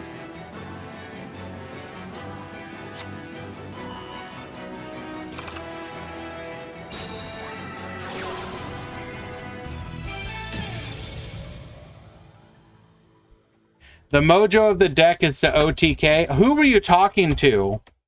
Were you talking about to Zwei or Jabberwork? Oh. I don't know. That... How does that not... Wait. Zwei's would not take the deck away from OTK, though. The suggestion of Headbat to 3, finishing move to 1 means you're not playing the trap cards that are like the grind cards. How is that about... I'm not sure I understand your disagreement on that.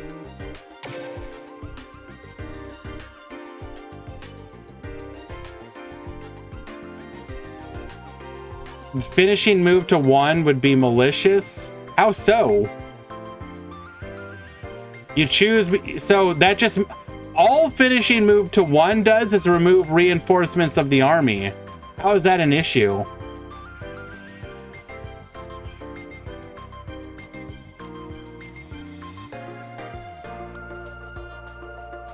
I don't know, man. I think you're reading way too much into it. Have some Cosmo in this Meta Weekly? Nope. Unfortunately not. We have Breakdown and Top 16. You can see what is currently in the event.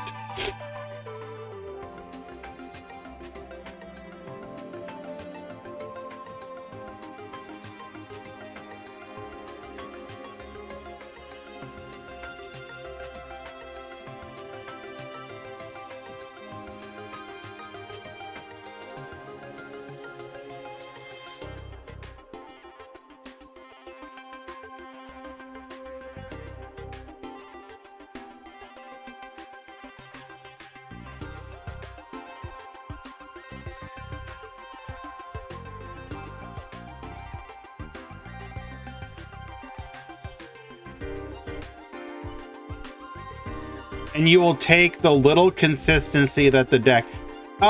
So let me just make sure I understand, CM Schofield. You're telling me that Goki does not win unless it opens Rhoda. Just so I'm understanding that correctly.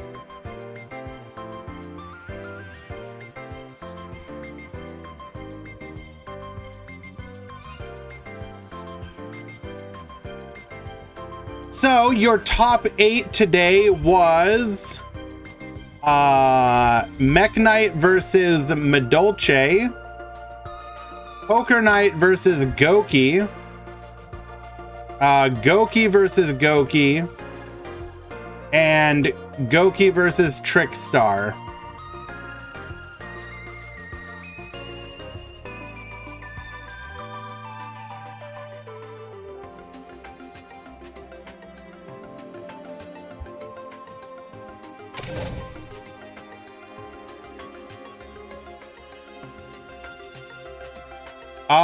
Isn't any Goki plus Suprex plus another Goki also combo? Just that's like the bad line though. It's Suprex plus a Goki or any Goki plus Headbat plus any other Goki. That's both lines go to lethal or both go to a combo. It's just one of them is less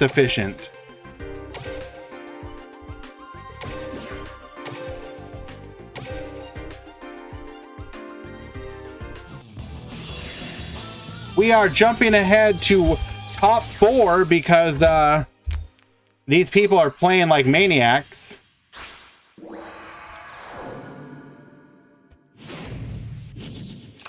Duel. I'd like to see 3 effects hit, so tricks. I don't know if I agree, Yaigel. I would rather see Trickstar and Goki skills get buffed to make them worth playing. Too often, the solution to dealing with skills is nerf them. And sometimes that is appropriate, but sometimes isn't it also appropriate to buff the hell out of skills?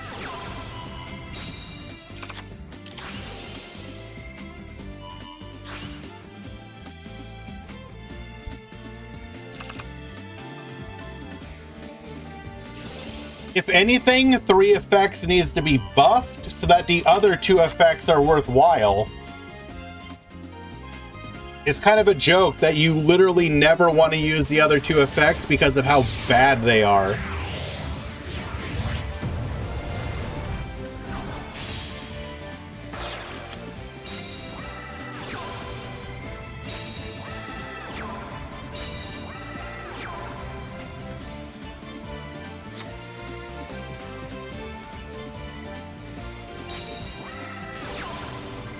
Alrighty. Double back row. Activating Jokers straight.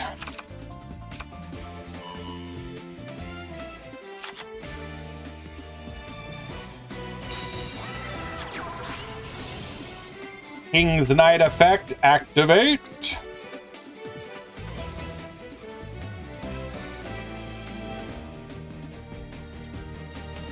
You would suggest buffing the Galaxy Eyes skill? Sure, whatever. I don't care. I like Galaxy. Not only is Arcana or the Poker Knights in the tournament, we are top 4. How is Poker Knight in the top 4? The power of back row.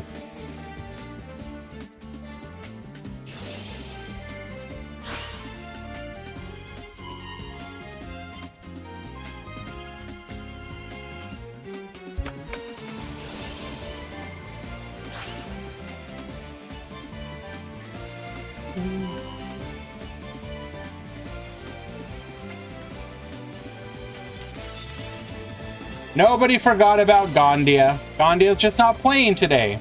And Kuro Kadairu is the other well-known community member that plays the deck.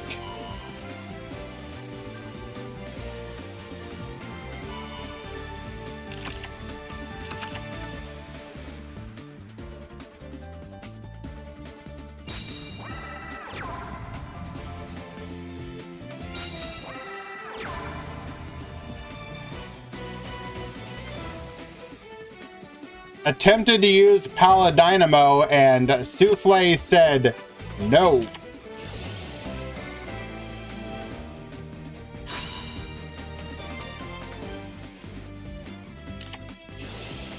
Book of Moon on the Chocolate a la mode, attempting to be Karma Cut. Not today. 1 back row. It is a bottomless trap hole. Do we have any protection here? We do not, but that's fine. We can still assemble a pretty strong board here.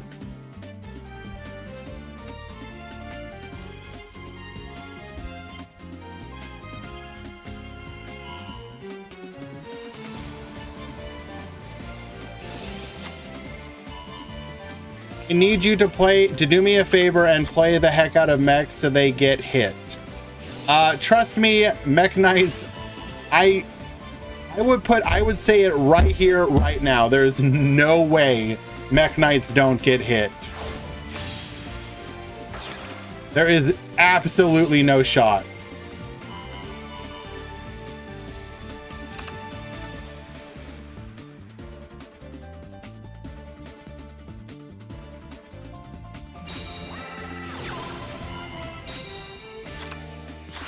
No!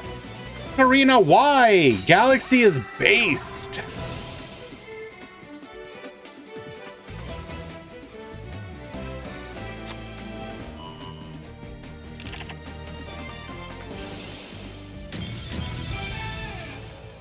All right, Rigel winning game number 1.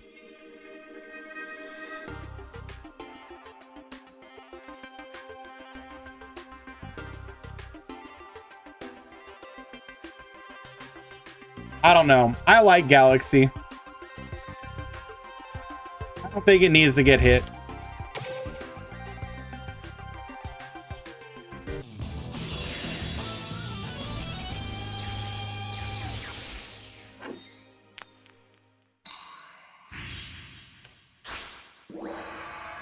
Alrighty, Kurokodairu going first. Duel.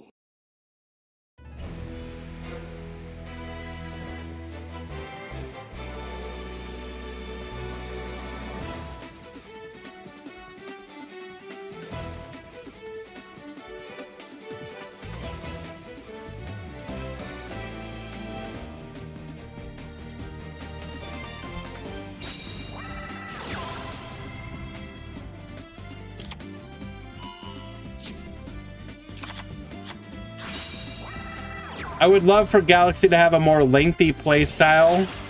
That doesn't really fit the theme of Galaxy, though. Like, Galaxy is a... Yo, did you like Blue Eyes? What if Blue Eyes went to space? It's kind of it. So the idea that you're like, want to change it...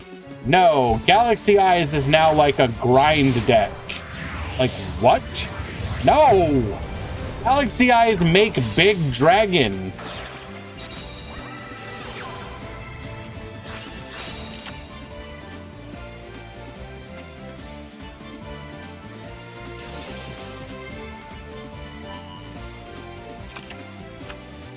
Like, there are ways to hit Galaxy without actually killing the deck.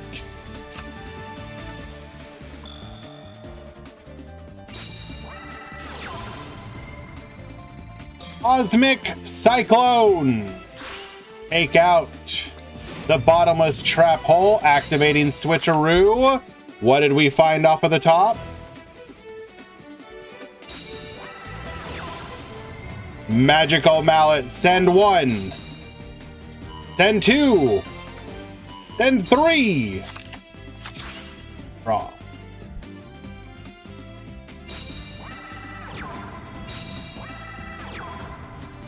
Oh no!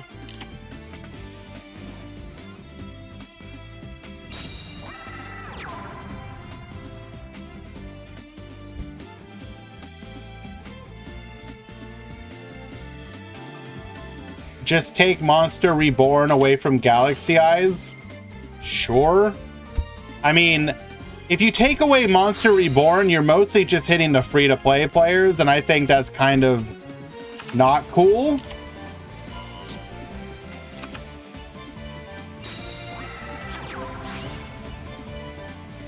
I think you'd be better off hitting something else, I guess.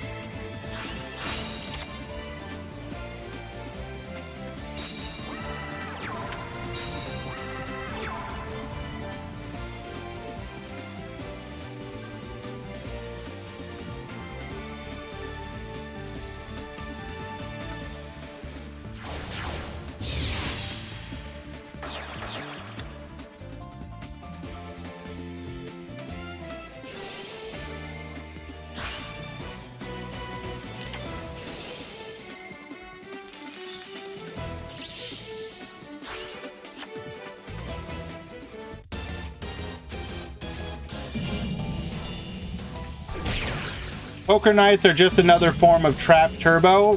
Pretty much, yeah. They're like Shiranui, basically.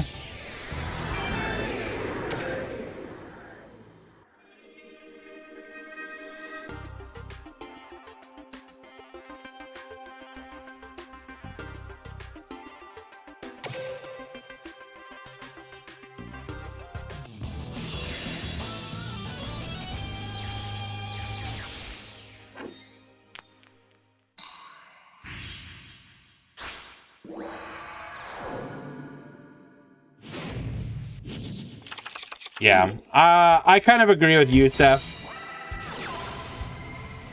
I think the deck is perfectly fine. Now, Photon Lord is too broken. I mean, it's a good card, sure.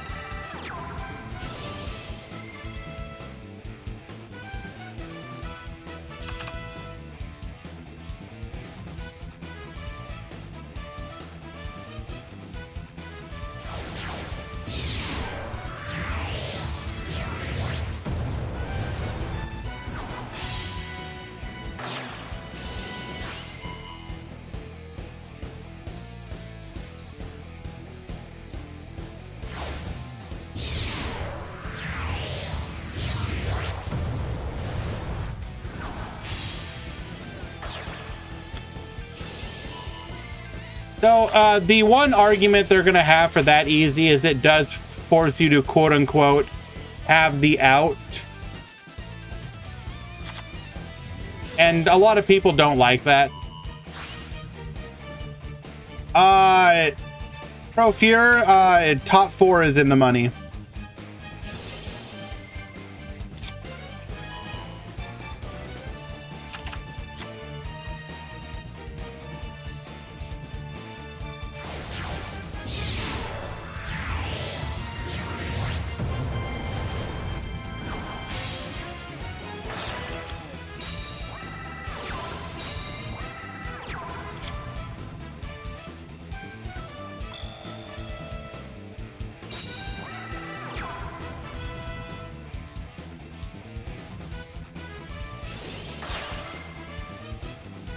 And there are ways to hit Galaxy, I think, that don't kill the deck. Like, I don't know. You could do something dumb like put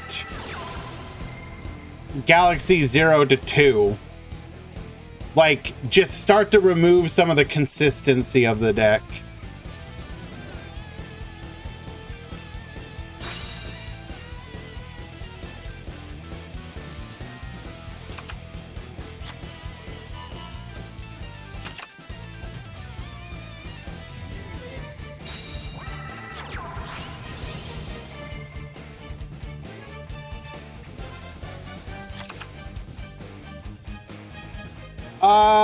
Infernoids is fine. Infernoids, if it gets hit, it'll be because it's too easy of a deck to get. And also, again, you could hit it fairly easily. You could do something stupid like put Feast and the other trap to 3 or something, or the banishment to 3. The trap to 1 and it's fixed. You could also do that. That way you still have banishment to grab it.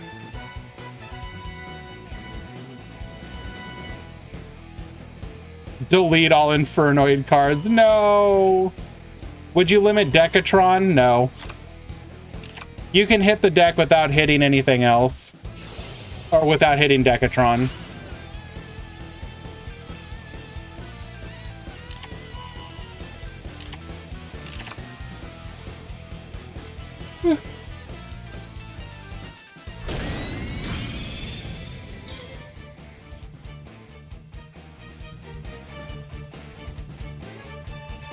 Alrighty, Excalibur taking down the Chocolate a la mode.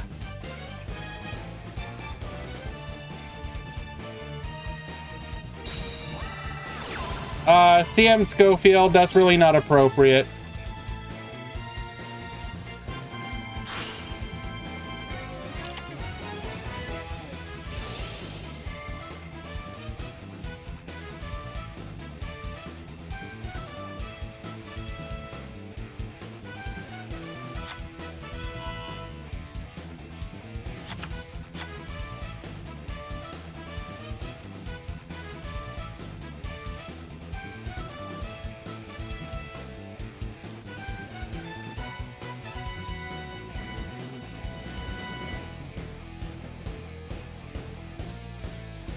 Hello, Ramon. What can I do for you today? I think anything related to Raid Raptors 100% depends on what the skills are.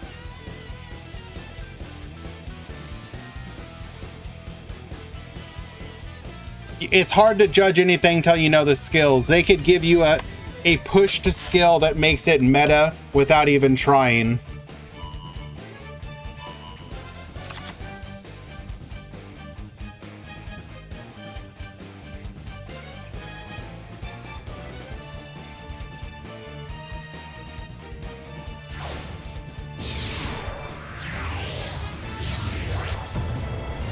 Alrighty.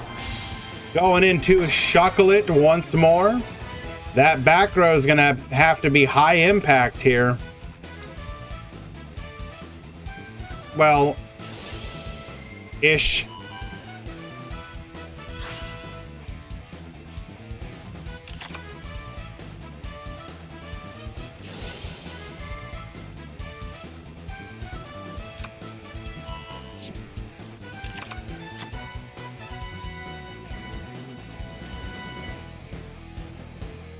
What is this top for? You see exactly what it is, my friend. All right, Queen Tiramisu. Expendable die. Get out of here, Queen. Nobody likes you anyways.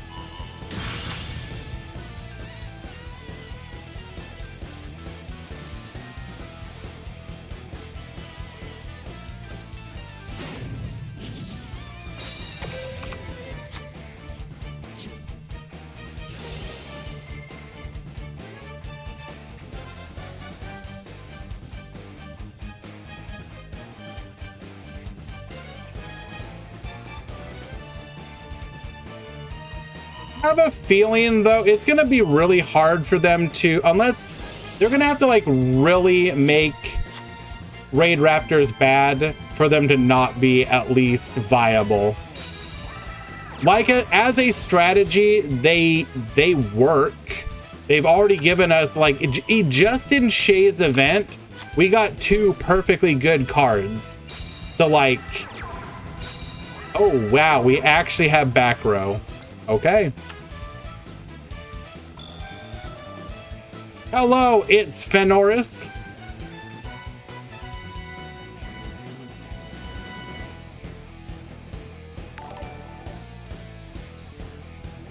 Thank you so much for the follow. You don't understand why they don't give us 2 more Fire Hand? Probably because they're afraid of the stalling. Basically, this is what Konami imagines is gonna happen. I set Ice Hand. You attack into it. I pop your back row. You can't do anything with it. I then summon Fire Hand. You attack it. I pop your monster. I then summon Ice Hand again. Okay, my turn. Do some stuff. Your go. You attack the Ice Hand. I pop a back row. Summon a Fire Hand. You attack it. I pop another monster. Summon another ice. And you're just like, I can't do anything. You're just popping everything. That's basically what they need to pop to summon though. Is it pop? I thought they also go from battle.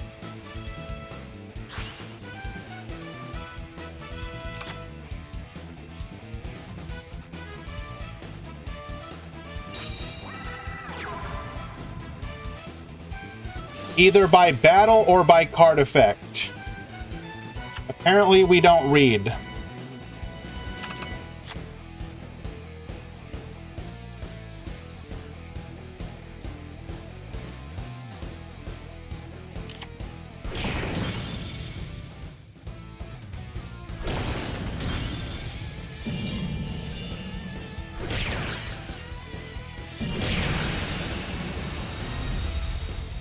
Madolche victory!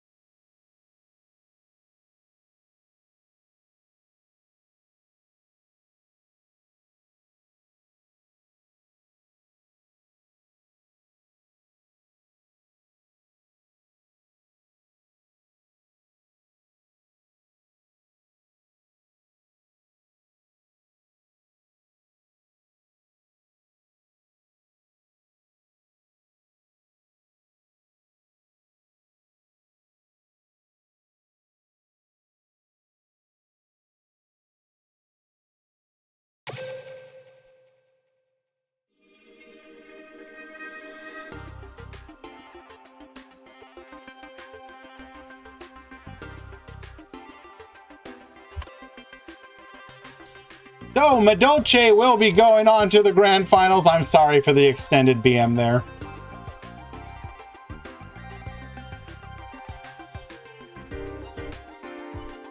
We just having a little bit of fun.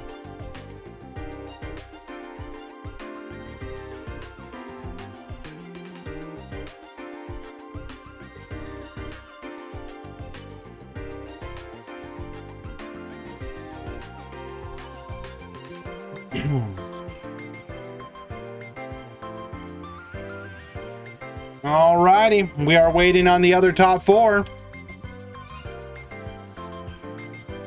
No, we were talking about so Ohimi,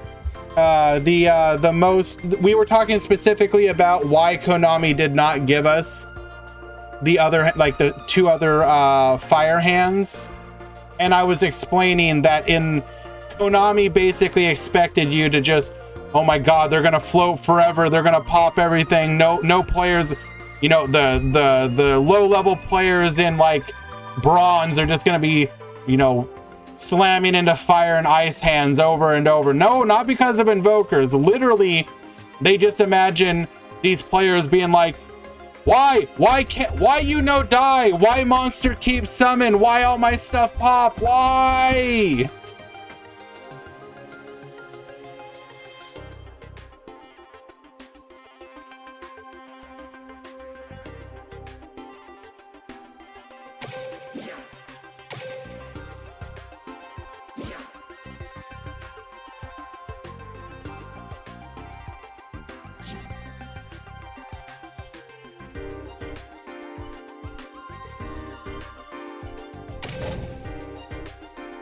All right, we get to watch the most unbased mirror match in history, seeing who gets to go to the finals to face Rigel.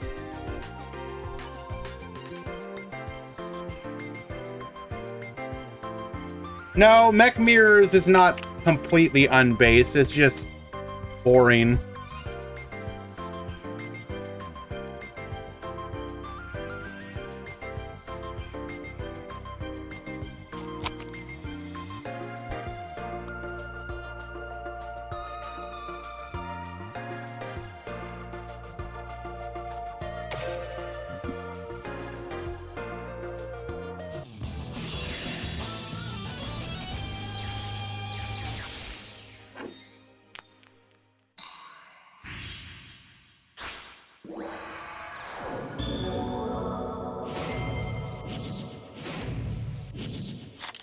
Duel.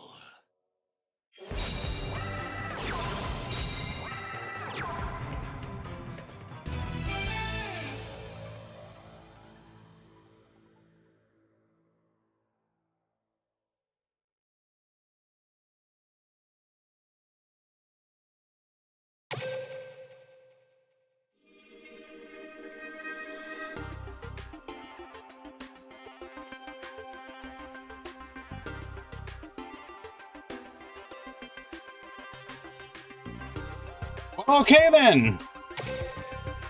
I mean, I'm down to go to like bed sooner, so thank you, I guess.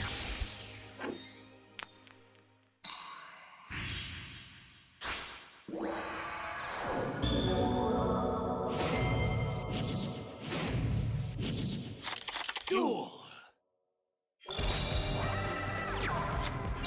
Alrighty, MST on the crackdown. Suplex effect. Bringing out the twist.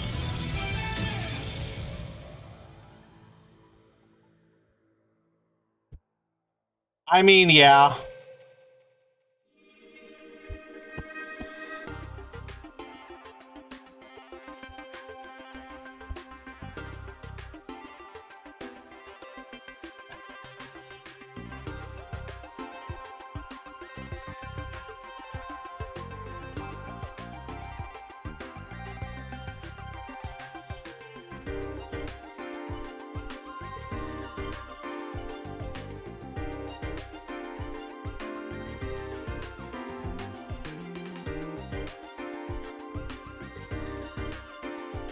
Well, I mean, at the very least, Samir, you're in the money. Counts for something, I guess. Congratulations.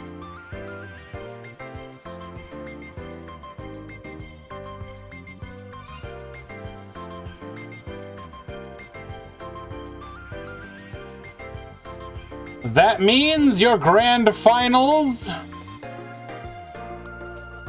will be Rigel 16 on Madolche and Nedex on Goki.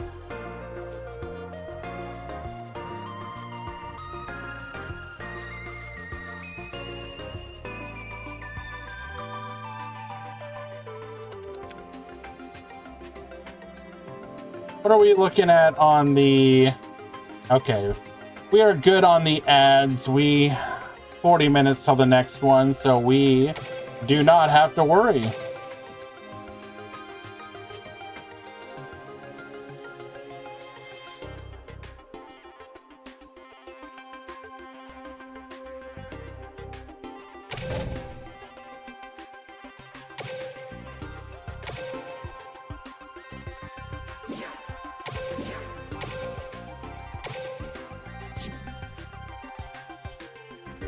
All right, everything has led to this moment. Which OTK puzzles? Yeah, we're in the finals, if that's what decks are in the finals. It is Madolche and Goki.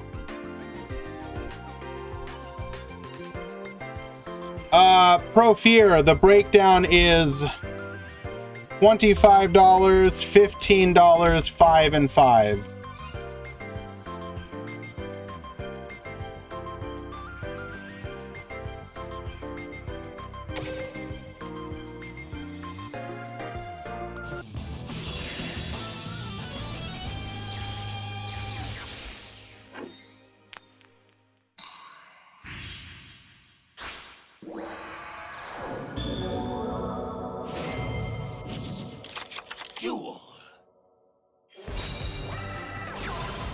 Alrighty. So, here is the conundrum. Goki are going first, which means that Madolche is going second. Madolche typically wants to go second, but in this matchup, going second is probably pretty bad. So what do you do?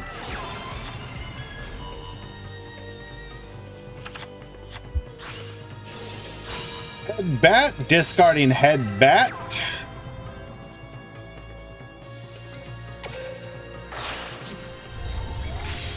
You open Dark Hole. Okay, sure. Negate. And hope they don't have any back row.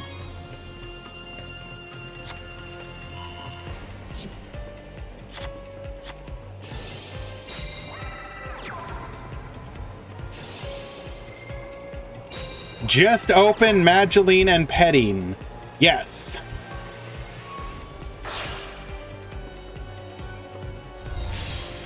Goki, the Master Ogre. Rescorpio effect.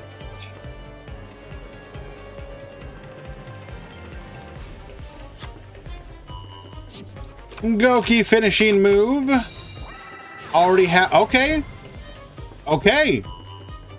We now know we have no back row. We have exactly negate. All right, show us if you can you do anything?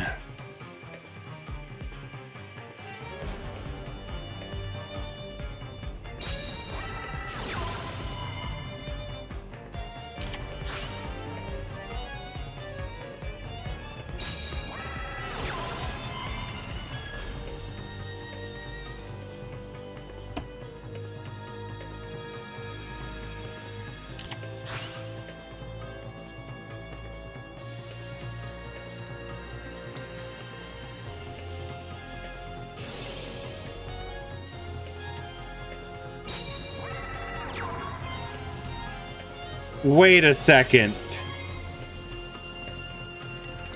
So we can't negate, can we?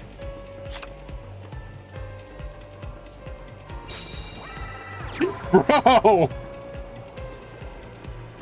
No shot. Okay.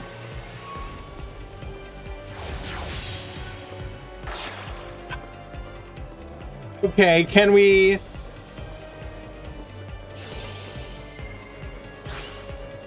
Okay, so, as chat is pointing out, Book of Moon on the both of the monsters means that they are no longer Goki monsters, which means that Goki the Master Ogre cannot negate.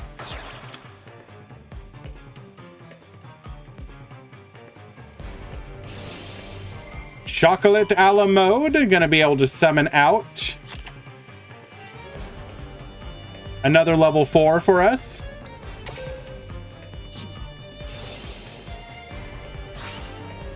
Or actually, no, we're gonna go Hoot Cake. Or not. Nope, nope, I guess we're not.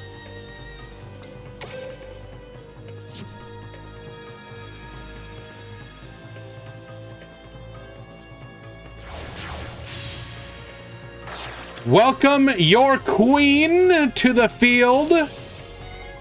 Tiramisu effect.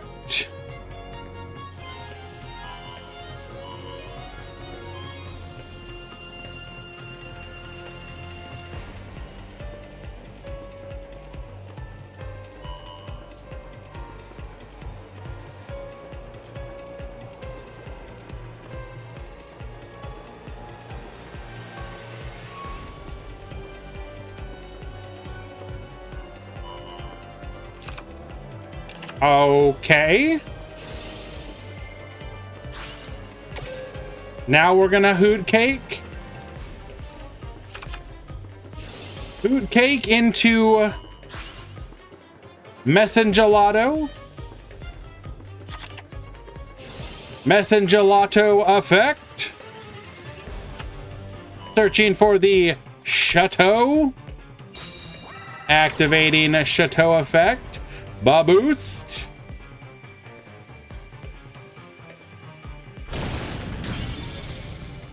Goki the Master Ogre defeated by one tiny chocolate girl.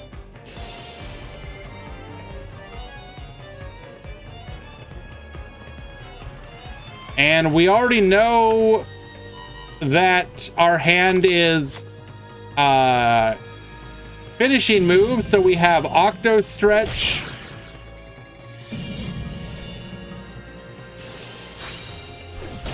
Requiring Octo Stretch to keep from getting lethaled. And is there any one card comeback at this point?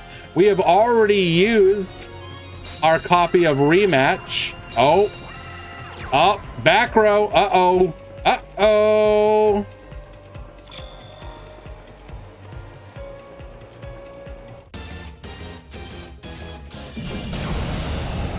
It was a bluff. Rigel wins game number 1 against all odds. Very well done.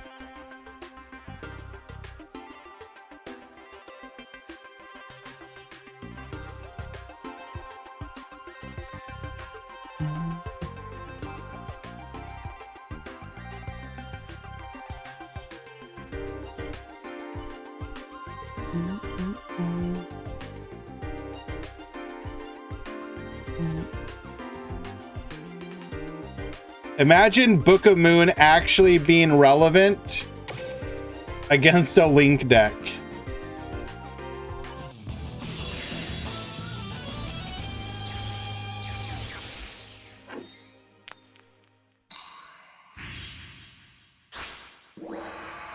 What are the odds you open book full combo? I mean, assuming you're playing 3 books, that's 3 and 20, and you need 2 of them, so oh, 20.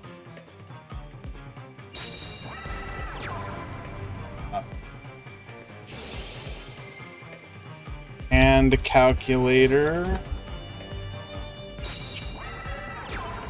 So let's see, deck size 20, hand size 5. Our name is Book of Moon. There are 3. Minimum is 2, max is 3. You also need to open up a starter, of which you have 4. You need a minimum of 1, a maximum of 4.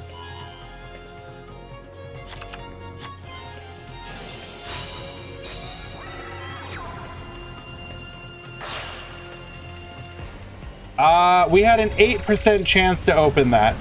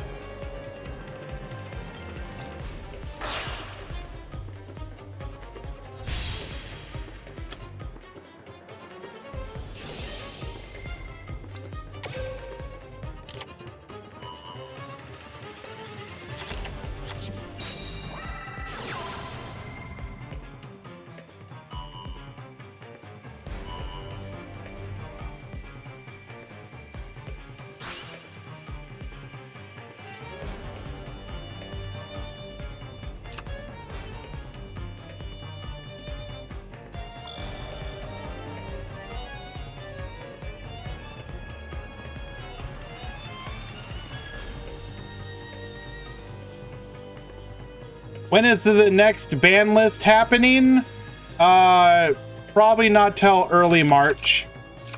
The KC Cup will end near the end of February. It'll take a week or two for the ban list to be announced. So that'll be early March. And then like mid-March for it to go into effect.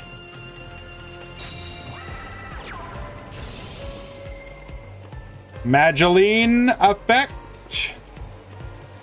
KC Stage 1 starts tomorrow, yes.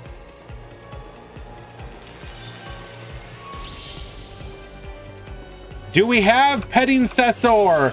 Let's go! Get baited!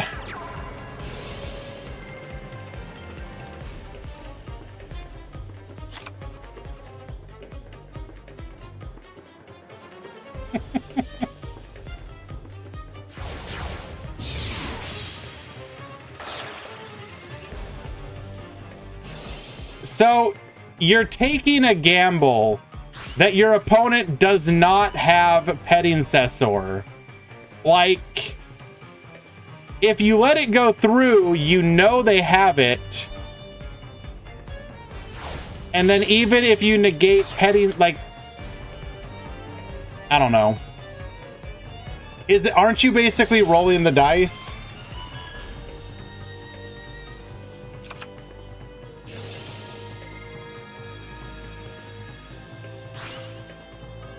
So you think this is a choke point you should negate?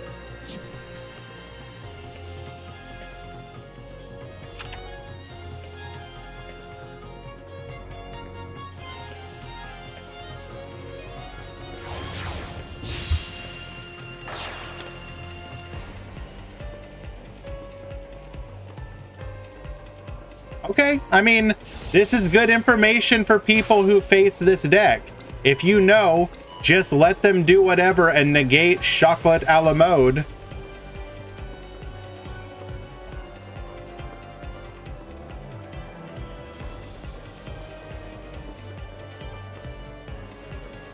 This is good information for the upcoming KC Cup.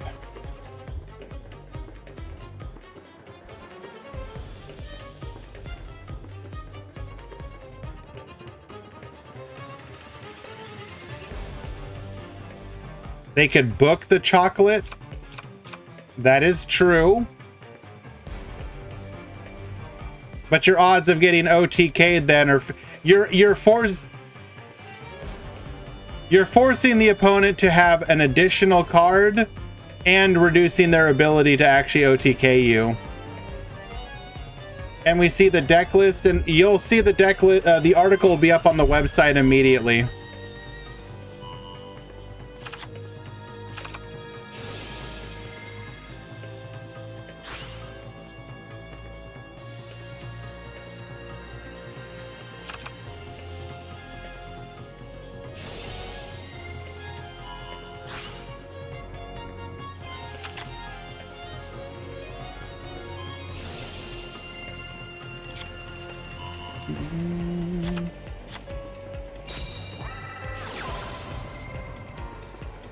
It's on resolution. Okay, well, there you go. More information for chat.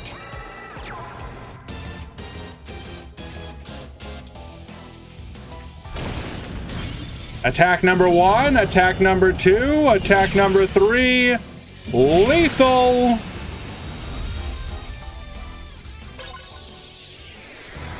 And your winner of the Meta Weekly 264, Rigel_16 on the Chad Dolces, 2-0ing his Goki opponent in the KC Cup Edition. Congratulations. Well done, duelists.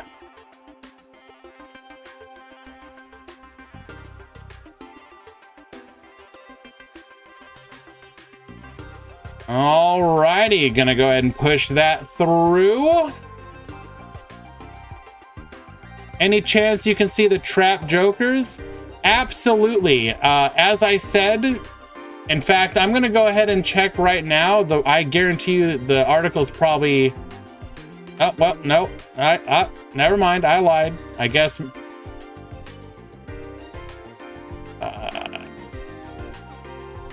Are we taking our sweet time? Clocks usually has it up almost immediately. Okay, well, I'll go ahead and bring up the deck list then. Hello, Booty Bear. Thank you so much for the resubscription, my friend. It means so very much to me that you're willing to do that and support me and the events that we run. Thank you so much, bro.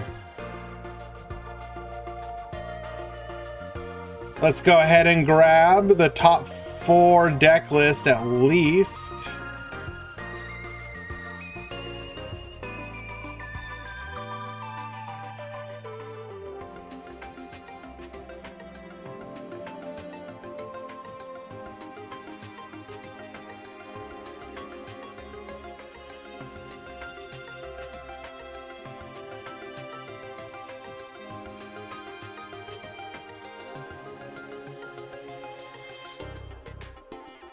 Did Konami invite? No.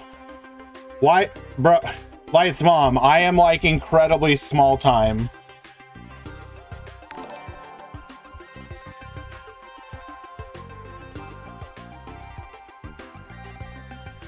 SDJG, thank you so much for the follow, my friend. Alrighty, here is Rigel's deck list.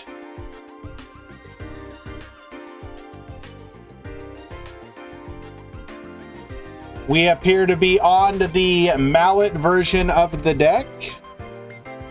YOLO Mallet.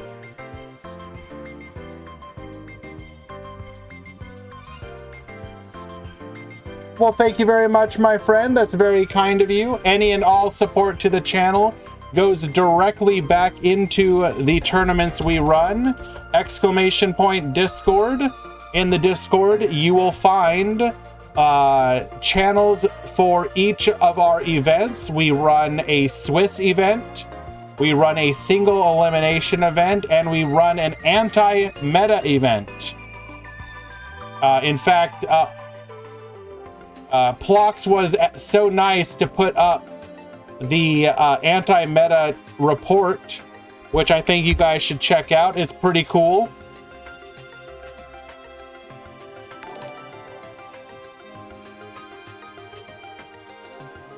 In that article, you'll see the special ban list that we have for the anti-meta tournaments. Come check them out. They're pretty fun. And thank you, SDJG, for that subscription. I do appreciate it very muchly. You are very kind. So, your second place deck list from Nedex.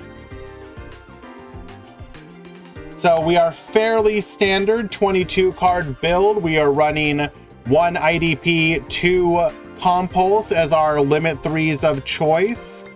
All in on the MST, only 1 Octo stretch here.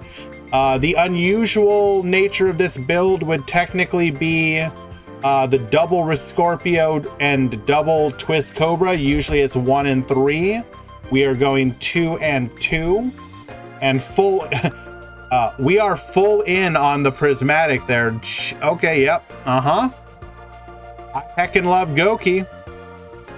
SD, you got it, my friend.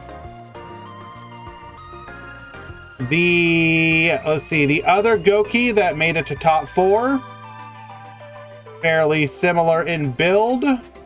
Only 21 cards, electing for 1 Rescorpio. Our limit 3s are IDP double Crackdown, only 1 copy of Expendable Die.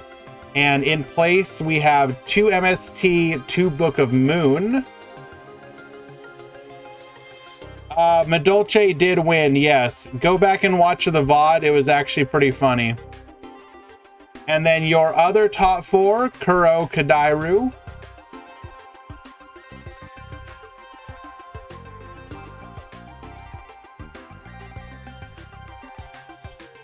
On I Heckin' Love Traps.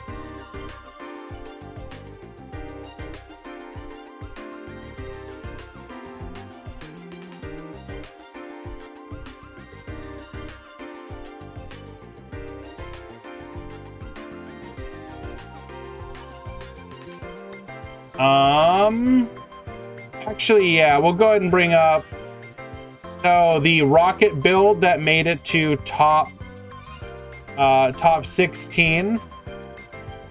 It went 4 and 1 in the Swiss rounds, so a very respectable record.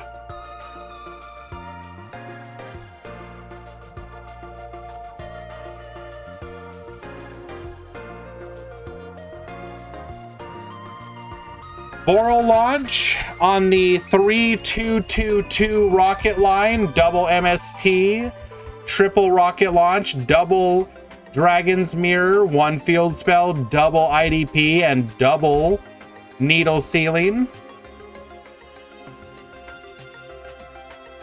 And the extra deck, we're on Furious, Dark End, Rebellion, Nightmare, Sin, Borolo Dragon, Link Disciple, and Booster Dragon.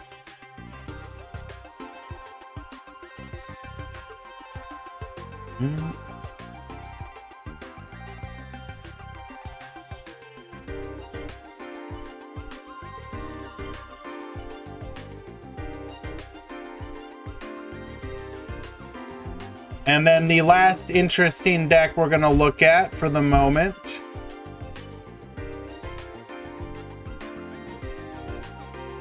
is going to be Fionn Phoenix's deck list. They were on Trickstar. Trickstar, not a bad deck.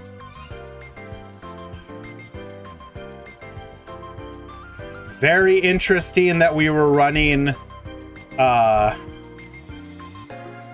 don't think we ever saw them use it, but they were running the White Princesses.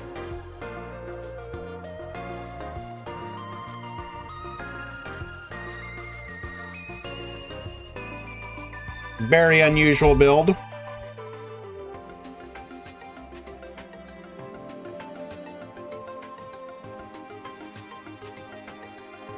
Yeah, who knows?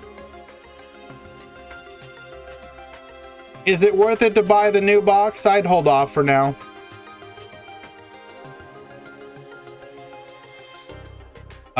This was non-side deck, Shui.